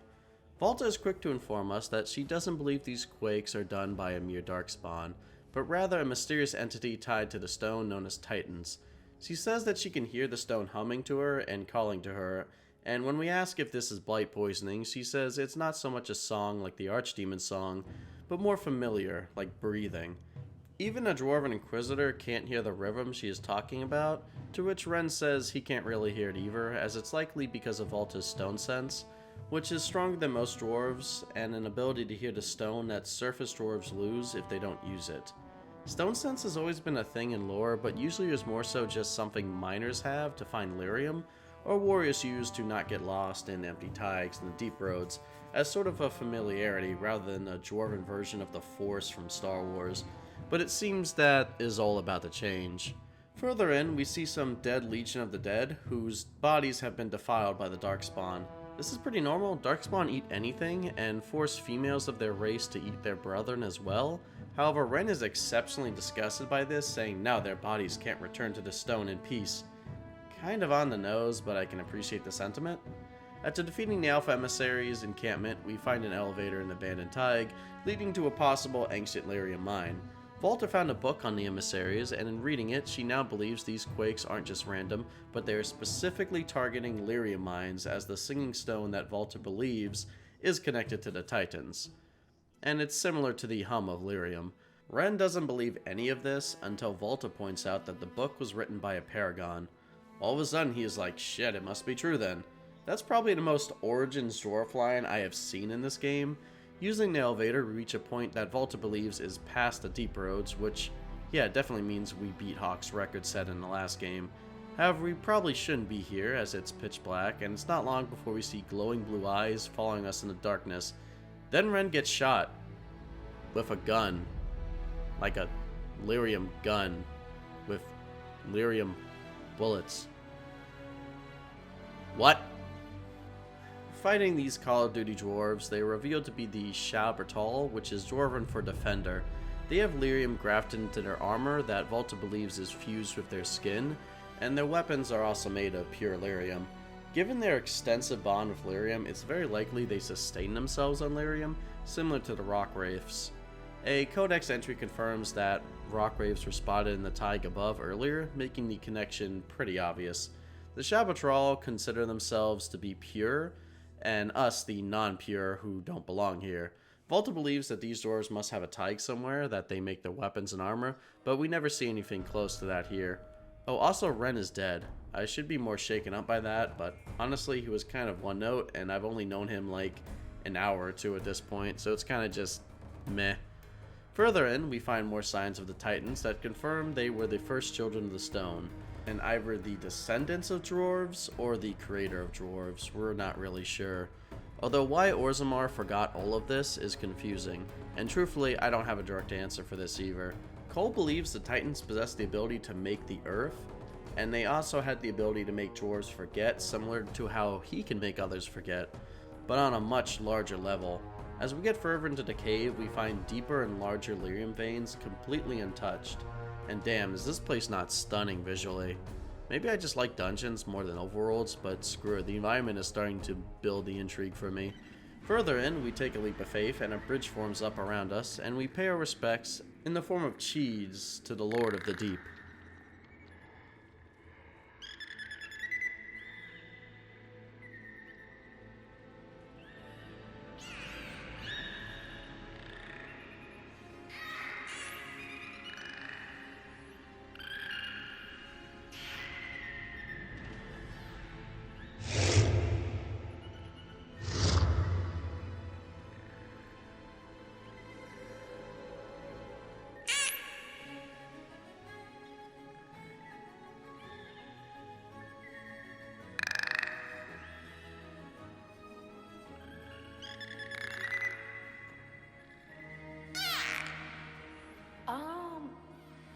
Are you putting me on trial? Sadly, it's not Sandal, but he is no less regal. There's no lore here, it's just a nug who is a king. Alright bioware, how are you going to one-up those lyrium mines? Further in, we find a giant structure filled with plains and clouds, looking like an entire new world of its own. Volta and Inquisitor deduce that they can't just be a cave or a natural phenomenon, we must be inside a titan itself. Even more revealing is the lore in this area reveals that the Shabbatral drink Titan's blood, which we deduce is lyrium itself, meaning the lyrium trade that fuels Orzammar and the resource our Inquisition uses in its armies is the blood of a living creature. Hell, if you really go down the rabbit hole, Templars drinking lyrium is kind of like blood magic. This also explains what red lyrium is, but we will dive into that shortly with Varric. Reaching the lyrium pedestal that we can best deduce is the Titan's heart, Volta is blasted with a wave of pure lyrium and knocked unconscious, as we are left to fight a guardian who is stronger than the rock wraith we fought in Dragon Age 2. Alright, I've been positive towards this DLC, but this fight is worse than the Hakkon by a lot. See, Inquisition is the first game in the series that doesn't let you control all 4 party members, and this fight has a massive area of effect spells and a small controlled area. The Guardian also has a lash attack that can knock party members off the edge, and since you can't control everyone at once, it's very likely you will have to Solas fight with a mage or an archer. The best strategy I can give is to give mages and rogues electricity damage, which it's weak to, and start going to town on that bright blue weak spot. Either that or retreat to an edge of the map where the Guardian can't reach. The Guardian isn't as tanky as Hakkon, but he is just more deadly because of the level design. After the fight, Volta wakes up and immediately complains the song is too loud before shooting out a wave of energy at us and dispersing the rock columns surrounding us, clearly using some form of magic. When asked how she did this, or if she's alright by being affected by that raw lyrium beam, she says she is not only fine, but better than before. Clearly she is not the same Volta we have known up till now. She says that what we fought was not the Titan, merely a remnant and a guardian, and that the Titan was agitated by the breach, but now it has a connection with Volta again, it can calm down. Volta wants to stay here to learn from the Titan, and what lyrium truly is, and the origins of her people, and can't be persuaded otherwise.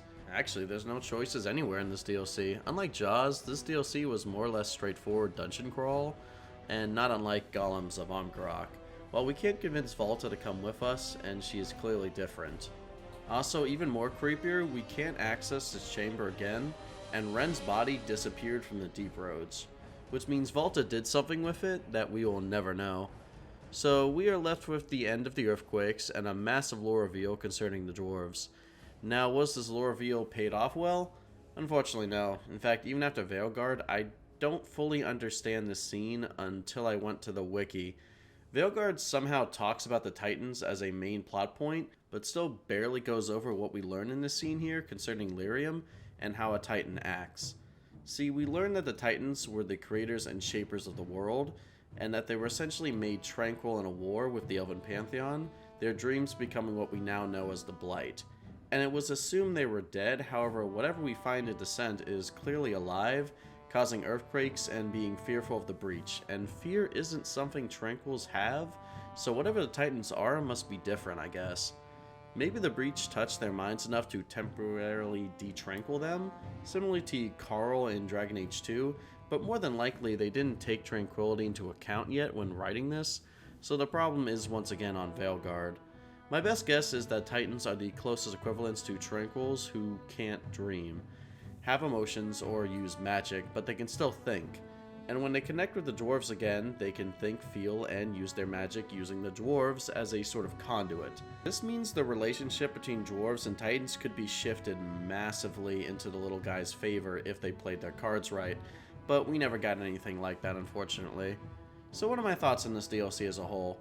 Well, despite some narrative notes that didn't hit or didn't take flight, lore-wise and environment-wise, this DLC blows jaws out of the arena, no contest. I might be biased because of my love for the dwarves and the deep roads, but I love Descent.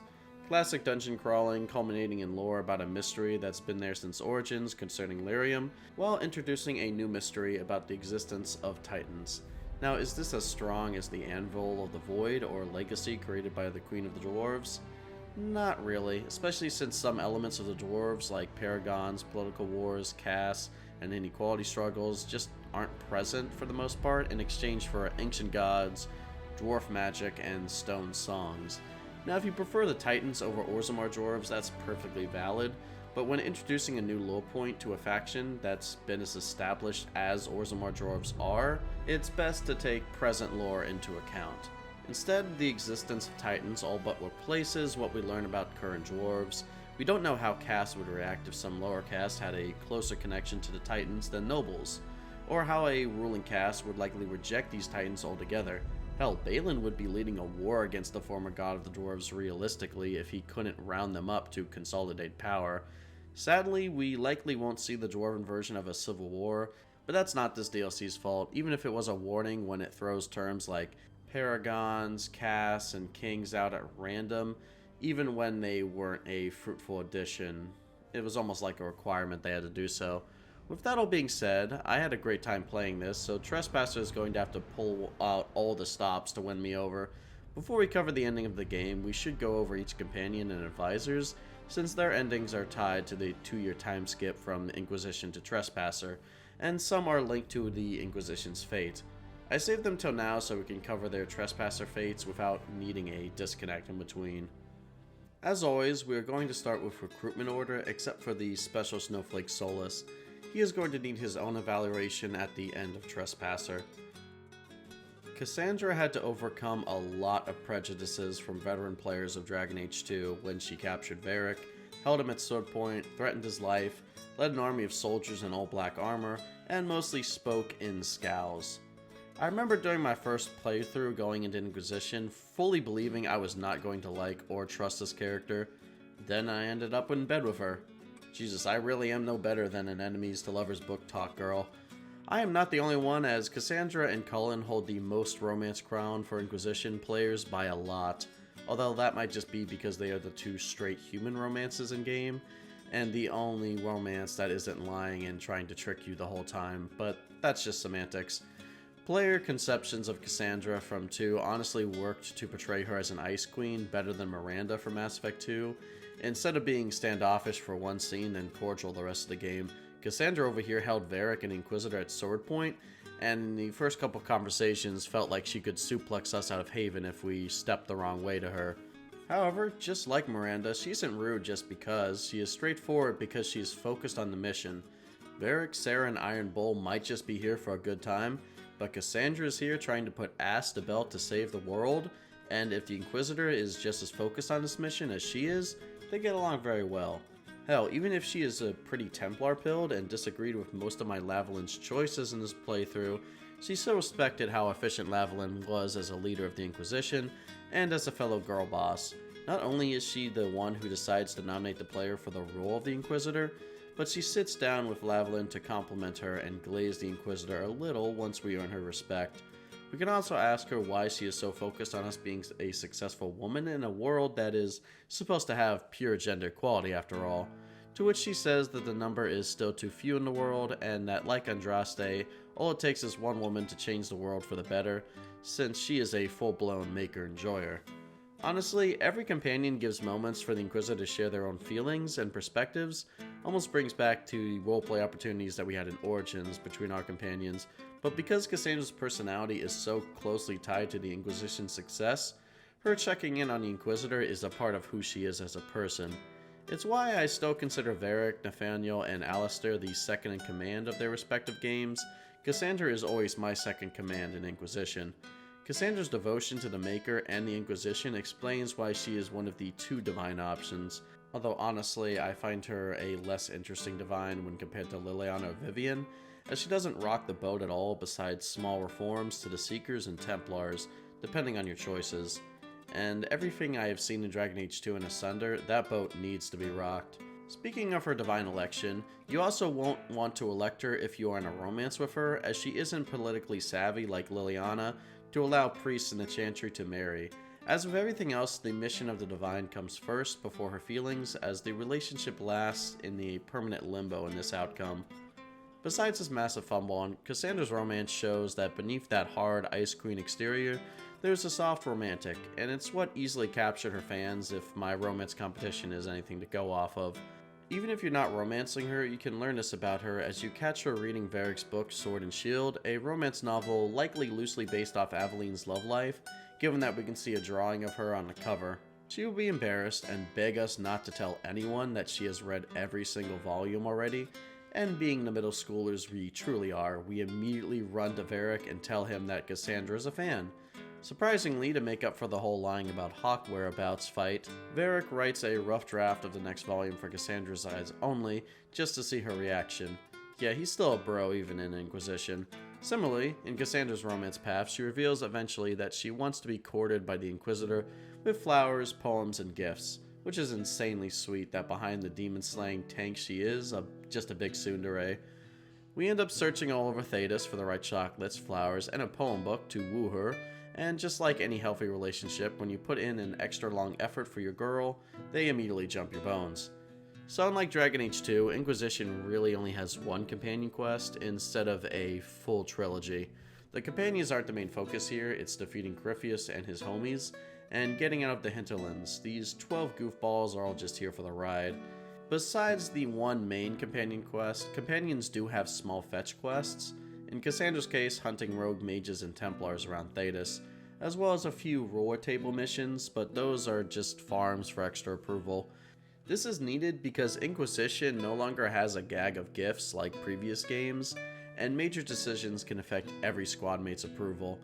I honestly love each of these changes since it rewards putting time investment into the game, and it encourages you to diversify your squadmates to max out approval. If I see Blackwall and Cassandra both have fetch quests in that area, I bring them, and same thing if Varric and Dorian have different fetch quests in that area. Only part I would change is adding an approval bar so I can easily tell when I have enough approval for the romance quest or the next dialogue branch, but that only benefits a metagamer or someone trying to make a video analysis, and they didn't make this system with that in mind. Instead, you're supposed to gauge approval based on the companion greetings, but there's no in-game example of this. The argument could be made that you wouldn't know when their approval is in the dangerous territory of them leaving, but the only way they do that is if you play like a bastard and never bring them along in game, honestly. It's easier to accidentally max approval out than get them to hate you. Doing their companion quests also awards a few extra approval boosts, again showing that just playing the video game is all you need. Cassandra's quest involves tracking down the Lord Seeker Lucius, as no matter whether you side with the mages or Templars, one thing is for certain, the Lord Seeker is unaccounted for, as well as the rest of the Seekers. When asked if it's possible the Seekers became Red Templars, Cassandra reiterates that Seekers don't use lyrium, so they must have been captured or in hiding. Completing a war table operation to find the Seekers, we track them down to a fortress in Ferelden, where a cult of Andrastian fanatics known as the Fiery Promise have captured the Seekers and are now in control of the fort. Man, if I had a nickel for every fanatical Andrastian located in Ferelden that kidnapped Chantry officials, I'd have 2 nickels, which isn't a lot, but it's weird it happened twice. All the lore points to these cultists being responsible to the Seekers going missing, as they believe they are the true Seekers and that Cassandra's false Seekers are stopping them from claiming the world. However, why fanatical Maker Enjoyers will work with the king of all atheists, Corypheus, makes no sense, so there must be something. Oh wait, Corypheus just promised them that they will conquer the world if they served him. I mean, they are a cult, but really? Did they have to be as dumb as every other villain in this game? Further in, we find Cassandra's Seeker apprentice Daniel, who reveals that the Lord Seeker lured him and every other Seeker to this fort with the express purpose of capturing them and feeding them blight to become tainted and die, or become demons. Honestly, I don't know what they were doing to him, but either way, it's killing him and everyone else, and it's all the Lord Seeker's fault. Daniel also reveals that the Lord Seeker willingly worked with Corypheus and let the Envy Demon replace him to lead the Templars so that he could capture and reform the Seekers without interruption. And I use the term reform loosely, as it's revealed he just wanted them all to die to begin the Order again. The Lord Seeker believes that ever since the Seekers helped the First Inquisitor, all they have done is create the Circle of Magi and the Chantry, both of which led to war and death. I mean, he's not wrong, but maybe start a rally or arrange a protest. Don't kill all your guys, eat red lyrium, and side with a darkspawn whose grand plan of achieving godhood is changing the world to a green chroma. I mean, damn, you're making Anders' plan seem downright conservative. He then calls the Seekers abominations and that he will restore order and the world anew. He offers Cassandra to join him and hands her a book so that she can see the truth. There's no further conversation to be had here, we just kill this nutjob and bury the dead before heading back to Skyhold. Wait, hold on. Before I show this next scene, I want everybody to be as mad as I am right now. I got here too late. I'm sorry, Carl. I'm so sorry. Now, it's fading. Why do you look at me like that?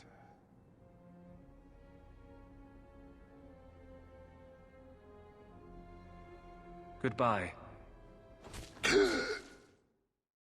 That's just one Tranquil who was cured of tranquility briefly and begged for death before he turned back into how he was. And he's not the only one. There's a mage in Asunder who openly says he would rather die than be made tranquil again. Oh, but why am I talking about tranquility, you ask? It's because in the book that the Lord Seeker gave Cassandra, it reveals that the way Seekers gain their powers is by becoming tranquil before being touched by a spirit of faith, in a process that no Seeker fully remembers and only the Lord Seeker knows.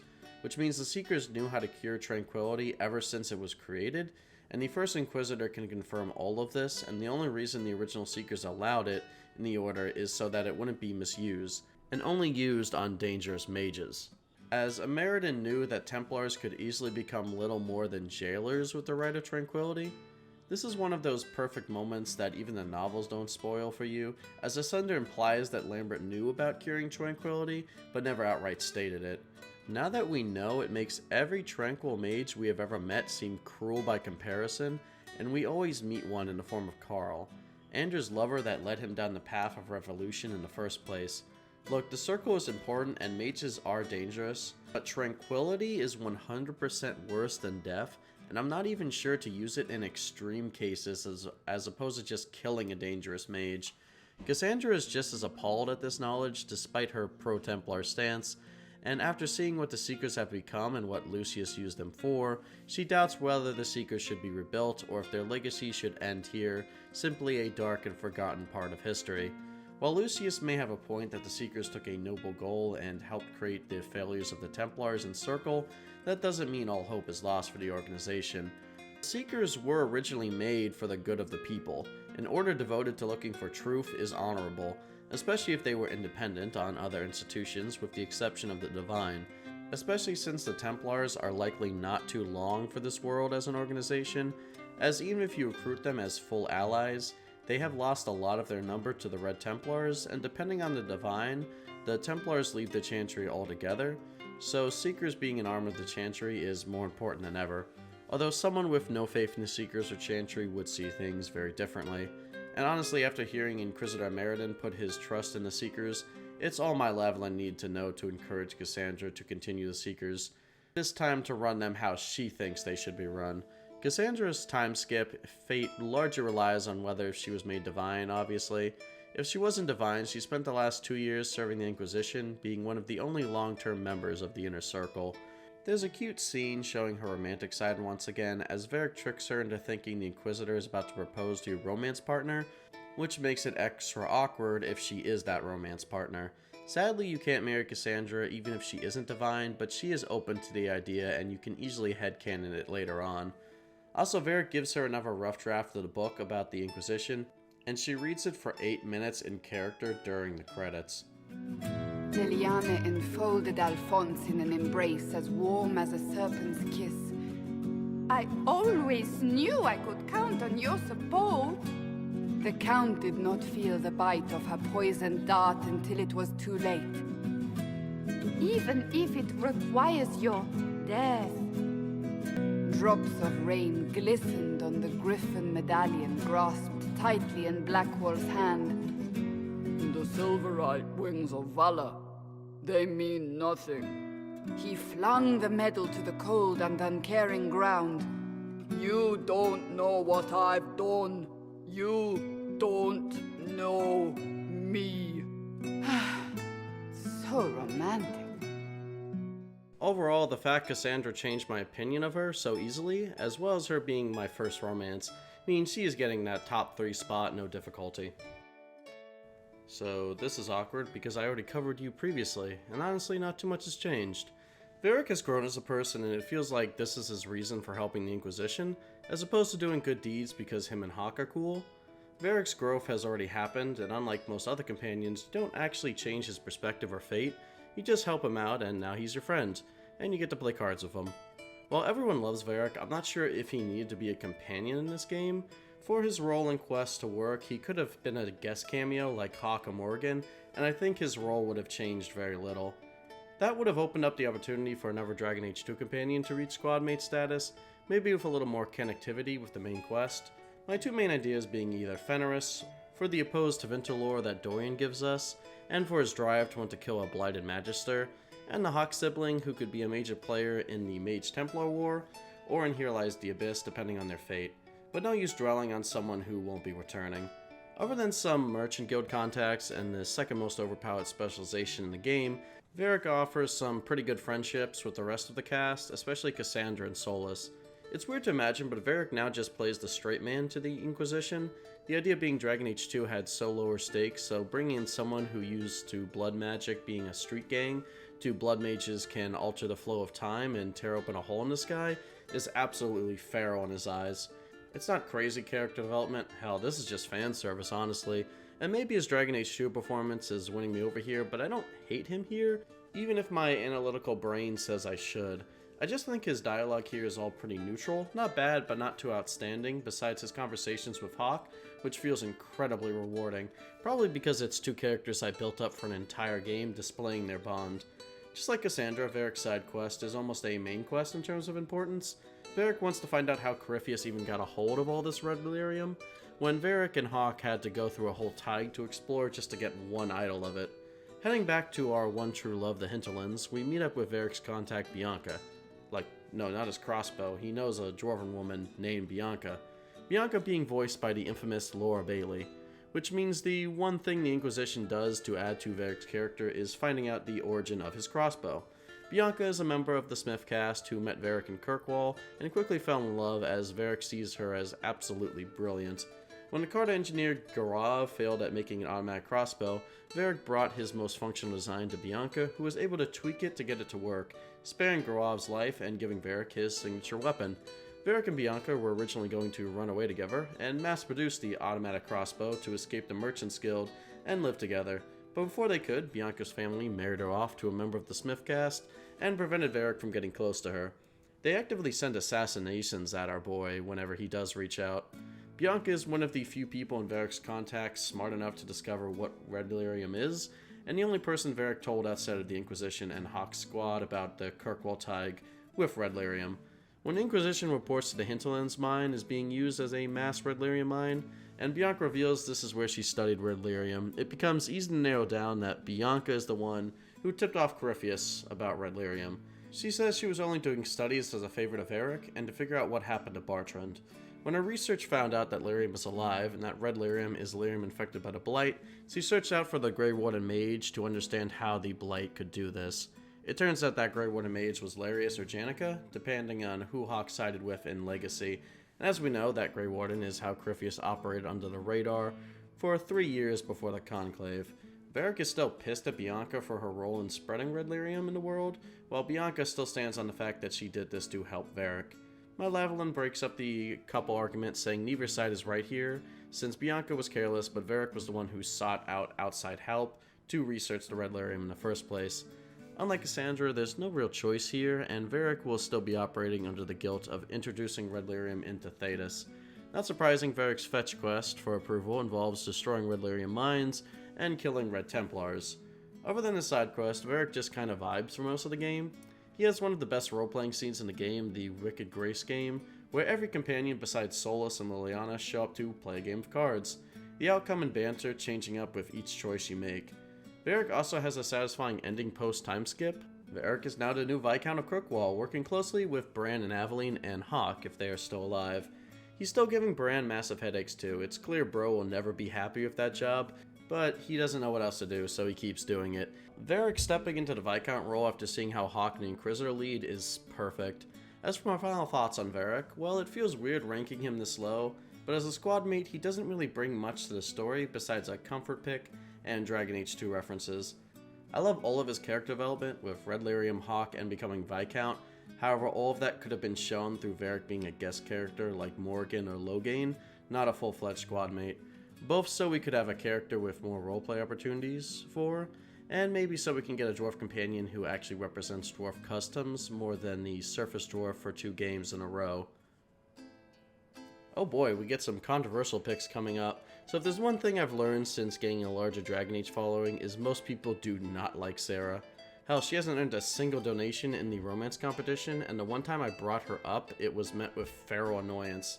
Full disclosure, I like Sera, and she was one of my main squad mates because of her friendship with Bull and Blackwall, so when I found out people hated her, I was genuinely confused and I had to do some digging with what I think cracked the code. Sera is somewhat of a joke character. She has some layers to her, but not too much. She also talks weirdly and is prone to dramatic outbursts if things don't go her way. I think the test is if you find her too annoying or unfunny, you're not going to like this character, because behind the 2 or 3 meaningful conversations is waves of annoyance. However, I'm not really easily annoyed, so nothing she does rose to the level of my breaking point. And yeah, I don't know, her mix of dad humor and lol so quirky random humor never really made me laugh, so her as a comedy character didn't hit for me, and that's coming from someone who found Oghren funny. But with all the darkness and blatantly evil and unserious villainous out there, I found her lighter tone and banter with Blackwall and Bull refreshing and incredibly needed. Now as for her being childish and mocking people who are different from her way of life, the best way I can put it is she is a hypocrite. On the one hand, it is annoying. On the other hand, have you ever had a friend who kept giving you unsolicited advice, even after you expressly tell them not to? She's essentially using weaponized teasing, and I can respect it, especially when she's doing it to Solas. He knows better than to push elf stuff on her. Now, is rejecting other possible outcomes endearing or cohesive to a squad mate? Well, no, but she isn't the only companion who gets stuck in her own opinion. Still, I have to do this much mental gymnastic just to say she isn't as bad as people claim. That doesn't exactly make her a peak in the character writing department. Her romance, on the other hand, is my second favorite in Inquisition. She's the first and only Dragon Age romance that is lesbian exclusive, and immediately upon starting the romance, she gives the Inquisitor a nickname that can be changed at any time, but the community's favorite is clearly Inky. If you like crazy girls, Sera is definitely the romance for you. In an act of real immersion, Sera will be mad at the Inquisitor for dying in one of her dreams, and now the Inquisitor has to apologize for something the Dream Inquisitor did. At one point, she will give the Inquisitor a random gift, and we can go around Skyhold speaking to everyone in the inner circle about gift ideas for her. Everyone except Bull, Blackwall, and Varric are stunned at your relationship choice, and only Vivienne gives a possible suggestion of writing her name in somewhere in a private area. When we return to Sera empty-handed, even though she asked everyone for ideas, the simple act that we told everyone that they are dating is enough of a gift in her eyes. Again, boys and girls, effort is key. However, just because she is my second favorite doesn't mean Sera's romance is free from issues. Now, unlike Solas or Cullen, the romance isn't race specific. However, the rate at which you gain approval or romance on her is dependent on your race.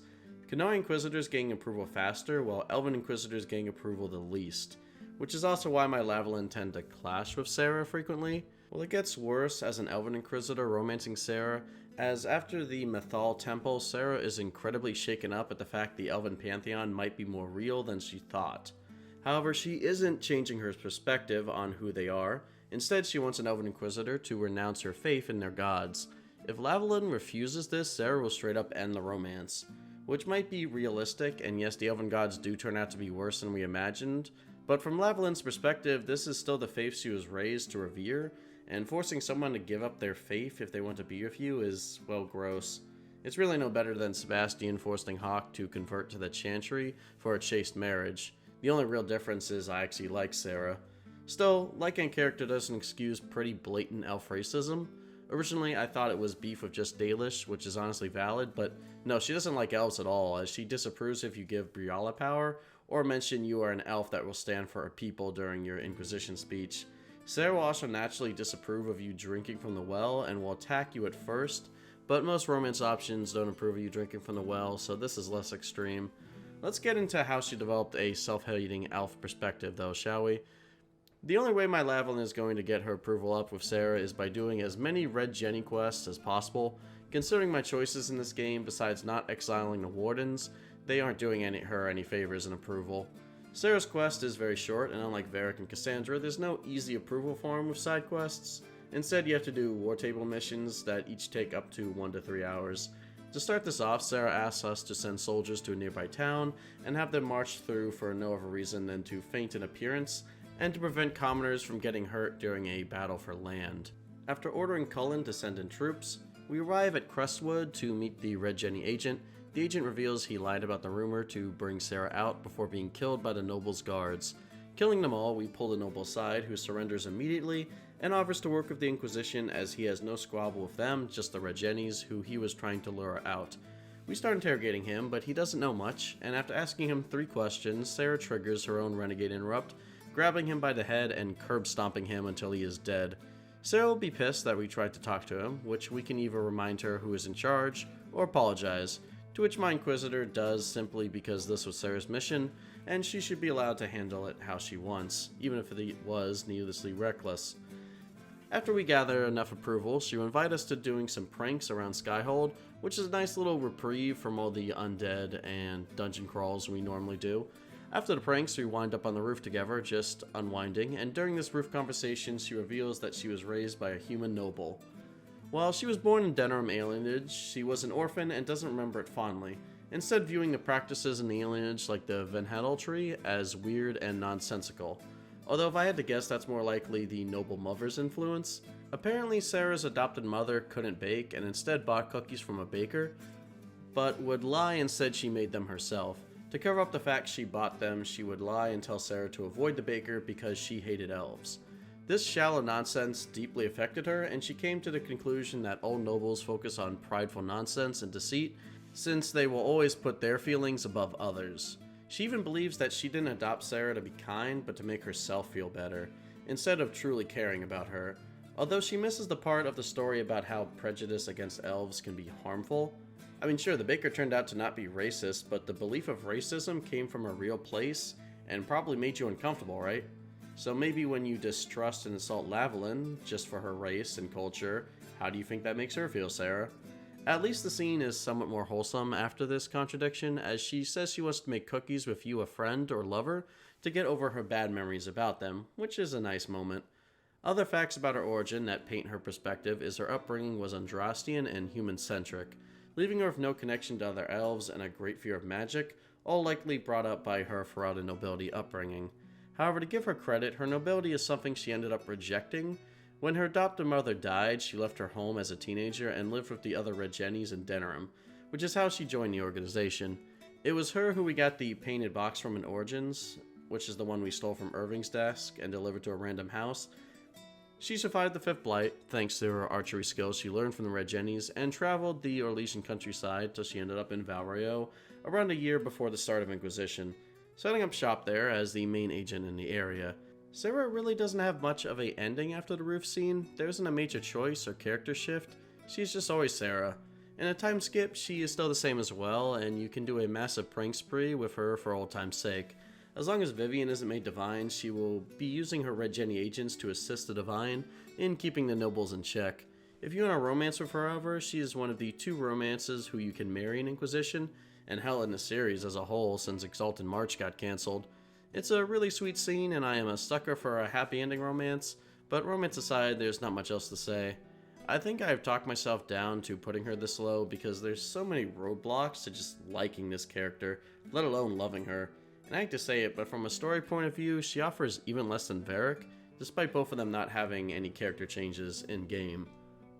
I know enough about my fanbase that a few people watching are going to be offended by my next choice, but don't worry, I have just one more controversial opinion to go, and then we're on to the good stuff, right? Nah, who am I kidding? It's an analysis video on the internet. These opinions are going to stay triggering. I don't dislike Vivienne, but she is easily my least favorite companion in Inquisition. My issue with Viv isn't that I disagree with her loyalist view on the Circle and want reform personally. I mean, I had beef with Wynn and Fenris over that, and I still rank them higher. My bigger issue is that she never wonders for a second whether she might have it wrong. Sure, Sera also doesn't think she's wrong either, but I guess with Sera, she isn't actively trying to influence others and gain political power, while Vivienne is. Plus, at least I can have a down-to-earth conversation with Sera. Most of Vivienne's dialogue feels fake in a way. Now yes, I liked her strength of character, and that she stands strong in her opinions, but I don't like people who confuse their opinions with facts and then look down at their nose at me because I disagree. Now just so you don't think this is a roast session like Sebastian, let me get into some positives. It's always good to have at least a few different opinions with companions when it comes to the mage debate, and Vivienne's role is appreciated. I also love some of her banter with the Inquisitor and the fact that you can flirt with her and get very clearly shot down every time. Now back to my analysis, Vivienne is the ultimate example of check your privilege was a character. She believes magic is dangerous and that mages need to submit to the Chantry's rule for both understanding of their power and the safety of all. While I don't disagree if the Circle still need to exist for magical training, if Vivienne had it her way, most mages would stew in a tower. Meanwhile, Vivienne hasn't ever had to live in a tower any time after childhood. When she was just 18, she had already been promoted to Senior Enchanter in Montsamard, and was able to attend winter balls in Orlais. There, she met a duke who became infatuated with her, and she became his mistress. She was able to live in his estate with several suites for herself and conduct any Circle business there. And because of her magical power and keen political savvy, she quickly rose in the ranks high enough in the game to become Celine's court mage. In fact, it was Vivienne who began to turn the position to something of a respectable position, with authority instead of simply a court jester who stood there to look official. This is why she actively dislikes Morgan and wants her out of the court or dead, since Morgan took her spot on account of her Alluvian knowledge. Now, don't get me wrong, Vivienne is incredibly impressive. She has a lot of accomplishments, and besides her partially getting there by sleeping with a duke, she earned a lot of them through her own cunning and abilities. Hell, power scaling wise, she is probably in the top 5 of companions. However, while she enjoys all these freedoms, she actively preaches and works to ensure most mages will never get what she has. Hell, if we really do a deep dive, maybe she is a loyalist because she doesn't want more mages to have access to what she has to challenge her. Since it's clear she wants to be the woman holding the biggest slice when all is said and done. Most mages will never get even a fraction of the freedom and opportunity she has, and while she may believe she's the only one who deserves it, that is far from the truth. During the Summit of Mages, when they decided to vote on separating from the Circle or not, Vivienne cast her vote for all of the Loyalists to not separate, and despite every fraternity leader agreeing to stand united on whatever decision the majority voted on, Vivienne declined when the vote didn't go her way, and took the Loyalists with her back to the Circle in Val Royeaux. Hell, if Vivienne wasn't charming and actively just looking to maintain how things are before, she could easily be a more nuanced villain than Corypheus was. I'm thinking on the same line as Bronca, where her need to do good could easily come at the cost of everyone else. However, I won't go that far. Even when she gets her way, she doesn't start doing evil shit. She just gets the power she wants, gets the mages back in the Circle, and calls it a day. Because it's very easy to be at odds with Vivienne, she does have more side quest opportunities than the most to raise approval. She has her own fetch quest, claiming circle belongings for her that were lost when the college agreed to disband. Several war table missions for approval, as well as her own companion quest. Although just like Sera, her quest is very short, I am pretty sure in terms of approval farm, it's the largest we have seen so far. Vivienne will pull you aside and says she is making an alchemical potion that requires a special ingredient she hasn't been able to go get yet. The heart of a snow wyvern. She has sent chevaliers to look for it, but they haven't been successful, and now it's up to the Inquisitor. The catch here is she will not elaborate on what the potion is for, no matter our approval or how we ask. On her table, after talking to her, she has notes on the potion which implies it's some kind of potion to reverse aging, perhaps even grant immortality. Something Vivienne would want so she could rule forever, and we have the option to give her a non-Snow Wyvern heart instead. The big twist, though, is that these notes are just a red herring to see if you trust her or not.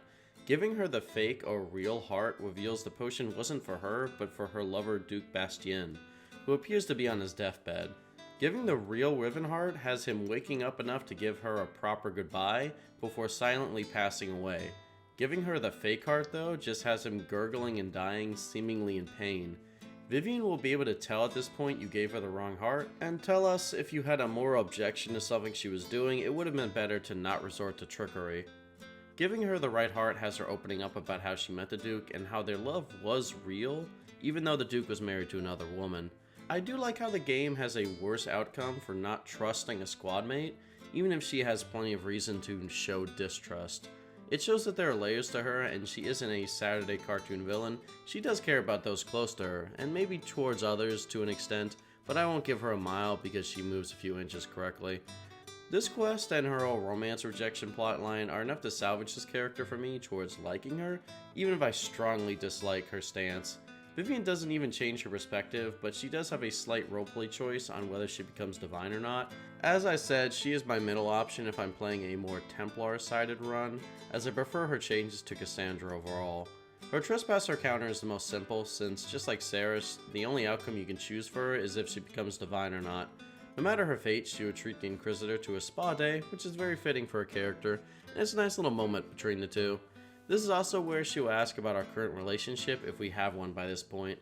Vivienne's fate for my Lavalin is she is now the new Grand Enchanter of a circle that is in direct opposition to Leliana's College of Enchanters, and it's actually a valid alternative to the college. Good for her, at least the mages get choices this time.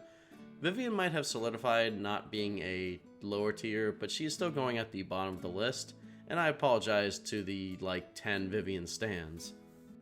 Alright, now I get the opportunity to review two characters in one. Let's do this. I already have tipped my hand on my thoughts on Blackwall throughout this playthrough, especially since he was a staple in my party. I really do like this character, both meta-wise and in-game wise. In-game on the surface, he is just a typical stoic warrior, and like Varric, he plays the straight man to the rest of our admittedly eccentric cast. His voice acting and leadership skills are top-notch, as I have shown with some of his companion interrupts, and I love how him and Iron Bull are like older brothers to Sera, willing to put up with her nonsense. Meta-wise, he is also an enjoyable character for veterans to play, as I mentioned before, as the things he says sound plausible on the surface, and as someone who isn't familiar with the Grey Wardens, which our Inquisitor realistically isn't. But as a player, we can sense that Blackwall is either the most incompetent Grey Warden on the planet, or he isn't being truthful with who he is. Our Inquisitor, though, doesn't get a chance to call it on him, though, and honestly, how could she here? Even when meeting other Wardens, they don't suspect him, since he has built up a massive reputation of just saying enough platitudes to sound convincing. Varric and Iron Bull can easily see through the platitudes, being professional bullshitters themselves, which I always get the popcorn out for. While this ruse still works on an Inquisitor, all good things must come to an end. After completing both Here Lies the Abyss and Wicked Eyes and Wicked Hearts, Blackwall will be at the Skyhold Tavern drinking and letting his guard down with the Inquisitor, seemingly for the first time. He tells us a story about when he was a child, there was a local street dog who approached some urchins for food, and in response they strung the dog up by its neck.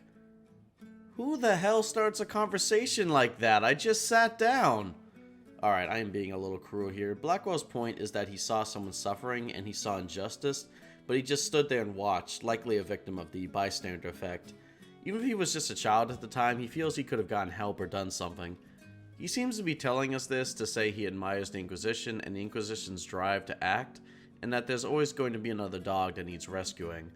The next time we try to talk to him, we find a note next to the now completed wooden griffin that he has been making since he got to Skyhold. I'm sure that's symbolic of something. This letter just thanks us for being his friend and gives him the courage to do what's right.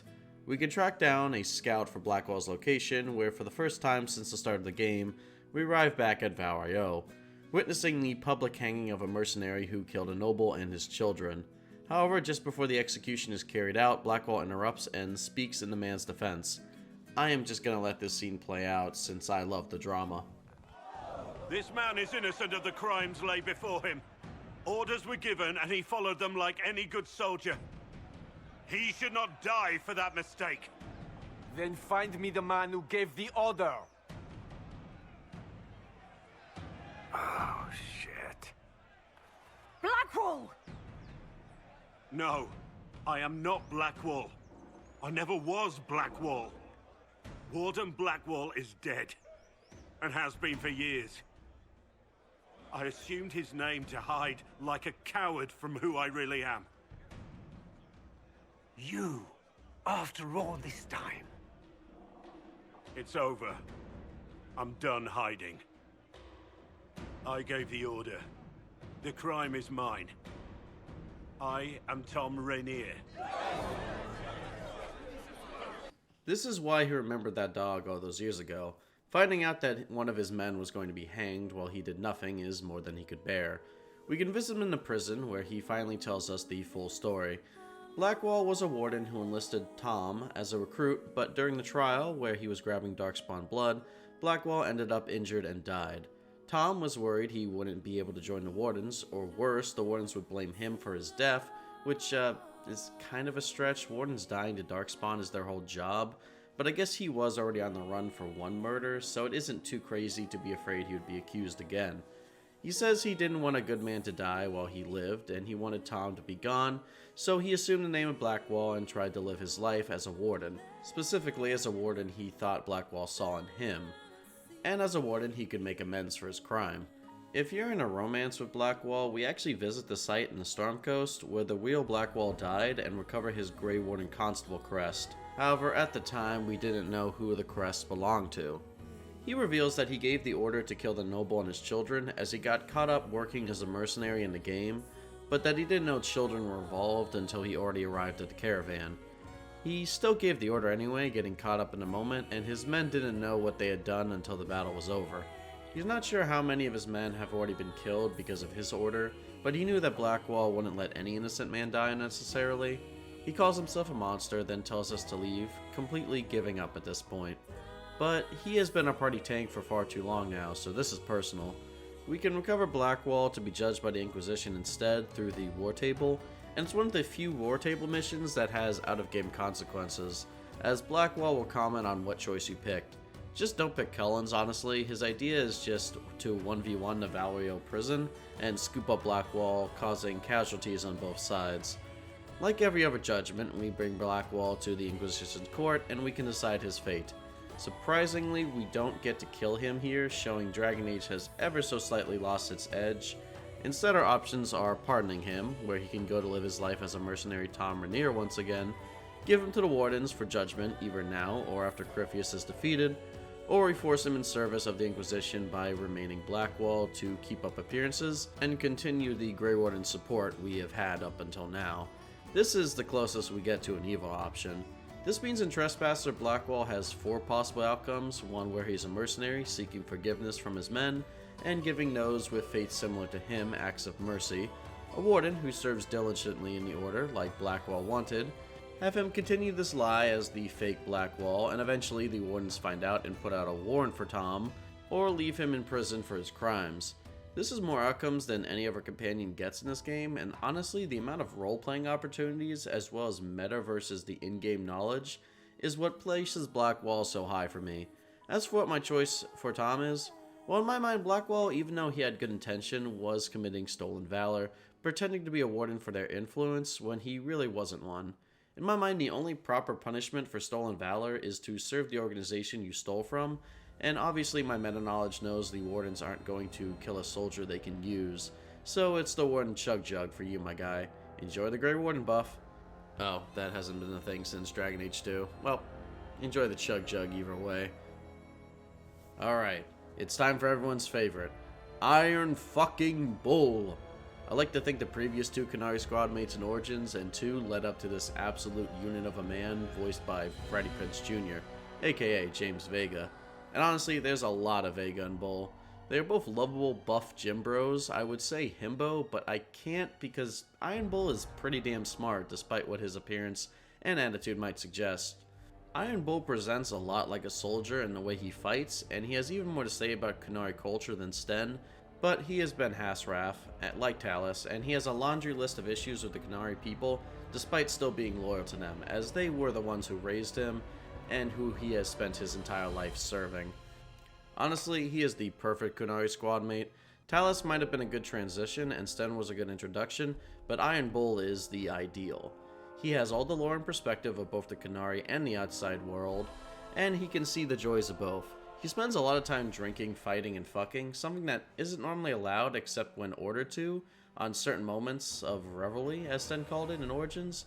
Okay, yes, they do have whores apparently in Parvalen, but it seems more like a utility service than actual passion or lust. However, he is still loyal to the main goal of his mission as Ben Hasraf, and he has several training practices that he uses to calm down or focus up for a mission. While half of Bull's personality is being a Qunari spy, the other half is being a loudmouth mercenary who loves to fight. We meet Krem already when we first met Bull, so it's not long till we meet the rest of the squad. All of them could be quirky or edgy D&D character ideas for your next one-shot. And Krem is even the first trans character in Dragon Age, and paints a broader and more restrictive bush of Tevinter, which we can get into when we cover the next companion. Most of Bull's chargers were from Iron Bull's former company, Fisher's Bleeders. Fisher was a mediocre commander, and Bull eventually left, taking several of his men with him, to form his own mercenary company, the Bull's Chargers. Fisher was pissed by this and entered into a brief fight with Bull, but the two ended up talking things over drinks and parted ways peacefully. Bull uses the Chargers to gather information on Elysian nobles, feeding the intelligence to the Ben Hasraf, and now he works for the Inquisition to gather information for the Ben Hasraf. But I guess this time he just outright told us, so he's not much of a spy as a information broker. Not surprisingly, since the Bull's Chargers and the Qunari are his 2 biggest personalities, his side quest has to do with both when Iron Bull trusts us with 35 or more approval, the Ben Hasraf finally take notice of the Inquisition as a general organization, and want to ally with us now. We just need to seal the deal with a mission to take out some Venatori with the help of the Qunari and Bull's Chargers. Arriving at Stormcoat, we meet the Ben Hasraf contact, who is of course an elf, as most Ben Hasraf are. This obviously triggers Solas, and he has some banter where he admonishes the elf Gat on fleeing slavery from Tevinter, just to accept a different form of slavery in the Qunari. Only worse, because the Qunari control the minds of slaves, not just the bodies. He is a bit of a dramatic egg. Dorian can also have some extra dialogue here, where he is concerned over his experience with war in Tevinter, although that means your party is 2 mages and Bull. Our objective is simple: clear out the hill fortification so the Qunari Dreadnought can push through the Venatori defense, then we get our Qunari alliance. We can push through no problem as the enemies here are level 7, while my party is in the 20s. However, as both teams reach their flares, the signal the Venatori begin approaching on the Chargers in full force, and we are left with a choice. If we save the Chargers, ordering them to fall back, then the Venatori will turn their attention to the Dreadnought again and destroy it, forfeiting our alliance by saving the Chargers. If we order them to stay, the Chargers will die, as the Dreadnought finishes off the Venatori, and we get our alliance. The choice you make forever changes the Iron Bull, as not only does saving the Chargers break the alliance, but Bull would be made Talvashah for disobeying orders. Damn, I bet he wishes he was a cute red-headed elf right about now. Now, these 2 choices do change the rest of the story for Bull, but veteran players will know there is only one option here. Siding with the Qunari gives us a few war table missions that can unlock a rare schematic, but the alliance will not last as the Qunari plan on betraying the Inquisition by Tressoasser in order to launch their war on Thedas. Worse than that, Iron Bull will have no connection outside of the Qunari, and since he wasn't made Talvashah, he will turn on you during an encounter, calling you a thing. Even if the Inquisitor was in a relationship with Bull, as Cole says, it's like Bull flipped a switch and felt nothing. So yeah, clearly a bad ending here, but I still like this choice because non-meta gaming wise, this is a tough call. Obviously, my Inquisitor saved the Chargers as Bull is branded Talvishoff. 2 assassins are sent to kill him, but he easily 1v2s the guys, and even though the dagger he got stabbed with was poisoned, he downed enough antidote to be fine. Damn, this dude is a badass. Besides his companion quest, the easiest way to gain Iron Bull approval is fighting shit. He gains minor approval every time we kill Venatori, and decent approval every time he fights a dragon. As for romance, you can romance him, and clearly at least a few of my viewers support riding the bull. The relationship is largely physical, as the advisors straight up see Iron Bull's cock and balls in one scene, but it is still a sweet relationship, and he even calls you Kadan like Sten did. Wait a minute, was Sten fiending for us all this time?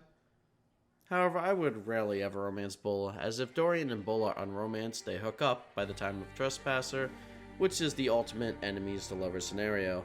Obviously, post-time skip, Bull will depend on your decision for his companion quest. If you gain the Alliance or didn't do his quest, he will still be part of the Ben Hasswift, more or less resigned, but he wanted to still fulfill his duty as your bodyguard for the summit meeting. Obviously though, that is just a cover story. If the Chargers are still alive, there's a different scene where they ask you to distract Bull while they lug a big-ass dragon skull into the tavern for Bull's birthday. We can distract Bull by taking every single war table perk we have access to and lore dump on him with a fraction of the power that Obama wields during my videos, to which it was all for nothing as he noticed the Charger's movements right away because of course he has spy training, but like a good dad he acts surprised all the same. Yeah, no, I would trade the Elysian Empire and the Qunari Empire for these 6 edgy goofballs. This scene is perfect. Maybe the Chargers carry Bull ahead here a little, but he is going high up right above Blackwall, mostly because while he is less diverse fates, the 2 fates Bull does have are wildly different, but both of them are true bros in my eyes. Dorian Pavas is the most eloquent and sophisticated bastard to ever grace the Dragon Age squad list. He is also the last character David Gator, the creator of Dragon Age, ever wrote, and as an openly gay creator, I like to think the first gay man in Dragon Age is his love note in that aspect. Being a gay man isn't the most noteworthy thing about Dorian, however, it's the fact he is from Tevinter. He's not a Magister, but that's because he rejected the offer due to daddy issues. Don't get it twisted now. Now here's the thing, and this is a mini rant incoming. If your first Dragon Age was an Inquisition, I think you are legally required to hate the Tevinter Imperium. I mean, your only interaction with them in Origins is that they created the Darkspawn, and then this bald fuck. And let's cover how that interaction goes. Oh hey, I'm Baldy McSlaver. Your biggest op, Loghain, let me round up elves for money, and I loved every second of it. But I have no loyalty, so I'm willing to sell him out for more money. Oh, also, if you don't like that, how about I herd these 50 elves into a big elven blender and grind them up to give you 1 point of constitution? I'm Tevinter, by the way. Okay, that was a bad experience, but certainly they aren't all like that. Hi, I'm a Tevinter Magister, and I like to inject lyrium into my elven slaves, and then R-word them. And when they get pissed off at me for doing that, I just mind-wipe them with blood magic. Yeah, no, these people suck, and these 2 aren't the moral dregs of society, they are the average citizens. Baldy McSlaver probably goes to a local Tevinter coffee shop and supports local Tevinter business. He's just a normal guy in this society. Now Dorian and Nev, they are the exception. They are good people with good morals and want better for their city, and I love them for it. But that doesn't mean the country doesn't need a little purge. Yes, I can see that Tevinter has some good and strong points as a society. However, I could say that about the Roman Empire too. That doesn't mean I'm going to reflect my real-life political views like I am Caesar's Legion. Something we should be prepared for on the internet when they return in Season 2 of Fallout. Now Dorian sees the good of his city, and with the bad, and he really does want to improve his society, because it has good bones in his eyes, allowing mages to be free, and being the oldest civilization. And he has a point, and I wish him the best. He also struggles with the biases he grew up in, like Leliana, he grew up around servants and slaves, and he didn't see anything wrong with the fact that almost all of those slaves are elven. It's a flaw, and despite him being a nice guy, he has some shitty views thanks to how he was raised. Unfortunately, we can't challenge him all too much on his views on slavery, as he views it as a necessity in his society. Even when Solas confronts him on it, if Dorian is truly sorry about slavery, he will work hard to free all slaves. Dorian says he doesn't think he can, which actually is one of the few payoffs we do see in Veilguard, even if people overlook it. Even if I hate that aspect of Dorian's views as he focuses too hard on blood magic while overlooking slavery, it does make him a flawed character. He isn't just the perfect Teventer.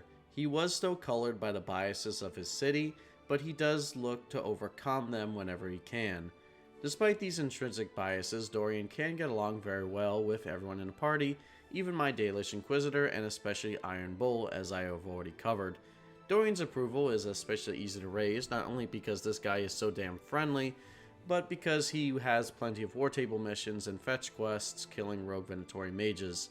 And if you bring Iron Bull with you, then you can double dip approval, which is the perfect system. Dorian's companion quest, like many others, is fairly short, and is the second companion quest that is all dialogue with no combat. Mother Giselle will appear in the throne room after raising Dorian's approval, and informs Dorian that she has been approached by an agent of Dorian's father to deliver a letter. The agent asks Mother Giselle to get Dorian to the tavern in Redcliffe, where agent will take Dorian to his father, who we already know Dorian had a falling out with. The catch is that we are not to tell Dorian why he is going to the tavern, as the agent implied Dorian wouldn't go to the meeting willingly. This is framed like Dorian needs an intervention, which is typically used when someone's life is in danger from drugs or other dangerous situations. You don't randomly force people to meet their cut-off relatives against their will, unless you're filming a slop episode for reality television. Mother Giselle, despite being a wise priest, doesn't understand how basic family conflicts works, and thinks it's always important for a father to reconcile with his son, despite not knowing what the conflict is even about. Giselle is very easily has an ulterior motive towards this meetup, as she has already voiced concern about the Inquisitor and Dorian's relationship and how that might look politically, that the Inquisition is friends with a Teventer mage. Admittedly, she is right, as we are a pseudo-Andrastian organization, and Dorian would be a member of the Imperial Chantry. However, her view comes entirely from her bias against Dorian, so him getting kidnapped or convinced to go home is exactly what she wants. You know, I was pretty neutral in my opinion of Giselle all the way at the start of this video, but I forgot how pig-headed and terrible she is here. Honestly, she is this close to an antagonist after this quest. I really don't like her now. My Inquisitor might be a tree-climbing elf, but she is not a savage. So she believes the best course of action is to tell Dorian directly that his father wants to meet and that he has an agent in Redcliffe Tavern willing to take him there. Dorian correctly points out that from how that sounds, there might be two men ready to put him in a burlap sack on his head and drag him home, but he agrees to come with the Inquisitor, both ready for a possible fight. Interesting, you have to actually only bring Dorian and the Inquisitor here. If you bring anyone else, this quest won't progress. That's like the first and only time this happens. When we arrive at the tavern, we find out Dorian's father came here himself alone, trying to reconcile with his son. However, Dorian still assumes he wanted to kidnap him and that he probably agreed to meet in an empty tavern, so he wouldn't publicly be seen with his disgraced son and the dreaded Inquisitor. We are wondering why this is so damn confrontational when the father hasn't even said anything yet, and that's when Dorian drops the ball that their separation didn't start from Dorian not wanting to be a magister. It started because Dorian refused to marry because he is gay. This is actually where that revelation takes place if you haven't specifically tried to flirt with him yet, and he berates how Teventer practices mage eugenics to create perfect magisters by breeding with other bloodlines of other strong mages. He says that his own parents don't love each other, but that they married because both of them have strong magic in their blood. This isn't too different from what the rest of nobility does in Orlais and the Free Marches, where people will specifically try to breed out magic, so this is par for the course. Dorian refusing to even fake marry a woman started the confrontation, however his father didn't let this stand. Despite his father always teaching blood magic was for the weak, he had no issues trying to perform a blood ritual on Dorian to turn him straight. Jesus, this is a creative way to show real-life LGBTQ issues in a fantasy lens. Now, do I personally have connection to this plotline? No, but I can still appreciate the raw emotion Dorian feels, and someone who struggled with family accepting them might think this is the best winning quest in Inquisition, and I wouldn't blame them. As for my perspective, I have always been pretty strong on family connection being important, even if your family is far from perfect, and I'd be lying if a lot of my decisions with this quest aren't painted with them on this own lens, as I at least ask Dorian to hear what his father has to say, much to his disapproval, which leads to him and his father reconciling, as his father admits he made a mistake, and all he wants is a relationship with his son. However, you also have the option to abruptly leave if no reconciliation happens. There isn't much change despite dialogue and some approval shifts, so it's really just how you would like to play this situation roleplay-wise. Dorian does approve higher if you reconcile, but you can just get as much approval for telling him to leave and be supportive afterwards. Interestingly, while Dorian greatly disapproves of being tricked, you can counteract this if you tell him to talk to the father and just tell him you only wanted to help, which I don't really agree with, but I guess Dorian is a more understanding man than I. This quest is also where a romance starts with Dorian if you have flirted with him previously. The romance quest isn't too interesting, it just involves us retrieving his family's amulet for him, but the romance is very sweet as shown by a few Dorian supporters in my romance competition. Other than his romance and resolution with his father, Dorian's end goal always remains the same. He wants to improve his people, and by the time of Tressoasser, he has the resources and authority to become the ambassador of the Imperium. There is one major difference I forgot to cover during the What Pride Had Brought quest. Bringing Dorian to the temple, he learns from Abeles that the Imperium didn't destroy Olathan. Dorian believes that this truth would reflect badly on his countrymen, as it reduces their ancestors to scavengers as opposed to powerful magical conquerors, though he believes the Tevinter Imperium should learn this truth. However, he only learns this if he meets Abeles, otherwise he hopes to make peace and connection with the elves like Abeles in hopes of making amends. This should massively change the direction of his message, but of course Veilguard couldn't have that, and he instead works to more broadly overcome resistance for the betterment of all, just like the Inquisitor taught him. Dorian's personality and story rank him decently high on the list, but as you can tell by now, I love having the opportunity to make choices matter in my roleplay game, and Dorian sadly doesn't offer that, so to me he is a lovable middle-of-the-road character.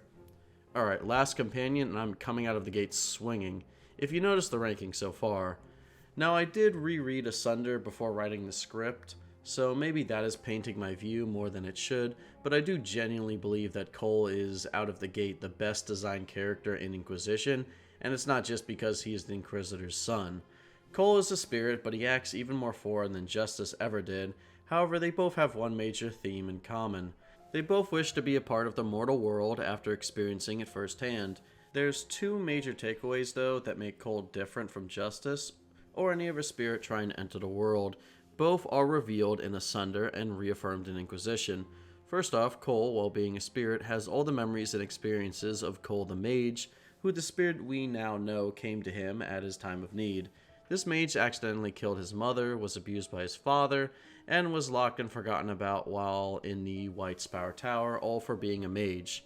Our Cole knows all of this, and it's why he himself isn't a mage, and why he operated in the White Tower all these years, mercy-killing mages that were locked the same as the mage Cole was. And it's why he greatly opposes imprisonment in any form. Mercy-killing mages gave Cole the added benefit of them being able to see him, as they were in a desperate enough need of compassion in that moment. However, once Cole met Reese, he learned a more elaborate way of expressing compassion rather than murder-knifing. The second major takeaway is Cole, when we meet him, is under the assumption he is a demon. His ability to make people forget him and stay invisible clearly influence minds, and in Asunder, Lord Seeker Lambert is able to counteract his ability with the Litany of Adralla, which we learned in Origins is used to disrupt mind control or demonic influence over another. When Cole finds out that it works on his powers, everyone's first assumption is that he is a demon, although that is more so because of the lack of understanding with what the litany does and how similar spirits and demons can be. Spirits and demons have always been able to read minds. We learned that as early as Origins with the Guardian of the Ashes. Cole's power seems to just take that a step further and be able to read minds and alter their memories and perceptions. While blood magic also does this, blood magic is a tool mortals use to enhance magic that they don't have enough lyrium to do. It isn't too far of reach that spirits and demons have a natural affinity to some of these powers that humans need far more lyrium to carry out. Besides, the litany was created over 500 years ago. The understanding of spirits, demons, and magic have likely excelled a lot since then. Still, despite Cole not being a demon, his mix of fear and willingness in this new world have had him struggling to find his place in the world, and it's up to his two adoptive dads and adoptive inquisitor to guide him.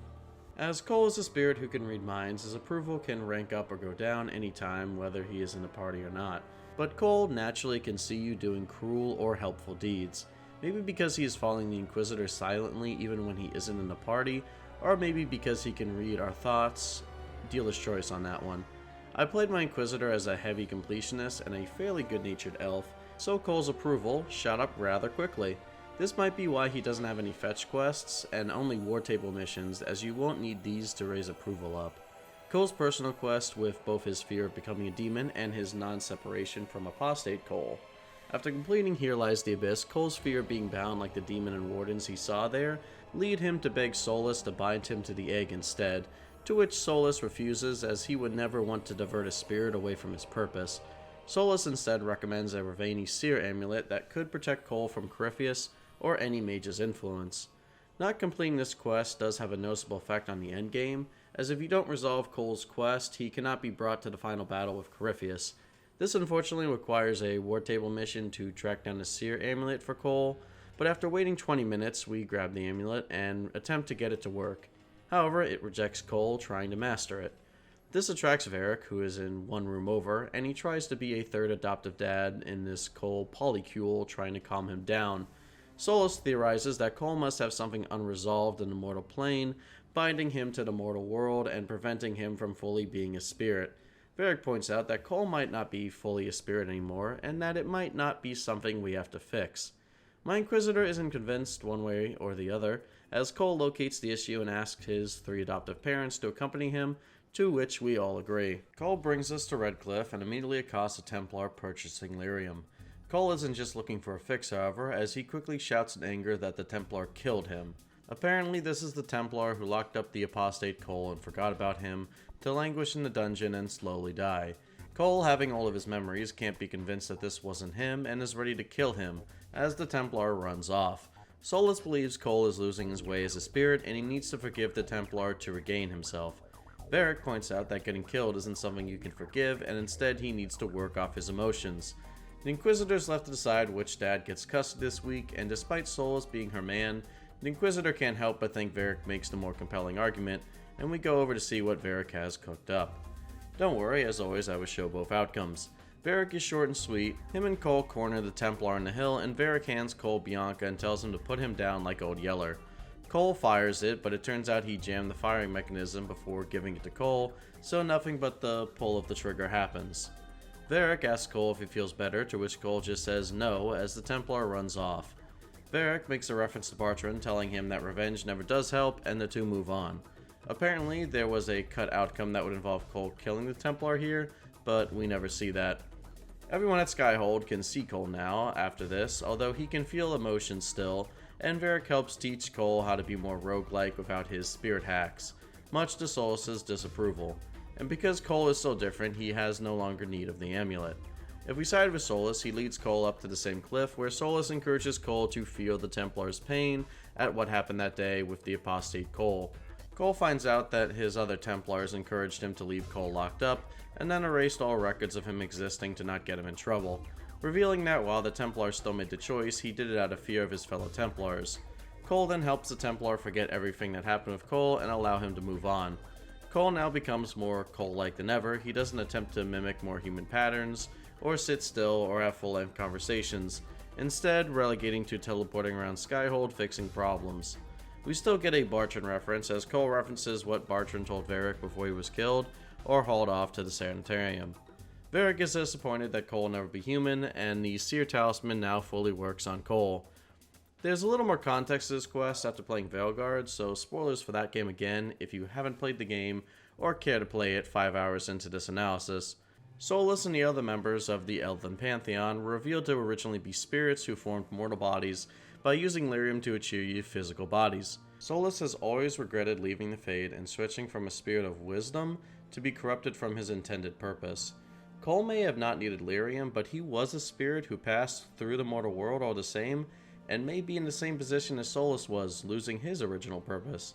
Sure, Solas might relate to Cole more than he realizes, but what Solas doesn't think about is Cole is an entirely different spirit from him, and unlike Solas, Cole willingly crossed to the mortal world instead of having to be dragged out.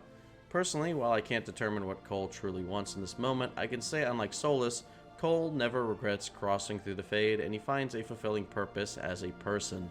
If Cole becomes more like a spirit, he eventually makes himself forget the part of him that he shared his memories with the apostate, as it was the only leash that connected him to the mortal realm. He keeps the name Cole only for the convenience, and he sticks around the Inquisition until the end of Tressoasser to right the wrongs of Corypheus brought to the world, before returning to the Fade. Only downside is between the tarot card choices, the original artwork before completing his quest is way cooler than whatever these two are. That's the only thing I forgot to mention. Every companion has their party tarot cards change, and they finish their companion quests and sometimes have a middle option tarot card after they experience a great tragedy, which is the case for Varric and Blackwall, for example. If you couldn't tell, Cole is the most diverse squad mate out of the list in terms of roleplay opportunities. Iron Bull and Blackwall might have some pretty strong narrative choices, but Cole changes every fiber of his being. And unlike Iron Bull, neither choice has a severe consequence, as both outcomes could be your favorite based on how you look at it. Although, let's be real, between Cole hooking Creme up in Tressoasser before leaving for the Fade forever, and Cole getting a girlfriend showing off his compassion riz, the choice is clear for our son in my eyes. Cole will just always be the best boy, and that means his ranking will reflect that. It's not just the variety of choice that I love about Cole, it's the unique idea of making a spirit as a full-fledged companion, and let me say, Justice walked so Cole could run. Not only can he read the feelings of everyone around him, offering interesting lore no one else can, but the vocal direction of Cole is unmatched. For example, when he is quoting Solas at the end of the base game, he mimics Solas' speech patterns perfectly. This is just one of several, but the dedication towards not just reading all the lines as Cole is an amazing touch. And that's just one of several reasons I'm ranking Cole so highly. But you know what? I'm not going to reveal who is in first and who is in third until I rank Solas. Comment down below what you think my ranking is while I go on to the advisors. I'm not going to cover Leliana's backstory or origins debut, as I summarized that pretty succinctly 5 years ago in my moral analysis. However, I do need to address the elephant in the room as to why, despite your choices and origins, she is automatically hardened in Inquisition. Given my comments in that video, a lot of people are upset over overriding player choice being influenced with Leliana here, and while I can't argue with that, I can run some interference for how story-wise this does add up. In order to have the full picture here, players would need to not only play the DLC Leliana's Song and Origins, but remember the name of the Chantry Mother Dorothea, and connect her to the same Mother Dorothea that Leliana mentions was the name of Divine Justinia before she became Divine. The Divine that died in the opening of this game, and the Divine who saved us, is the same Divine who freed Leliana from Ferelden imprisonment, and led her on the path towards becoming a Chantry Sister in the first place. It's not absurd to say Dorothea had as much influence on Leliana's life as the hero of Ferelden did, as in a way they both saved her. Still, despite what our hero of Ferelden may have wanted, the Inquisitor is now left with a hardened Spymaster on their hands, and unlike Origins, the hardening system is more complicated. So complicated, in fact, that I imagine most players defaulted to her being hardened by the end of her quest. See, in Origins, hardening or not hardening was incredibly easy. There was a major conversation after a personal quest that would set her on this path, and then after that conversation, if you didn't want what you still chose, you could still change it. Sort of a Dungeon Master are you sure moment. In Inquisition, you have 3 separate moments where you have to pick the right option, or Leliana remained hardened, and they are spread out throughout the game, likely about 5 to 10 hours apart. The first conversation is right after attempting to close the breach in Haven, during the prologue. Leliana want to kill a traitor in their ranks, and you can either agree with her, or if you want to start her the path towards changing, tell her to spare the traitor. Then after we reach Skyhold, Leliana will want to take responsibility for the loss at Haven, claiming that she knew that her scouts didn't report back, and that if she'd sent out more, maybe they could have been more prepared. We have to tell her that the attack isn't her fault, and our men aren't expendable to continue on the path that we want. Then, finally, after completing Wicked Hearts and Here Lies the Abyss, Leliana will find a letter from the Divine telling Leliana to find a secret hidden in the Divine's old cloister. Going here, we quickly run into another Chantry Sister who Leliana acts cordial with, but signals at us to not trust her. The quest is pretty simple. We have to find 3 hidden switches and unlock a secret compartment, all while the 2 Chantry Sisters do their best to cosplay doors. After we unlock the hidden panel, Leliana pulls a dagger on the other sister ready to kill her. We can tell her to spare her life, but if we haven't done the other 2 previous dialogue options, Leliana will ignore that order and kill her anyway. However, if Leliana does let her go, then you have successfully softened her. The hidden panel then reveals nothing but an empty box with a message for Leliana, saying that the Divine failed her, but that Leliana is free now. The Divine knew about Liliana's past with Marjolaine, and in one of her deepest regrets that her spirit reflects in a fade, is that the Divine failed her by using her as an unfeeling agent all these years, exploiting her relationship with Leliana the same way Marjolaine did. If you had Leliana softened by this point, this is the final nail in the coffin to get her to soften and act with compassion when possible. However, if she remained hardened, she dismisses this note as nothing more than the grief of an old woman and moves on. This not only changes how she talks during certain missions for the rest of the game, but it largely changes how she operates as Divine, if she is elected to that role. If she is hardened, she implements her policies by silencing detractors, where if she is softened, she rules through political favors not too dissimilar to how Josephine operates, which is cute since they are both besties. No matter which path you choose, Leliana remains one of the best and most efficient advisors in our army, and a massive narrative reward if you romanced her in Origins, as she has several references to a romance, including the fact she marries the hero of Wrought by the time of Tressoasser. Morgan and Liliana's supremacy will always be on the agenda, it seems. I thought about ranking the advisors with the companions, but since we can't bring them along on most missions besides the Orlesian Ball, it wouldn't be a fair ranking, and Liliana would be so above the rest because of her Origins appearance, it wouldn't even be funny. I'm told that Ambassador Montillier is pleased with the restraint you showed in Valence. She's positively beside herself. I will never hear the end of it. Niceness before knives, Leliana. Haven't I always told you? Now, when talking about Cullen, I am going to keep my disapproval and disdain of his voice actor well under wraps and save that for my President series, so let's get into it. Cullen always struck me as a weird inclusion for all three games. Like, what about this guy makes us want to see him all the time? In Origins, he has one scene in the Mage Origin, then one scene in the main quest where he has PTSD.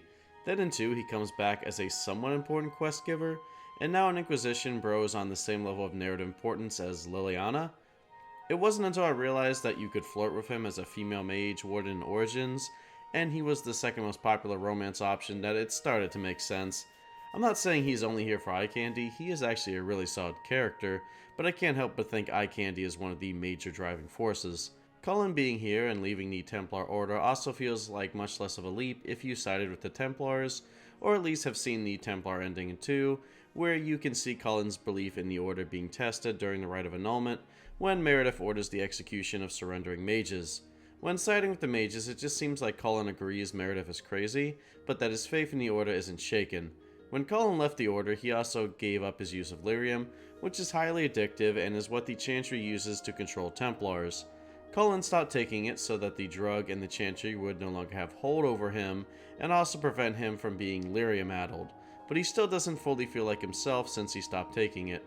That's right, Cullen's questline has to do entirely with addiction, and coming from a family of addicts and someone who has worked in detox centers, this quest hits home personally for me. Cullen asks Cassandra to oversee his role as the commander of the Inquisition, and should his commitment or judgment become compromised, she is to relieve him of duty and I assume take over herself. Cullen has been performing fine as commander, but he still feels like he isn't giving the role his all. He believes that he was only fully alert and functioning when on lyrium, since if he served the Templars well for 2 decades on lyrium, he should do the same for the Inquisition. Clearly he is just trying to feel normal again and trying to find any excuse to take lyrium again to soothe that ache. The lyrium didn't just help him do his job, it also helped distract him from his PTSD he suffered during Uldred's revolt of the Ferelden Circle. He saw his own men tortured and broken, while he himself was tortured without sleep for multiple nights. Apparently, the only reason he wasn't feral or crazy anymore during Origins and 2 is because he had increased the amount of lyrium he started taking. Cullen's quest isn't elaborate or overly dramatic, it's a real situation about addiction, and it leaves him in a vulnerable place where he needs the Inquisitor's advice. Of course, just like Iron Bowl, there's really only one correct answer here in my eyes. Tell Cullen to stop taking lyrium, as he is already one hell of a commander without it. If you tell him to keep taking lyrium by the time of Tressoasser, Cullen is mostly out of it, reaching the final stages of becoming lyrium-addled. He is still serving as the commander, but it's clear that whoever he was has succumbed to his addiction. After Trespasser ends, he can become a beggar, and Scout Harding finds him and either offers to put him down or give him a coin, the choice being ambiguous. Damn, wouldn't that have been an interesting outcome for a character in Veilguard? If Cullen is encouraged to stop taking lyrium, he not only continues serving the Inquisition, but he also encourages other Templars to quit their lyrium addiction as well, and siding with the Templars allows a new order of Templars to be created without the need of lyrium. Also, he gets a dog. Truly peak male living right there.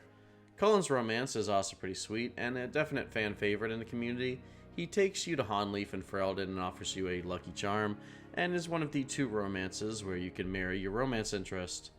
Other than that, Cullen is a good soldier, if not a bit of a blunt instrument in terms of the advisor department, especially when it comes to the war table missions. Sometimes his direct approach ends up helping the wrong side, or causes casualties, but he is still a solid guy with a solid story. Alright, my community's current second favorite waifu, Josie, and the only advisor who is an entirely new character in this game, although she is close friends with Leliana, so that does help. Josie on the surface is the last innocent person in Thedas. She prefers using words and favors as opposed to violence. She doesn't like murder, and her romance is the most sweet, if not vanilla, of the options in the entire game. But hey, I guess most of my community thinks vanilla is the best damn flavor for a reason. And I can't blame them, I love a good happy ending. Now I say that Josie on the surface is innocent, but once you get to know her history, she really is a pacifist by choice, not ability. She is Antivan, which means she grew up in a city whose society thrives on cutthroat merchants and actual cutthroat assassins, who both legally operate and are tolerated in the city. To add on to that, she has bard training, which means at one point she was ready to be a spy and an assassin.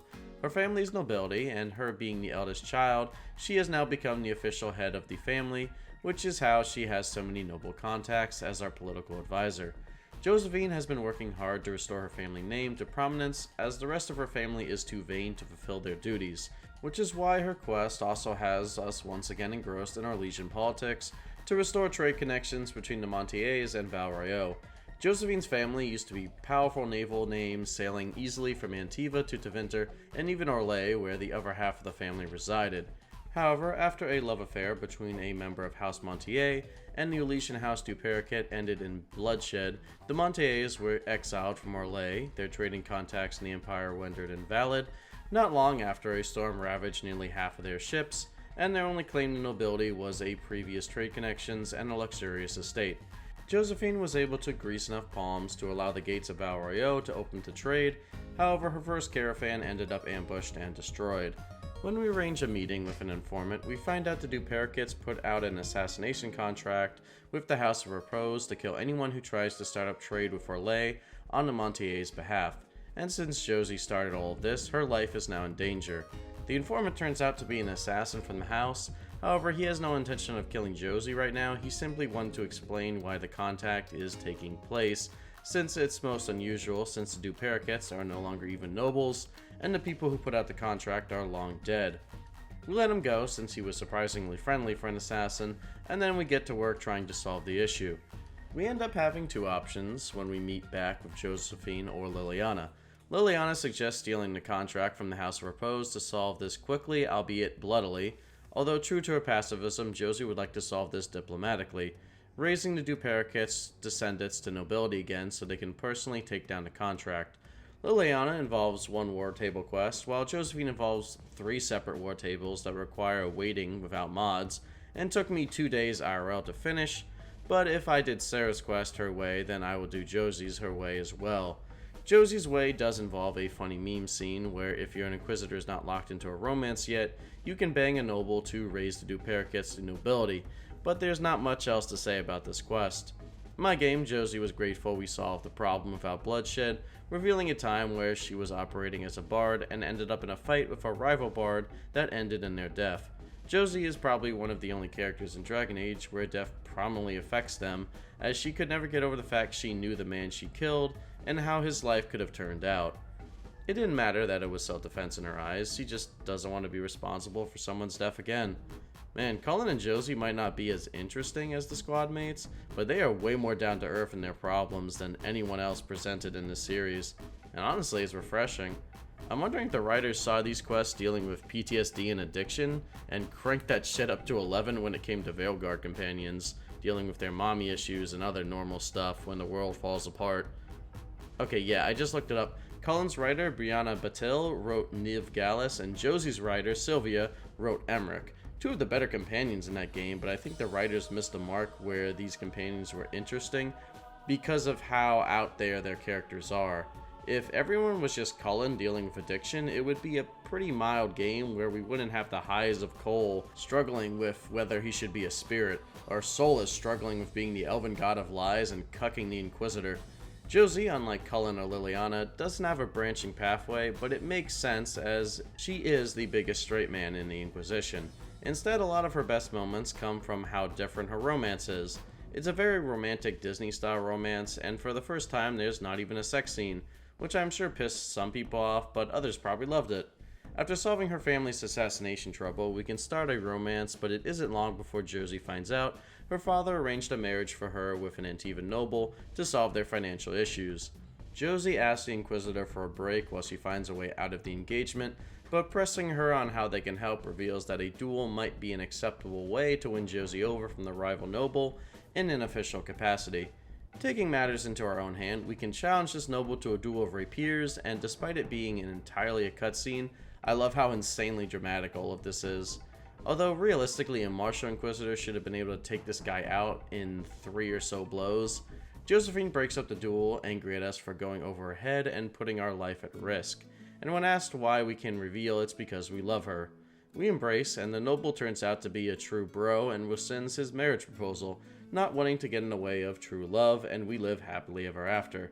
After the time skip, Josie has been more busy than ever after Crephius' defeat, since we had far more need of diplomatic solutions than military solutions after all. So regardless of our outcome, her personal quest, Josie just asked the Inquisitor to see a local Elysian play for both of them to unwind. Honestly, I said Leliana is my favorite, but in terms of substance in this game, Josie clearly wins in the advisor department. And that's a wrap for Inquisition squad mates, besides our lover boy Egg. While not as big of a priority as the squad mates in 2 in terms of plot points and quests, Inquisition blows 2 out of the way in terms of sheer character development and diversity in squad mates. In 2, everyone had to have a similar backstory in order for the squad to come together on the Mage Templar War and the Canary invasion. However, Inquisition had a much larger conflict that anyone from any walk of life could see the issue. From the Imperium to Parvalen and hell even to Fade, none of these squad mates would be caught dead hanging out on their own, but this world-ending conflict brought them all together in an amazing way, and giving them little moments where they all sit down and play cards, help each other out on missions, or just pull us aside after mission ties them to the plot perfectly. And I would place this group just slightly behind Origins, simply because I don't think they could ever outdo Morrigan, Alistair, or Leliana in terms of pure narrative involvement. But overall, this roster is the most strong because unlike Origins 2 or Veilguard, there isn't a single companion I outright dislike. Even Vivienne or Sera had one thing I loved or found genuinely redeeming about the character. Not to mention this cast has so much personality, from different origins, to the tarot cards, to personal war table missions, and even having different armor designs for each companions. There's a lot to appreciate about these guys if you give them a chance. But one person who doesn't deserve a chance is the deserter we are about to cover. Before I talk about the story, I have to talk about what Tressoasser brought to Inquisition. The expansion released about a year after the initial release. Tressoasser gave a complete ending to the tale of the Inquisitor. Tressoasser and the Citadel DLC are similar, both can be seen as the definitive end to their respective games by closing up the story of every squad mate. Although despite being the same price at launch, the Citadel DLC offered an entire new hub world in the Armex Arena to challenge, while Tressoasser is just companion goodbyes and the end of the story.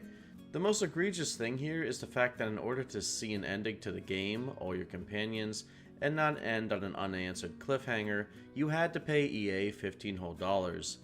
Inquisition on its own didn't close out any major plot points besides the Mage Templar War and who was divine.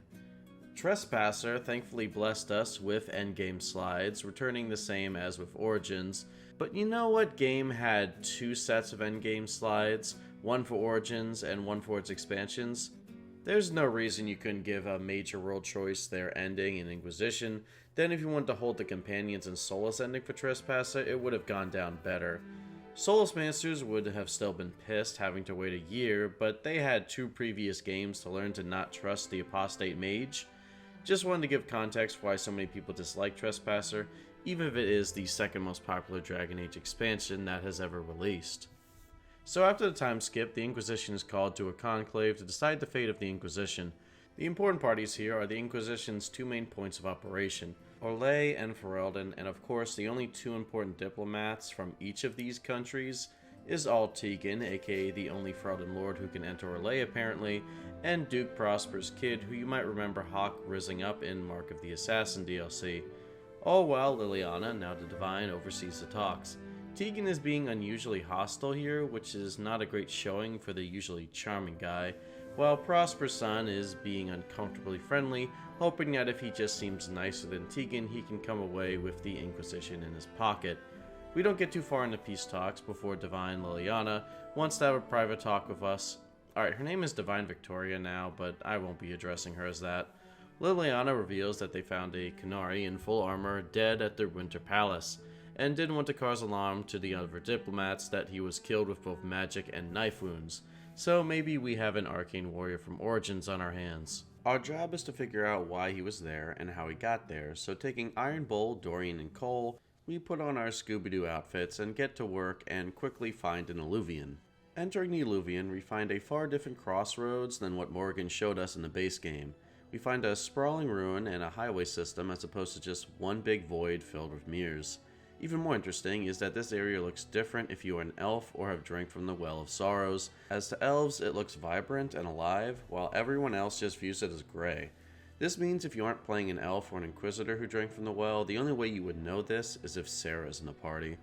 Leaving the crossroads, we find ourselves in some kind of mountain refuge with more dead Qunari. I'm almost certain this mountain range is somewhere near the Arlefin Forest, but I can't prove it. In the Elven Refuge, we find some elven spirits speaking to us only in Ancient Elf. My Inquisitor only knows a few words, and the spirits are offended, asking where the bathroom is, with 13 grammatical errors, and attack us. If you drank from the well, you can skip this fight, although nothing in this DLC, except for the ending boss, is particularly difficult. After clearing through the Guardians, we find out that this was an ancient elven refuge where escaped slaves would go when freed from the Elven Pantheon by the Dread Wolf. There, the slaves would learn that neither Fen'Harel or the Elven Pantheon were truly gods, but simply powerful mortal mages. We also learn that the Valacine, the face markings of the Dalish used to represent their ancestors, were little more than slave markings, as we see the Dread Wolf would remove the Valacine from escaped slaves here. The same reason Solas can remove Valacine on our Dalish Inquisitor if they're in a romance. We also find a Fate artifact that triggers our mark to actually hurt us. This gives us a rather unique anchor ability, the Anchor Discharge, which gives our Inquisitor immunity for 8 seconds as they collapse in pain and release a massive wave of anchor damage to everyone.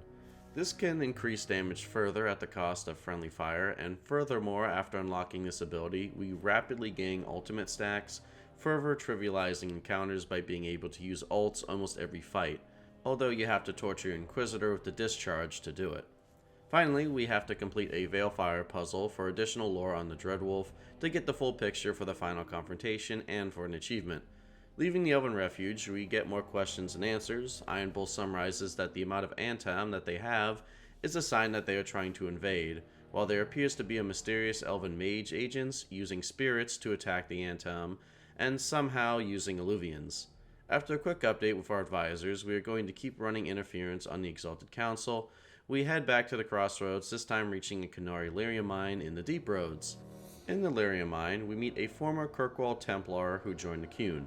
We're not sure if he joined during the Qunari invasion or after the Rite of Annulment in Kirkwall, but either way, he isn't loyal to either side for very long it seems. He tells us that the Qunari are being led by a high-ranking Ben Hasswith member, the Vidasala, and is using Lyrium Mine Tier to enhance the Cerebus for something called Operation Dragon's Breath. The Templar reveals that Fen'Harel agents have been harassing these Lyrium mines, and that the Qunari believe that Fen'Harel and the Inquisition are allied.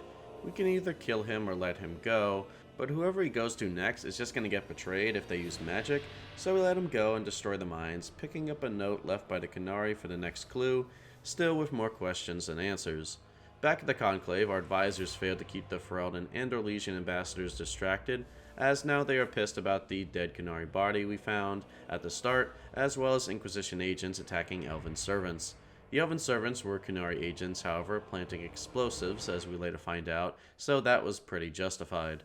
Our advisors are also concerned why the Qunari are so sure we are agents of Fen'Harel, when we didn't even know who Fen'Harel was, or that he existed. The only progress we have made is in the crossroads, so once again re-enter the Alluvion looking for answers. We end up in a spirit library this time, and this is the area of the crossroads reveals the last ever reference to the young Lord's sandal we may ever see in the world of Dragon Age. How the hell he wound up in a crossroads, we may never know, but the fact he didn't even set up shop as a merchant and enchanter by the time of Veilguard is criminal. This library is filled with lore, unique items, and companion dialogue, as it's revealed to be the collected knowledge of the elves before the fall of Arlathen.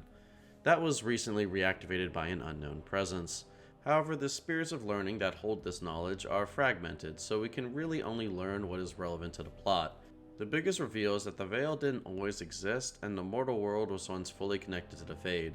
This is how the elves lost their immortality and how their empire fell, as with their loss of magic with the Veil being formed, they were left scattered by the time of Tevinter Empire rose to prominence. Grabbing the third Dreadwolf note requires a bit of cheese, as you have to carry the Veilfire over to the Dreadwolf statue, while not dying to fire obstacles by taking advantage of the invulnerability frames from the Anchor Overcharge. Dorian also theorizes this library would contain knowledge to making our own Alluvions, which may be why the Qunari were here. While confronting the Vidasala, she reveals that the Qunari always planned on invading the south since the opening of the Breach, as the Breach is just another example of the boss not being able to control their magic. That would have been nice to hear from Iron Bull a while ago, but as we are going to find out, the Vidasala and Antom don't speak for the full of the Qunari. The Vidasala plans on destroying all southern leaders, then converting the lower classes into the Qun. Also, if Sera is here, she starts simping hard for Vidasala, as just like many of us, she enjoys tall women. The Vidasala also reveals that they were trying to strengthen the Veil further in the Elven Library, but since that bore no fruit, they are just going with the Dragon's Breath, and then conveniently tell us where their next stop is before running away. Heading back to our advisors, Cullen confirms that the bombs we found placed at the Winter's Palace by the Qunari spies were seen in the Denerim Palace, Free Marches, and Val Royeaux, so the Qunari were planning on going full Scorched Earth with Dragon's Breath. Furthermore, the barrels found in the Winter Palace were brought in on Inquisition shipping manifests, so our own men are fallen to Qunari influence. Our advisors at this point, facing a higher apocalyptic event than anything Corypheus ever achieved, are ready to rip their own hair out before the Mark interrupts their argument by almost killing us. We tell our advisors to warn the remaining leaders as the squad marches on the point of no return to try and stop the Qunari before they can succeed. The Fortress Dervad is a magical quarantine Black Ops site that the Ben Haswith have controlled to test magical experiments, namely Dragon's Breath. We find dozens of shattered Alluvions in the area, showing that the Qunari tried to activate dozens of them using the passphrase, and when they failed, they would shatter them. Not too far in, we find a letter between another Qunari and Talus from Mark of the Assassin, which just leaves me sad we didn't see Felicia Day appearance in Trespasser with all the other Qunari. Further in, we are confronted again by the Vidasala, who tried to convince the Iron Bull to help him, but since he still has the Chargers, he politely declines. Lucky him, because he wouldn't want to die here and miss what's about to happen next. But as I covered in Bull's section, if the Chargers weren't saved during Bull's quest, he would turn on us here. Dragon's Breath is revealed to be an actual dragon chained up whose poison breath they are extracting to make bombs. I guess the Qunari have always been very literal. We have the choice of either killing the dragon or freeing her, which involves a wheel puzzle to turn her towards the door, then have her fly out. And honestly, after all the dragons the Inquisitor has put down, this one deserves to be spared, and she takes down a whole legion of Qunari with her. Incredibly based. I don't know where else to put this, but Trespasser and Descent themes are absolute bangers, and the best non-Enon Zerd themes Dragon Age has ever seen.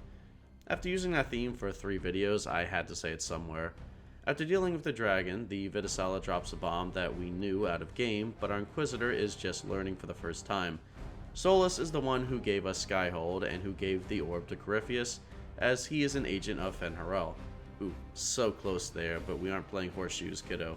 Our Inquisitor has a momentary cry over the fact her boyfriend hasn't texted her back in 2 years, that's why Solas left. He's been helping us fight the Kunari all this time. We have to save him. We have to save him. We have to save him. Don't do this, Squidward! But I gotta get SpongeBob back! And he gave the orb to Corypheus before the Vidisala retreats into yet another Alluvion, this one leading into an elven ruin, which... okay, come on, this is definitely Arletham Forest. I haven't mentioned it much, but it sucks we have no indication where any of these locations actually take place. There's no way all of this is happening in Orlais, but besides the Kunari Fortress, we have no frame of reference.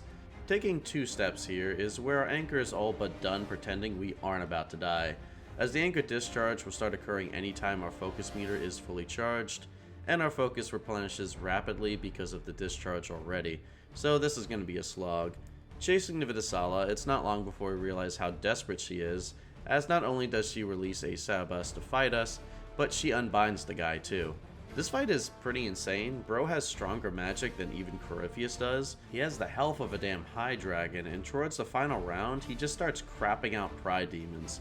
Whatever moral superiority the Kunari views on magic gave them for the Templar supporters just went out the goddamn window. The final fight mechanically, while not as difficult as Hakkon, is way more entertaining. Hell, this is what the Corypheus fight should have been. A hulking magical monster blowing himself up but surviving the blast, electrocuting the arena, summoning demons and soldiers to aid him, and ending up with blowing off so much magic that it doesn't just tire him out, but straight up consumes him. Honestly, an amazing fight to end this game on. No notes. This Erebus really was our only hope the Kunari had to have any aura in Inquisition or Veilguard, however, as crossing through one last Alluvion reveals the rest of the Vidisala's troops, frozen in stone, and when the Vidisala tries to get one last hit on Solas, she winds up the same.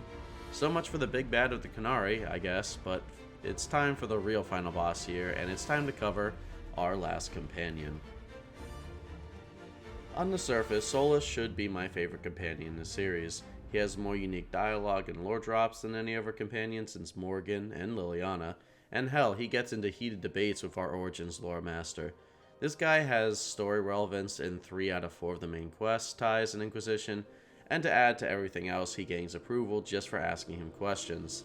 If his story relevance wasn't any more prominent, the man paints tarot card murals in his skyhold room after every single main quest, even starting one after killing Corypheus, but not finishing it because that's when Solas leaves. Ever since he brought us to Skyhold, Solas has been invaluable. It starts with him just saving our lives, but after our threat is confirmed, he finds us a base, tells us what the artifact is, and of course, steals our Inquisitor's heart. But through all of this help with Skyhold, the Fade, and Cole, we learn remarkably very little about him himself. It's actually incredibly clever character design. The lore and information he says is so fascinating, it's easy to forget to ask how he knows any of this. I mean really, the facts he knows about ancient Orlais or the Elven Pantheon are far more interesting than some egg-shaped hobo possibly running from mommy or daddy issues, right? In a way, Solas is the opposite of Blackwall to the player. The player might be able to detect Blackwall as bullshitting off the bat because of his vagueness, but we can't really do the same with Solas since everything he says is factual and true, and there's no indication he couldn't learn any of this from the Fade. And unlike Blackwall, Solas is really good at lying. Varric and Iron Bull pick up Tom Rainier's bullshit a mile away, but Solas, besides 1 or 2 conversations with Bull, no one suspects that Solas isn't giving them the full story. There's one point where his mask becomes completely undone and you can see the gears in his head freeze for just a moment. After getting back from the Winter Palace and saving Celine, Solas has an adrenaline high from his bout of court intrigue. He mentions how fun it was to be back at court and he misses it. When asked when a wandering apostate was at court before, he pauses and tries to use his fate excuse once again, but this time he was so caught up you can easily tell he's lying here. He pauses and says, and the game even flashes a disapproval point when every other time asking Solas a question gains approval. It's like the 1 of 5 hints Solas gives in the base game as to what he is, and each of them is a nugget you have to work to collect. It makes sense, Solas isn't very adjusted to mortal conversations, as even in his fake backstory he grew up in a village and prioritized exploring the Fade and spirits as a dreamer. Even in this backstory though, not everything adds up, as if he was born in a village, he would have some kind of friend or be used to more varied company. Solas' friends being spirits, however, leads perfectly towards his companion quest. Solas has both fetch quests, where we gain approval for activating veil measuring devices, and a side quest that, like every other companion in this game, is incredibly short. After reaching warm approval, Solas will ask us for help rescuing his friend, which to no one's shock is a spirit who he believes has been captured and tortured for information. When we reach the exalted planes, we find out the spirit in question is being bound by rogue mages and is a demon. The mages just try to feign ignorance, but Solas interrogating them reveals the mages purposely attracted the spirit to the binding circle in order to bind them to their will and protect them from the bandits. We have the option of either killing Solas' friend here and now, or disrupting the ruins to try and help Solas' friend. We do the second option, but the rest of our party only wants to fight the demon besides us agreeing to not do that, so it's a tight squeeze. After freeing the spirit, Solas has a final goodbye of his friend, and surprisingly, since my Inquisitor is an elf, a translated version of the exchange between Solas and the spirit showed up.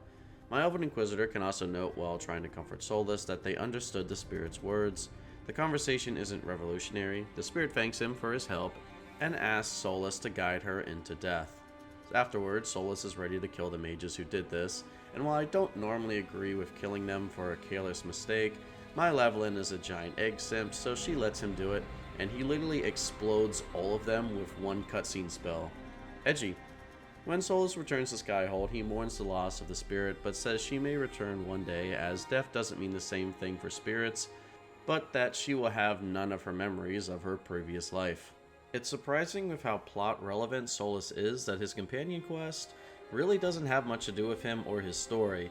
That does fit the theme of him pushing aside his own history in favor of something more interesting, but every other squad mate's quest has either expanded on the companion story or given us a new perspective to their core themes.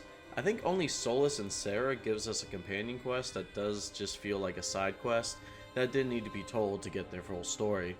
Again, for Solas though, it's just another red herring to distract the player from the holes in his story. Shortly after this quest and getting some approval, Solas will pull aside the Inquisitor and ask them if the mark has changed their mind or spirit in any way. He asks this because he has never met a mortal who has shown such care and wisdom before, and there's another moment where he almost wants to overshare where he has seen our wisdom before, but he paused and just says in the fade. Realistically, I always like to think we reminded him of Mythal, carefully leading her people to the calm and collected path to restoring order in a broken situation. But that's just my personal take. Speaking of the ex that never quits, it's time we dive into Solas' romance. Solas at first isn't comfortable entering a relationship above simple flirting with the player. He will also only flirt with an elven woman, which is one of the first race-specific romances, along with Cullen not being into Qunari. But Solas has his weaknesses, just like everyone else. After we first reach Skyhold, Solas can take us into the Fade remnant of Haven, to share his feelings where he first met us and saw the breach. He lets it slip how he felt when he first met us, albeit just like Liara in Mass Effect, his initial curiosity was the anchor on our hand, but now it's developed past that as we share our first kiss in the Fade. He tries to backpedal the relationship after this, but he has fallen too hard into simp territory to backtrack now. During his follow-up questions about the anchor is where we can lock in the romance, but surprisingly, just like Josephine, we don't get a romance scene here, so Solas' romance is strictly PG. I guess we get our freak on in the Fade only. After this, the romance is locked in, but stays in perpetual limbo for almost the entire game. There's no kissing him whenever you want, or a romance-specific quest like every other romance choice. The final romance scene isn't after killing Corypheus, but after finishing the Elven Temple quest, where Solas asks what our goals are after defeating Corypheus. During the final romance scene, Solas pulls us aside and brings us to a waterfall to make a confession. He says he has to tell us the truth, and there's a very long, awkward pause before he tells us. This is an important pause, and writer Patrick Weeks has revealed that this is no accident. The fact is, Solas was going to reveal his true identity and situation here to the woman he loves, and then he stops. He just can't do it. And just like every other time, instead of revealing something about himself, he has to give us a cool little fact about the Valicene. Something that he ends up offering, but not really caring about, as 2 seconds later, even if we refuse to remove the Valicene, he says he loves us all the same. By the way, this red herring about Valicene really works. since even people online today debate about what you should do with Valacine, and so many people fall for, oh wow, my egg husband cared about freeing me from my chains. Yeah buddy, he knew this since you all first met. He only said this to break the silence in the moment. After the scene, regardless of how we answered, he immediately sidesteps and ends the romance with us, just like Morgan does during the final battle of Denerim. He doesn't give us a reason, and he tells us that this will all make sense soon, but of course, as we know, that's because he thought he was going to get his orb and blow up the veil after killing Corypheus, and instead he just dips to hook up with his ex-girlfriend to get her god powers, and that's how the romance ends until Tressoasser releases a year later. All for the low price of $14.99. Okay, yeah, Solas Mancers have to love and hate this DLC for needing to shell out money just to get some semblance of an ending with their waifu. But I guess if you want to be a Solas Mancer, you have to be up for some form of masochism, because there's no happy result here. This performance of Solas and the Inquisitor is legendary, and like I said, having this scene leaked is what brought me back to Dragon Age Inquisition after the hinterlands nearly killed my interest. Solas reveals everything here, how he earned his title the Dread Wolf by freeing his people from the Evanuris, how the ancient elven mages became known as gods after seizing power after a war, which we learn later was between the elves and the titans, and that when Mythal tried to calm the rest of the Evanuris, they betrayed and murdered her, which prompted Solas to war against them, eventually creating the Veil as their prison. However, creating the Veil left him and every other elf weak, and he slept for ages, waking up to find a world completely foreign to him. His only resolution now is to sunder the Veil and fix his mistakes. However, doing so would end the world that we know, which is why he initially gave the orb to Corypheus in hopes he would charge it and then die in his ensuing ritual. Despite admitting that we have shown him there's more to this world than he realizes, he is still willing to destroy it and kill us, his lover, which he regrets, but he sees this world as so fundamentally broken that he must change it. We can either ask him to take us with him, or vow to change his mind. Either way, we share a kiss, and he stabilizes the anchor by taking our hand. It's a really goddamn sad scene, and doing his romance really does inspire me to do a redemption path in Veilguard, one of the few very solid story moments in that entire game, honestly. However, as emotional as Solas is here, and despite the pain and desperation behind my Inquisitor to help her man, I can't help but be bogged down by a few important facts about Solas here. Even in this scene where Solas is admitting everything else about who he is, he lies about something to make him look better. See, the Eluvians were something Solas tried to gain control of well before his orb plan through one of his top agents and general, Falassen. Falassen eventually led Briala and Sir Michelle to Imshale, where she got the passphrase to use for her own spies. But Falassen, trusting in the future Briala was going to build for her people, couldn't betray her by giving the passphrase to Solas. Falassen came to Solas in the Fade and asked him to trust in Briala's plan, and that the elves of today are stronger than he knows. What was his response to his oldest and most loyal general saying this? Fucking murdering him. The agent didn't fail to get Briala's code, he morally objected to it, then you ended up killing him. Then killing the fragments of your other friend to get access to the Eluvians yourself, and then stealing agents from the organization your general trusted for yourself, as without the Eluvians, Solas had free reign of many of Briala's spies. Now yes, my Inquisitor doesn't know any of this, but this isn't the last time Solas is going to brutally kill people who trust him with no remorse just to fulfill his goals. Now to my other point. The Inquisitor is the third person close to him who has proven to him that this world is different and deserves a chance. And the Inquisitor will be the third person who he will ignore because he is certain he is more correct than those closest to him. Sure, this romance is tragic, but it doesn't excuse what Solas truly is. A destructive being of pure pride, and the Inquisitor won't be his last victim. But goddamn if Solas isn't a villain that is hard to hate. Because even knowing what he did in Masked Empire and what he is going to do in Veilguard, I don't hate Solas. I want to see him see that he was finally wrong and concede. Even though he does the same thing in Veilguard, leaving out key details that make him look worse, killing Varric, I still feel the same way. Whether I am a sucker or not is up to you, the viewer, to decide, but I have to appreciate and rank this character high for not only restoring my interest in Inquisition with Tressoasser, but making Veilguard tolerable. Look, hate on Veilguard all you want, I'll join the circle, but most scenes with Solas, including his regret panels, are some of the best writing moments in this series, and I have barely heard people dunk on them despite hating everything else. This flow from the Elven God of Lies being too prideful to tell the truth or be dissuaded is a triumph for Dragon Age, and I congratulate everyone who had any contribution, big or small, in the creation of Solas. Antagonist and romance done right. That being said, he is still a lying hypocrite, and his downsides piss me off. So congrats on 3rd place, Egg Boy. Hand my boy Cole the crown for this video. He joins the Fox GOAT rankings of Isabella and Nathaniel. Rogues for life. Alright. Small reward for making it this far in the video, since you probably are as big of a fan of Dragon Age as me, and I want to appease the Solas Mancers before they leak my address. If you have an iPhone, go to Siri Voice and select the British voice, then the first voice line. That is definitely the female Inquisitor's voice, even if for legal reasons it says it isn't. Go ahead and try it if you want your Inquisitor to plan your events or navigate you to late night Taco Bell fetch quests. Alright, now back to the story. After our boyfriend takes our hand and abandons us again, we still have the council to deal with, and we are left with deciding whether to disband the Inquisition or turn it over to the Divine as a chantry force. A choice that Veilguard makes obsolete. Great.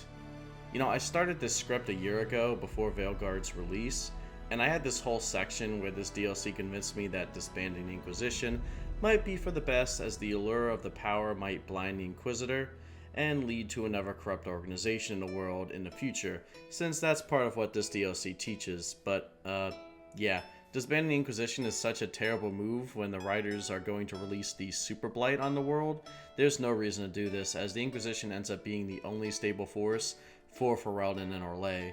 Maybe one day we can get into Veilguard again and give it the same treatment as the other games, but for now, this is the last time I will ever mention it.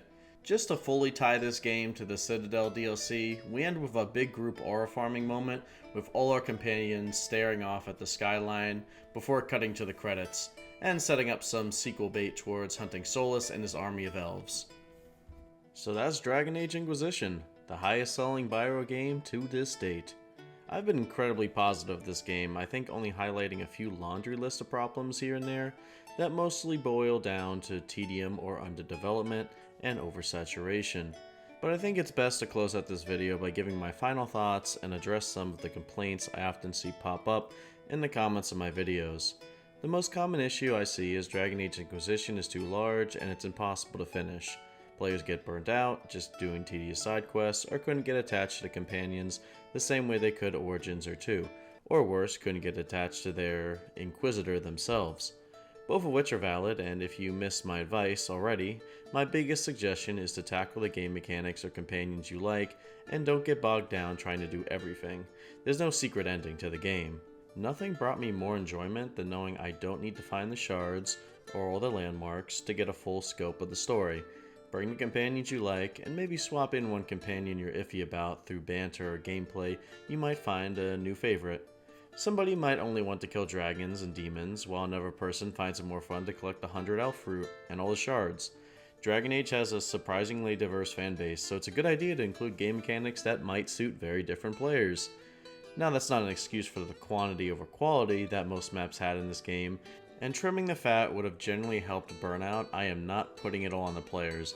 BioWare screwed up with the hinterlands, no question, but I believe a perspective shift could genuinely help some people give this game another chance. As for the title of this video, and my gripe, well, it's still a mixed bag. The main quests have some of the best writing and characters I have seen since Origins, and some of these side areas are genuinely memorable, but it's also too much of a departure too soon. It's like BioWare changed so much of Dragon Age to compete with Skyrim, and a lot of the little love and lore details that were present in the old games vanished in favor of making changes to compete with consumer complaints. Unfortunately, the only two Dragon Age games that truly felt connected to each other was Dragon Age 2 and Origins. Inquisition may be changed for the better, and Veilguard may be changed for the worst, but the shifts were both wild and rapid, all the same, and despite looking at the game from a narrative standpoint and loving it, when I actually get my hands on the game exploring wildly empty areas, I see why people have issues. Where would I rank this game on the list of Dragon Age games? probably right above 2, but honestly gameplay wise and main character wise, I still prefer playing through 2 than I do Inquisition, and I stand by that, while Origins will always be my number 1. Still, hopefully I've convinced you all to start up another Inquisition playthrough in hype of me starting my President's Play series next week. And if not, then I hope I taught you all some lore and gameplay knowledge that you didn't know before. Dragon Age will always be my favorite series, and despite this script being over hundreds of pages, I wouldn't disrespect it by giving this game any less effort than that. Let me know what your favorite Dragon Age is in the comments below. I'm curious to hear your thoughts. Finally, I just want to thank all of you for your support. I never thought I would get 5,000 subscribers, mostly yapping about Dragon Age with my own voice and AI voices, but here we are. If this is the first video you've seen of me, I've done 2 other analysis videos on Awakening and Dragon Age 2, you can find in the playlist here, and I've done a President's Play of Origins 2 that you can find here, with Inquisition expected to start in about 2 weeks. Finally, I want to shout out my biggest backers who have donated to the romance competition, and just a reminder, the competition will end 4 days after this video is released, so I can get started on the script for President's Play Inquisition ASAP. Thank you as always to my biggest supporter, Robert Wadsworth, for these 3 $200 donations. I hope no matter which way the romance competition goes, you enjoyed the Solas romance on my analysis at least. I seriously cannot thank you enough for all the support, it's truly insane, and good luck in the waifu wars as always, I really mean it. And thank you for the $20 from Awoken. I know this might have been a meme donation to tie up the competition, but I still appreciate it all the same. Now for the Cassandra lovers. Thank you Joe Million for the $200 donation, the $50 donation, and the $20 donation for Cassandra to keep Obama's dream alive. Cassandra is my personal favorite romance too, even if she is still trailing behind a good amount in the competition. I want to shout you out at Extra Joe since you were one of the first big supporters of the channel, over a year ago now, and this series would have never be fully alive without you. I want to also thank Nevermore for the $275 donation, as always just shattering the donation records as always, so thank you man, I really appreciate it, and from the bottom of my heart, good luck in the romance competition. And also thank you for the $25 donation from Gaming Mythology for Cassandra.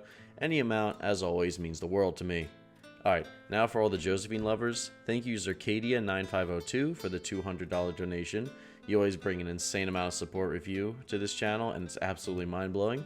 Thank you as well to Variant1872 for the 2 $200 donations. I know you must be active in Discord too, considering this came out just yesterday. So I appreciate your major support to the waifu and to the channel. And thank you Austin for the other $50, $25, and $15 donations, and for being one of our major lifelines in the Discord. Thank you as well Ilthid for being an equally based Mind Flayer for your $100 donation for Josephine, and also being an active Discord member.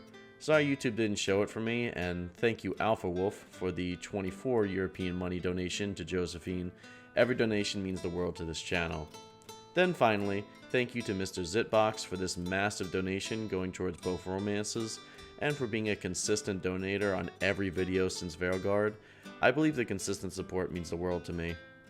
Finally, even if you didn't donate, I want to shout out my active Discord members for helping build an incredible community. Thank you High Lord for being an incredibly based mod, Broxy, Quilby, V-Strife, the 2 resident Illithids, and especially my amazing fan artist Tygar. If you all want a chill Dragon Age server to just yap or talk about Dragon Age or other video games, feel free to join, link in the description. It's a truly amazing community. And thank you all for making it to the end of this video. Now that I have thrown out my voice, it's time to get back to President's Play content. So as always, see you all next time in the wonderful world of Dragon Age.